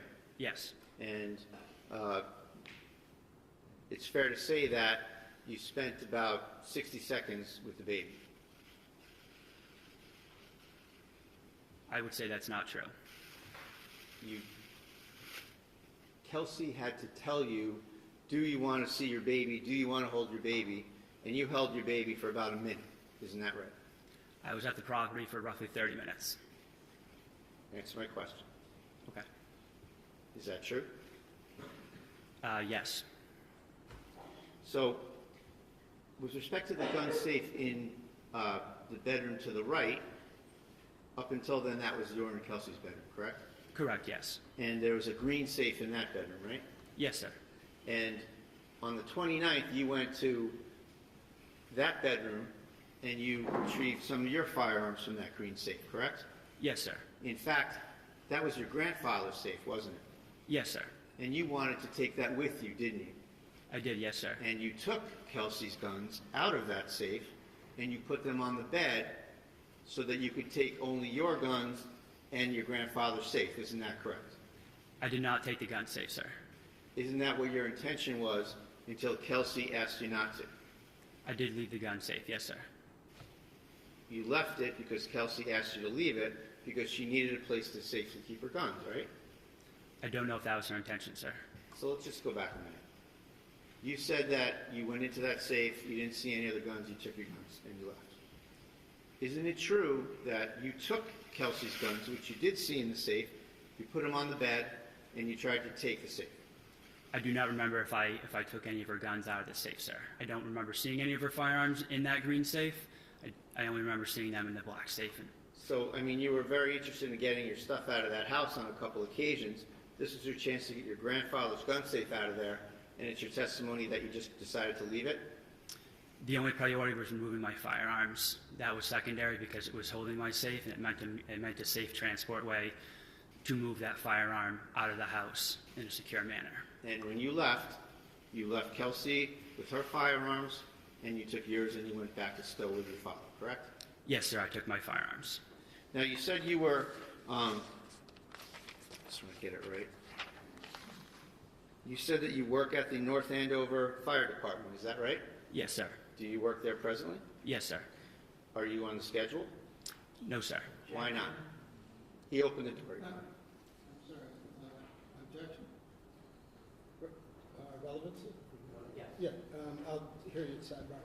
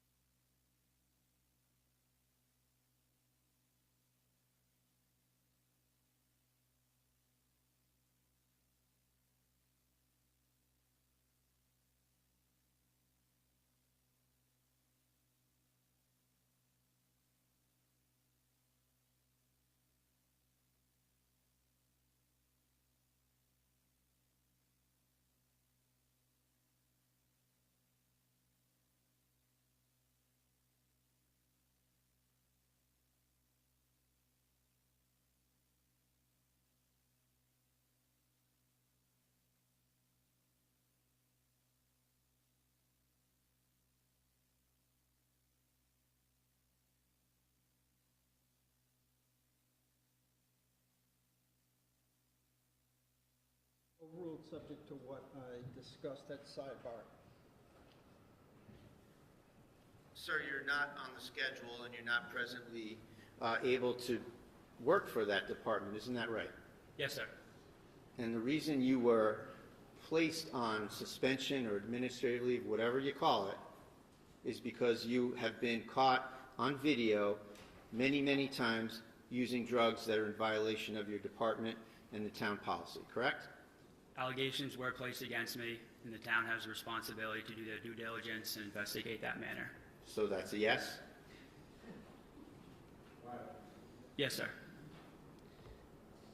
When did that go into place? I don't have the exact date, but roughly a week or two ago. Do you know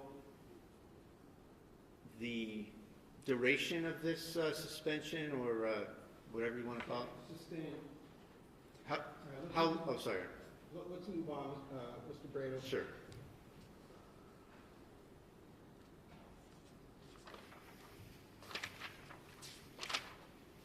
Nothing further, thank you. No, thank you. Okay. All right, thank you very much, sir. Thank you, Your Honor. Step down. And Commonwealth can call its next witness. Patrick Noonan.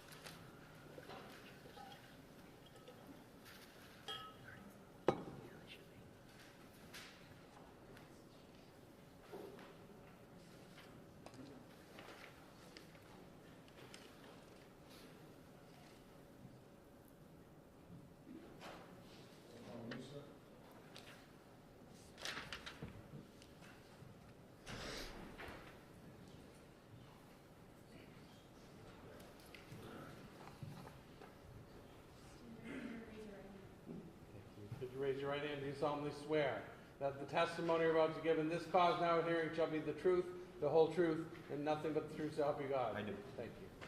You may have a seat and put yourself right up to the mic. How are you doing this afternoon? I'm doing all right. How about yourself? Excellent. Thank you. You may proceed. Sir, in a loud and clear voice, can you please introduce yourself? Spell your first name and your last name. Patrick Noonan, Patricknoonan. And how old are you, sir? 50. And what town do you live in? North Andover. Where were you born? Rochester, New York. How long did you stay there? Until I was about 4 years old. And where did you move to? North Andover. Who did you move with? My sister, mom and dad. And what are their names? My mom is passed, but my dad is Timothy Noonan. And what was her name? Patricia. And your sister? Mary. Does your sister live in the area? She lives in Lynn. Where did you go to school? For high school? Grade school, high school? The North Andover Public School systems, and then for high school I went to St. John's Prep. And did you play any sports there? Hockey and lacrosse. Did you graduate? I did. Once you graduated, did you further your education in any way initially? Initially, yeah, I went to Siena College for about a year, and then that wasn't working out. I got my degree later on down the road. What did you get your degree in? Criminal justice. From where? UMass Law. Now, after you left Siena, did you work? Yes, I did. What did you do? I worked at Macy's Security. Okay. And at some point, how long did you work there? Couple of years. It wasn't too long. Did you meet anybody significant in your life while you worked at Macy's? My wife. Who's that? Angie. Okay. And was she working there also? She was. Did you get married at some point? We did. Okay. I'm going to ask you a dangerous question. What's your anniversary? It is December 22nd, Okay. 1999. 1999. Okay. Yep. Thank you. Do you have any kids? I do. How many? Just one. Boy or girl? Boy, Joseph. And what does Joseph do? He is currently at UMass Lowell as well, studying environmental engineering. Have you lived in North Andover ever since you've been 4 years old? No, Did you move around? I did when I was in the military. Okay, we'll get to that. Oh, I'm sorry about that. At some point, you talked about you were in the military. What area of the military did you join? Air Force. Okay. And when was that? That was in '99. And where is boot camp for the Air Force? Lackland Air Force Base in San Antonio. Okay. And can you tell us a little bit about boot camp? Some of the training, some of the things that you were subjected to, I guess? Yeah, I mean, it's you know, some sleep deprivation. You also have, you know, you have to learn how to march. They basically strip your identity and try to build you up as a team. Okay. Firearms training, things along that. At some point, did you make it through boot camp? I did. Did you, I guess, enlist or volunteer to any special area of the Air Force? Security forces. And what is security forces?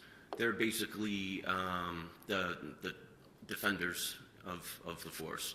So when I went in, I went through my tech school, which is almost like a police academy.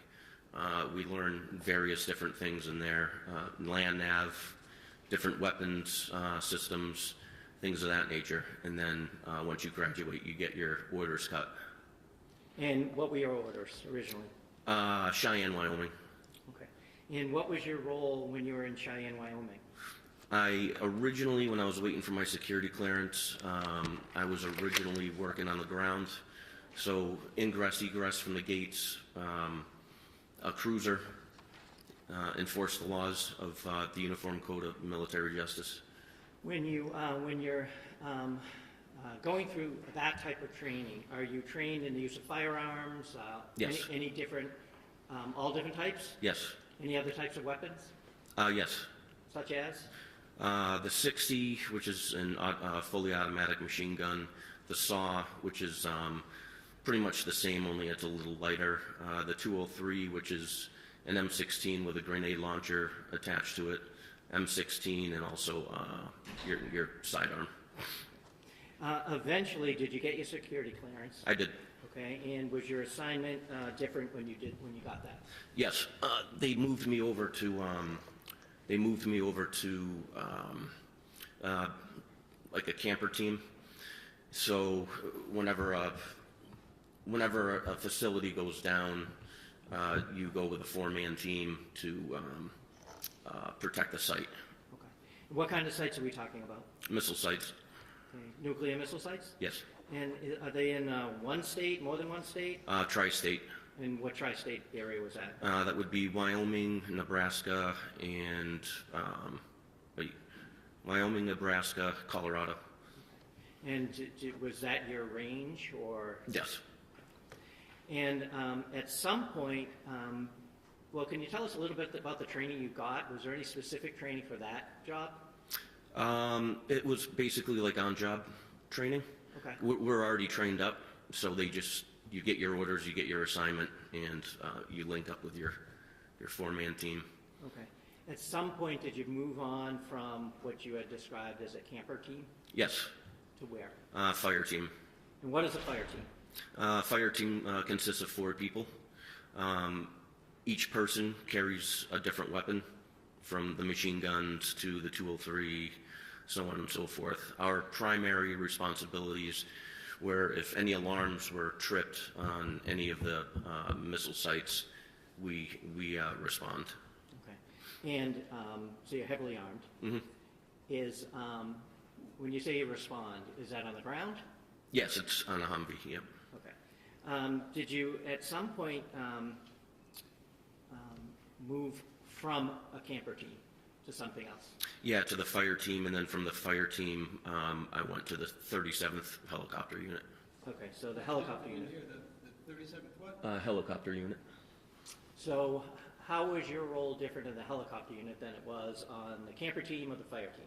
We're still a four-man fire team, but our primary mission there was to have overwatch whenever we're transporting nukes to or from base. And we basically radio down to the U.S. Marshal if we see a potential threat up ahead.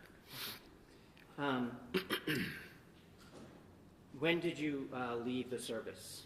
2003. And when you left the service, did you go to work anywhere else? Seabrook Nuclear Power Plant.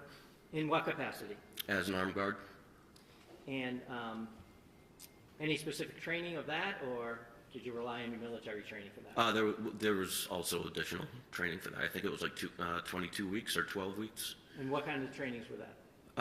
Just basic knowledge about nuclear energy, where to go in the plant, where not to go, different hazards to look out for, firearms training, and general knowledge of the whole plant itself. At some point, did you decide to move on from Seabrook? I did. And what was your plan at that point? The North Andover Police Department. I got on as a full-time reserve. Okay. And how long were you full-time reserve? For 1 year. And then did you become a full-time police officer? I did. Went to the academy in 2006. At some point during your tenure at the North Andover Police Department, did you have additional responsibilities? Yes. What were those? Areas of responsibility, different sectors you're assigned to, respond to calls of service, 911, medical, effect arrest when necessary, enforce motor vehicle law. Okay. What is RRT? That's the regional response team. And what is that? They're a part of NEMLEC, and the RRT team primarily they deal with big crowds, riots, crowd control when it comes to, let's say, big games. If we win championships, just extra security, and also kind of like a search and rescue. If people go missing somewhere, they'll deploy the RRT to try to find them. Were you part of that team? I was. For how long? I would say about a year. And NEMLEC, that's NEMLEC, correct? Yes. Northeast Massachusetts Law Enforcement Council? That's correct. Okay. Did you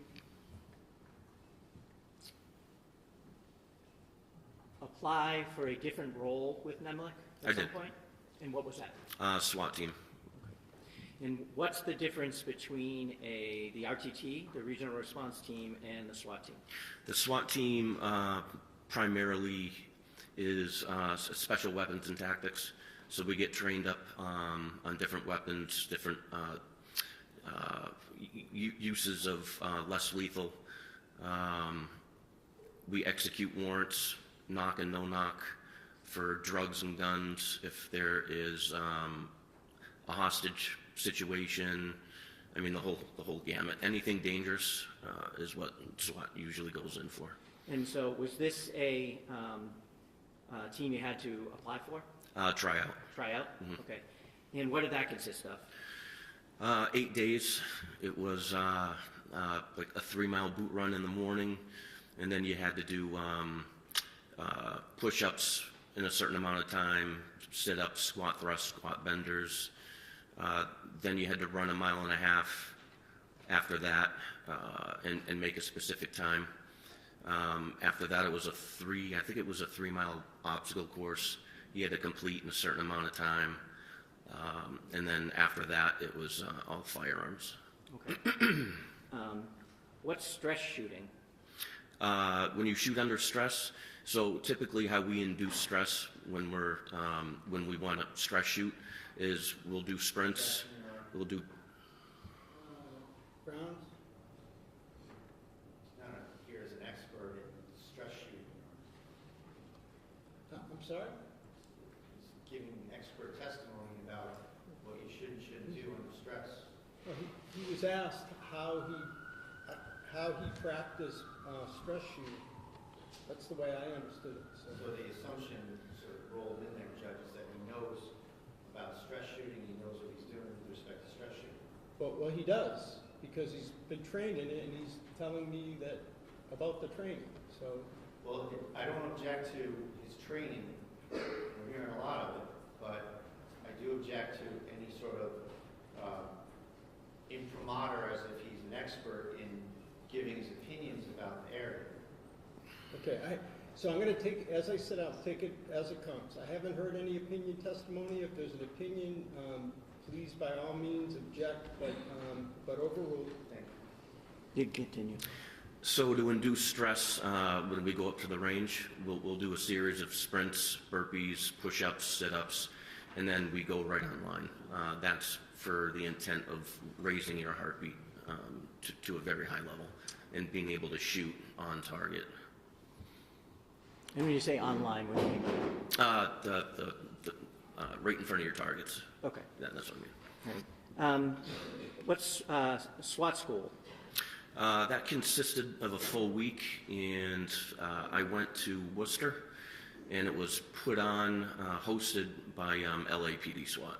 Okay. What did that consist of? Room entry, hallway clearing, room clearing, building searches, building clearing, the use of flashbangs, firearms, less lethal weapons, operating a Bearcat, shield work, the use of a Halligan, the use of a ram, things of that nature. What's a shoot don't shoot scenario? As far as is that a thing? Shoot don't shoot? oh yeah, we have shoot don't shoot scenarios. Okay, and did you participate in those? We did. What are those? They would put up targets when we were clearing a house, and some of them the pictures were depicted of either someone having a gun to someone's head as like a hostage, or someone would just be holding up a purse. So that was shoot, no shoot. Okay. How often, when you were with SWAT, were you required to train with them? 2 times a month, and then a 40-hour block in the year. Every year? During the year, yep. Okay. And so how long were you with the SWAT? You were with it twice, correct? Yeah, I was on 2 different teams. Okay. The first time, how long were you with SWAT? From 07 to, I believe, 13, shortly after the marathon bombings. Okay. Did you, at some point, did you switch departments? I did. And you were in North Andover at the beginning, and where did you go? I went to Lawrence. Why? I wanted a little faster pace. Okay. Did you get it? I definitely did. Okay.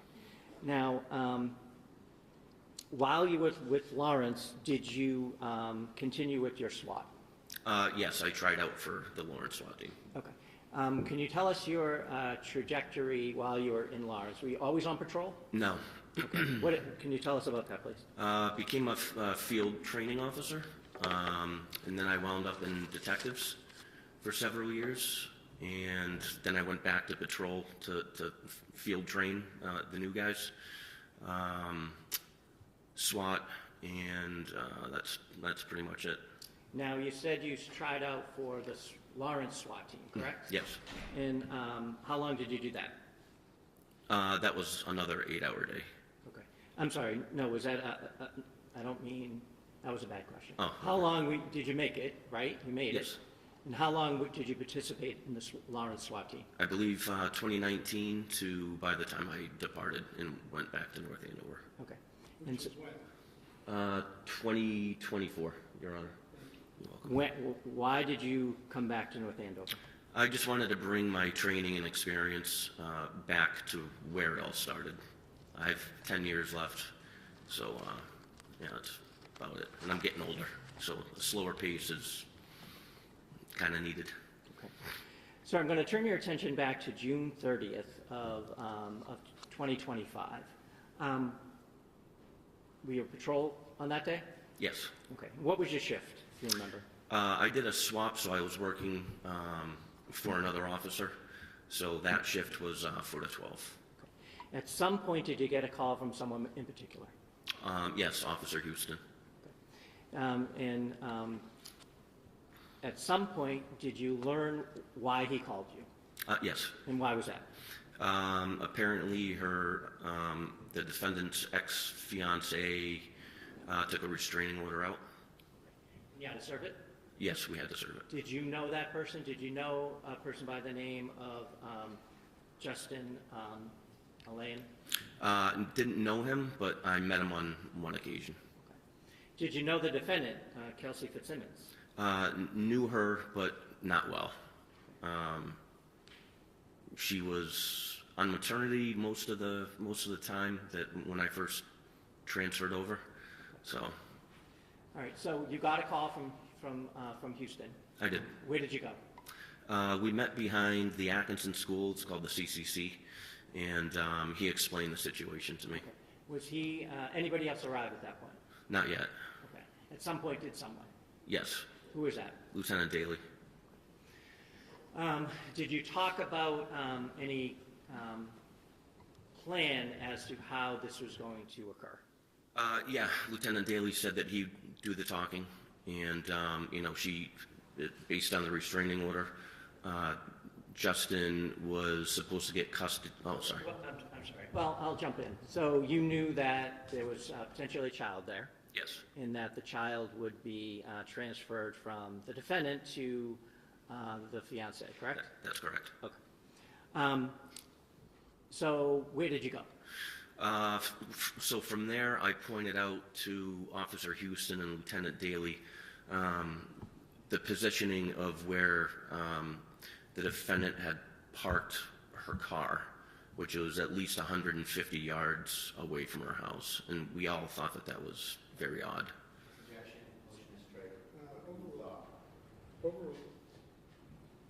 So where did you go? We pulled up right before the house.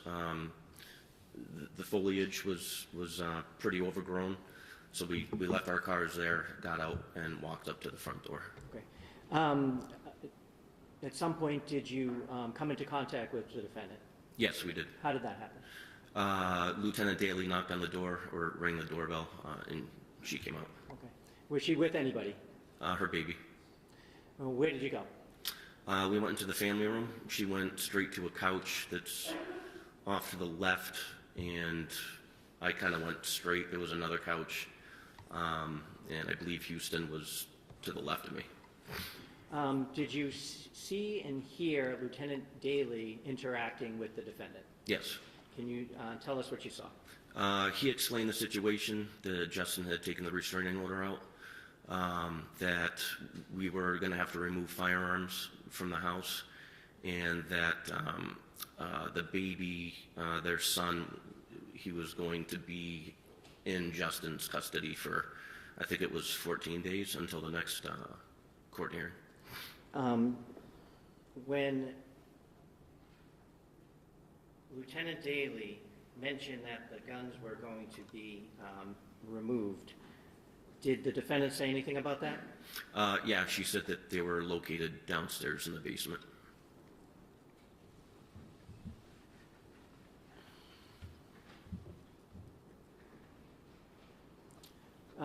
What happened after that?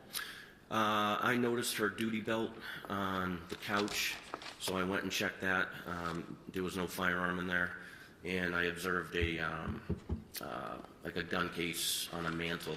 I opened that up, and there was no gun. There was no gun. Did she say anything in response to that? Yeah, she reiterated the guns were downstairs in the basement. What happened next? She went to gather some belongings for their son, and she came up and handed me the baby. He was screaming. I was trying to calm him down. I believe she gave me his bottle, and I was trying to feed him, but I thinking it can't be too comfortable. I wear an outer carrier vest, and I have all my equipment in the front, so it was kind of hard to cradle him. Did you eventually hand the baby off to someone else? I did. I believe Lieutenant Daly. Okay. Now, do you typically wear gloves when you're on duty? I do. Were you wearing gloves that day? Yes, briefly for maybe like 10 minutes. Okay. Did you take them off once you were in the house? I did. Now, did Ms. Fitzsimmons leave the room at all? While I was with the baby, yes. Lieutenant Daly and Officer Houston escorted her around. I think it may have been a kitchen area. I never went back there, so I just basically stayed in the family room with their son. Okay.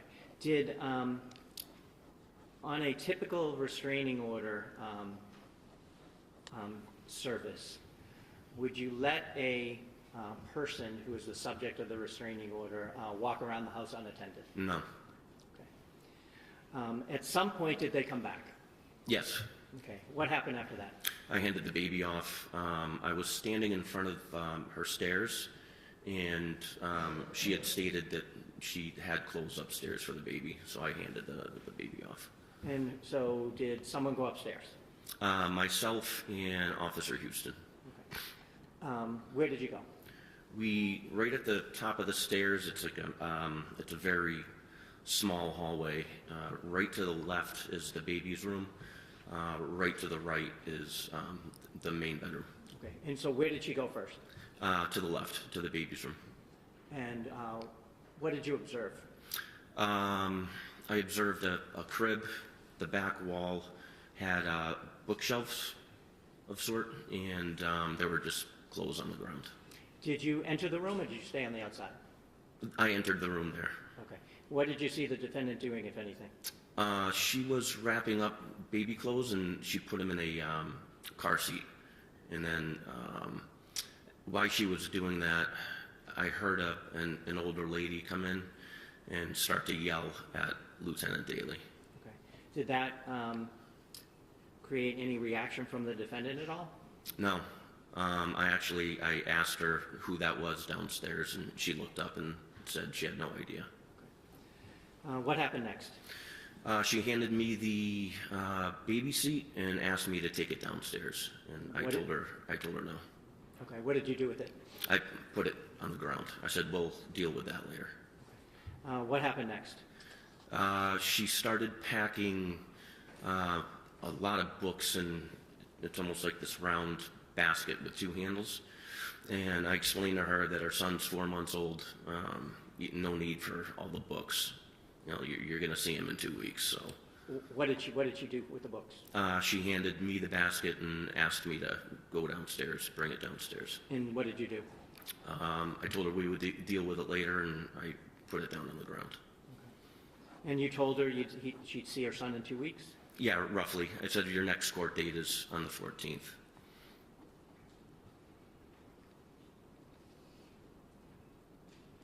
What happened after you put had that conversation with her and put the book carrier down? At that point, Officer Houston had gone downstairs because of the commotion.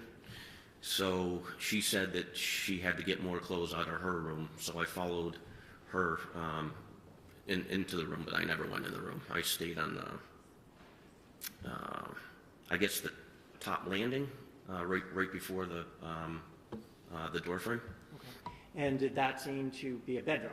Yes. Okay, so if you walk up the stairs, you had been in the room on the left, correct? Yes. Now she went across to the room on the right? Yes. Okay. You said you didn't go into the room yourself. No. Were you able to see her? Yeah, she was 3 feet in front of me. Okay, and what was she doing?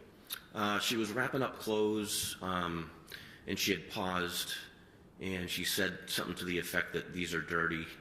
And I said, listen, wherever the baby's going, I'm sure there's a washer and dryer. I said, wherever the baby's going, most likely has a washer and dryer, so don't be concerned. And then I could tell she was getting upset. She started to shake, and I said, listen, court date is in 2 weeks. It'll be over before you know it. Did something happen next? Yes, she was on one knee when she was wrapping up the clothes, and she pushed off with her left foot and lunged behind the door frame. So to my left, to her right. Okay. Could you see what was there from where you were? Not from my perspective, no. What happened after she went behind the door frame? She reappeared with a gun and pointed it right at me and pulled the trigger. Can you describe or show us how she did that? Yep, so when she came around the frame here, she came up and clicked. Okay. Where was it pointed? My face. After it clicked, what happened? I screamed her name. I was completely shocked. She had the drop on me. She began to... The drop. Which means she had the tactical advantage over me. I drew my weapon. She was already backpedaling, and she was doing what we call a tap rack. Basically, when you do a tap rack, that's when your gun malfunctions. So when you tap the magazine, you want to make sure it's properly seated in the magazine well, and then you rack the upper receiver, or the slide. Okay, I think the judge was writing. I'd like him to see this, if I could. If you could just, because you made some... I'm trying to understand the lingo, too. Is it a tap, rap, like a... Rack. Rap. Rack, yes. May he stand up so you can see what he's doing, Judge? Yes. So a tap, and a rack. Okay. So tap on the bottom of the magazine? Yes. And a rack. Did she do that once or more than once? She did it twice. So the first time she did it, it was slow motion. I could see her hand slide off the top of the receiver. She started moving her way around the bed, and she began tap racking again. And I was yelling at her, "Don't do it! Don't do it!" And then what happened? After she successfully got around in the chamber, her right arm started to come up, and I shot twice in rapid succession. At her? Yes. Can you hold on one second, please?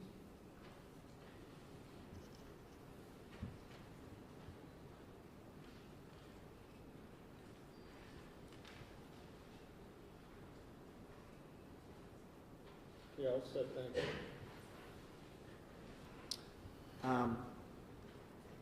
What did you observe after you fired the second shot? I saw her flinch. The gun went down, so I stopped shooting. She stopped her action, and then she went to the ground. Where was she at this point? On the opposite side of the bed, in between the wall and the bed. What did you do next? I covered down on her. And what does that mean?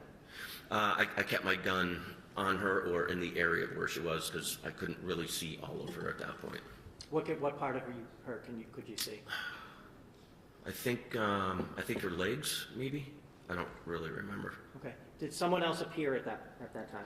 Lieutenant Daly. Okay. And what did you see him do, if anything? He came up, said, "Where's the gun?" I said, "She still has it. I'll cover you." And so what happened? We walked around the bed. I stayed lethal force on her. He rolled her and saw the gun. Okay. Did you see the gun? I did too, yeah. What happened with the gun? He put it on the bed, and she was still conscious, alert, moving. I grabbed the gun. I moved it to the other side of the room. Okay. What did you do next? We immediately started first aid. Okay. How so?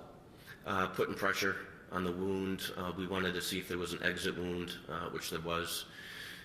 So we were trying to stop the bleeding. Officer Houston came running upstairs with a med kit. Lieutenant Daly started to wrap the wounds in gauze. And then Officer Court came into the room, and I ordered him to secure the weapon. Okay. And did you see him do that? I did. Did you hear the defendant saying anything after she was on the ground? It hurts. And I said, "Just keep breathing. You have a baby to live for." What happened next? The medics showed up, fire department, and we all got out of their way so they could start working Kelsey. Did they transport her out? Yes, they did. Did you look for anything after she was removed from the house? So before she was removed from the house, I walked out of the bedroom just to give them space. It was a very small room. There was a lot of stuff everywhere. Right to the right, there was some sort of, I don't know, end table where she lunged, and it looked like a wooden box of some sort, and the lid was open on that. Did you look for any damage out in the hallway at all, or the other room? When I got out into the hallway, the baby's room had a door with little glass panes, and we noticed, Officer Core noticed it first. He said, this is damage. Did she get a round off on you? And I said, geez, maybe she did. Okay, hold on. Sustained. Did you notice the broken glass? Yes, I did, but there was nothing on the floor, so. At some point, did you... Excuse me one second. Broken glass, where was it? So on the baby's room, there's a door. I believe it was on the baby's room, and it had little glass panes. Right. One of them was damaged, but there was no glass on the floor, Your Honor, so I chalked it up as old. Why did you shoot twice? She wouldn't stop. Do you know if you hit her with the first one or the second one? I didn't know. The second one, I could visibly see her flinch. The first one, no, she was still getting ready to raise her arm.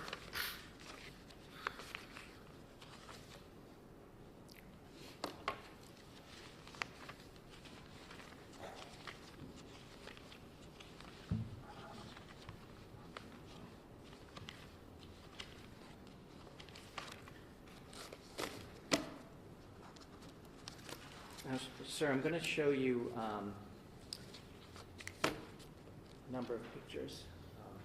Sure. I'm going to show you what's been marked as exhibit number 6. Do you recognize that? I do. Okay, what is that? That's the front of the defendant's house and the door that we entered. Show you exhibit number 10. Do you recognize what that is? Is that the front door? Oh, yes, that's the front door. The stairs are right to the right, yeah. Sure.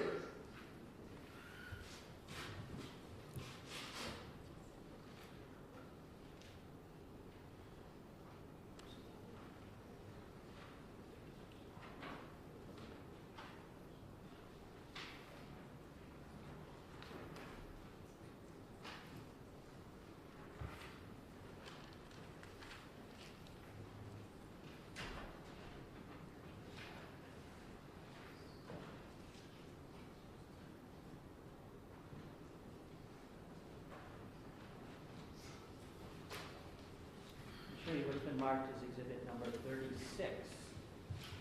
Do you recognize what that is? The stairs leading up. The stairs leading upstairs. So right to the right would be the master, and if you took a quick little left, the baby's room. I'm going to show you what's been marked as exhibit number 39. Is that the baby's room that you were talking about? Yes.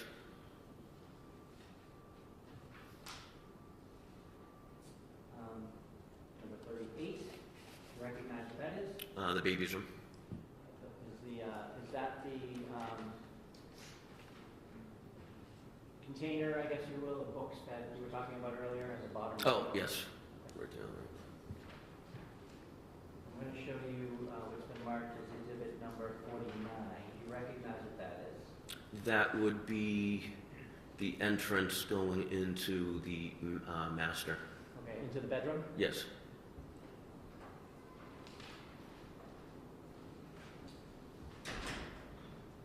I'll show you what's been marked as exhibit number 51. Do you recognize what's in that photo?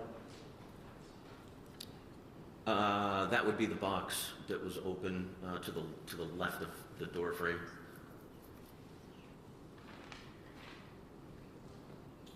Number 50. Do you recognize what that is? Yes. Where were you in relation to this picture? Where were you when you first observed Miss Fitzsimmons pull out the gun and aim it at your face? Right before the door frame. Okay, so you were backed up a little? Yep. Probably right, whoever took that picture, probably right there. And where were you in relation to the door frame when you shot your weapon? I used part of the door frame as some sort of cover, and I was leaning up against it with both my hands. So my gun and my wrists would have been in the room. Let me show you what has been marked as exhibit number.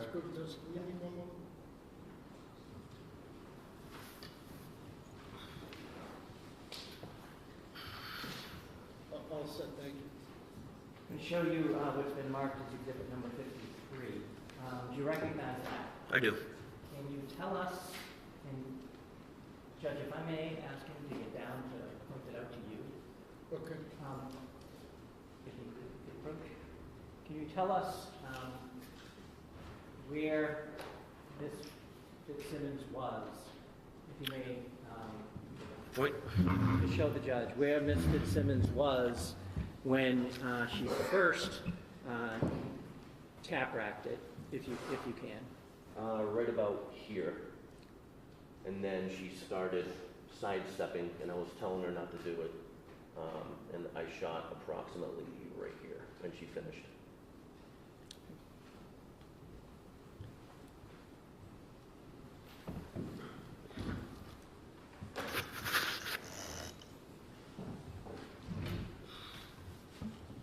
I have nothing else. All right, so makes sense to stop for the day at this point. And we'll pick up at 9 a.m. tomorrow morning. And witnesses, the folks that are on the witness list should continue to follow my order and rule. And that is not to watch any of the other folks' testimony. And we will pick up tomorrow morning. All rise.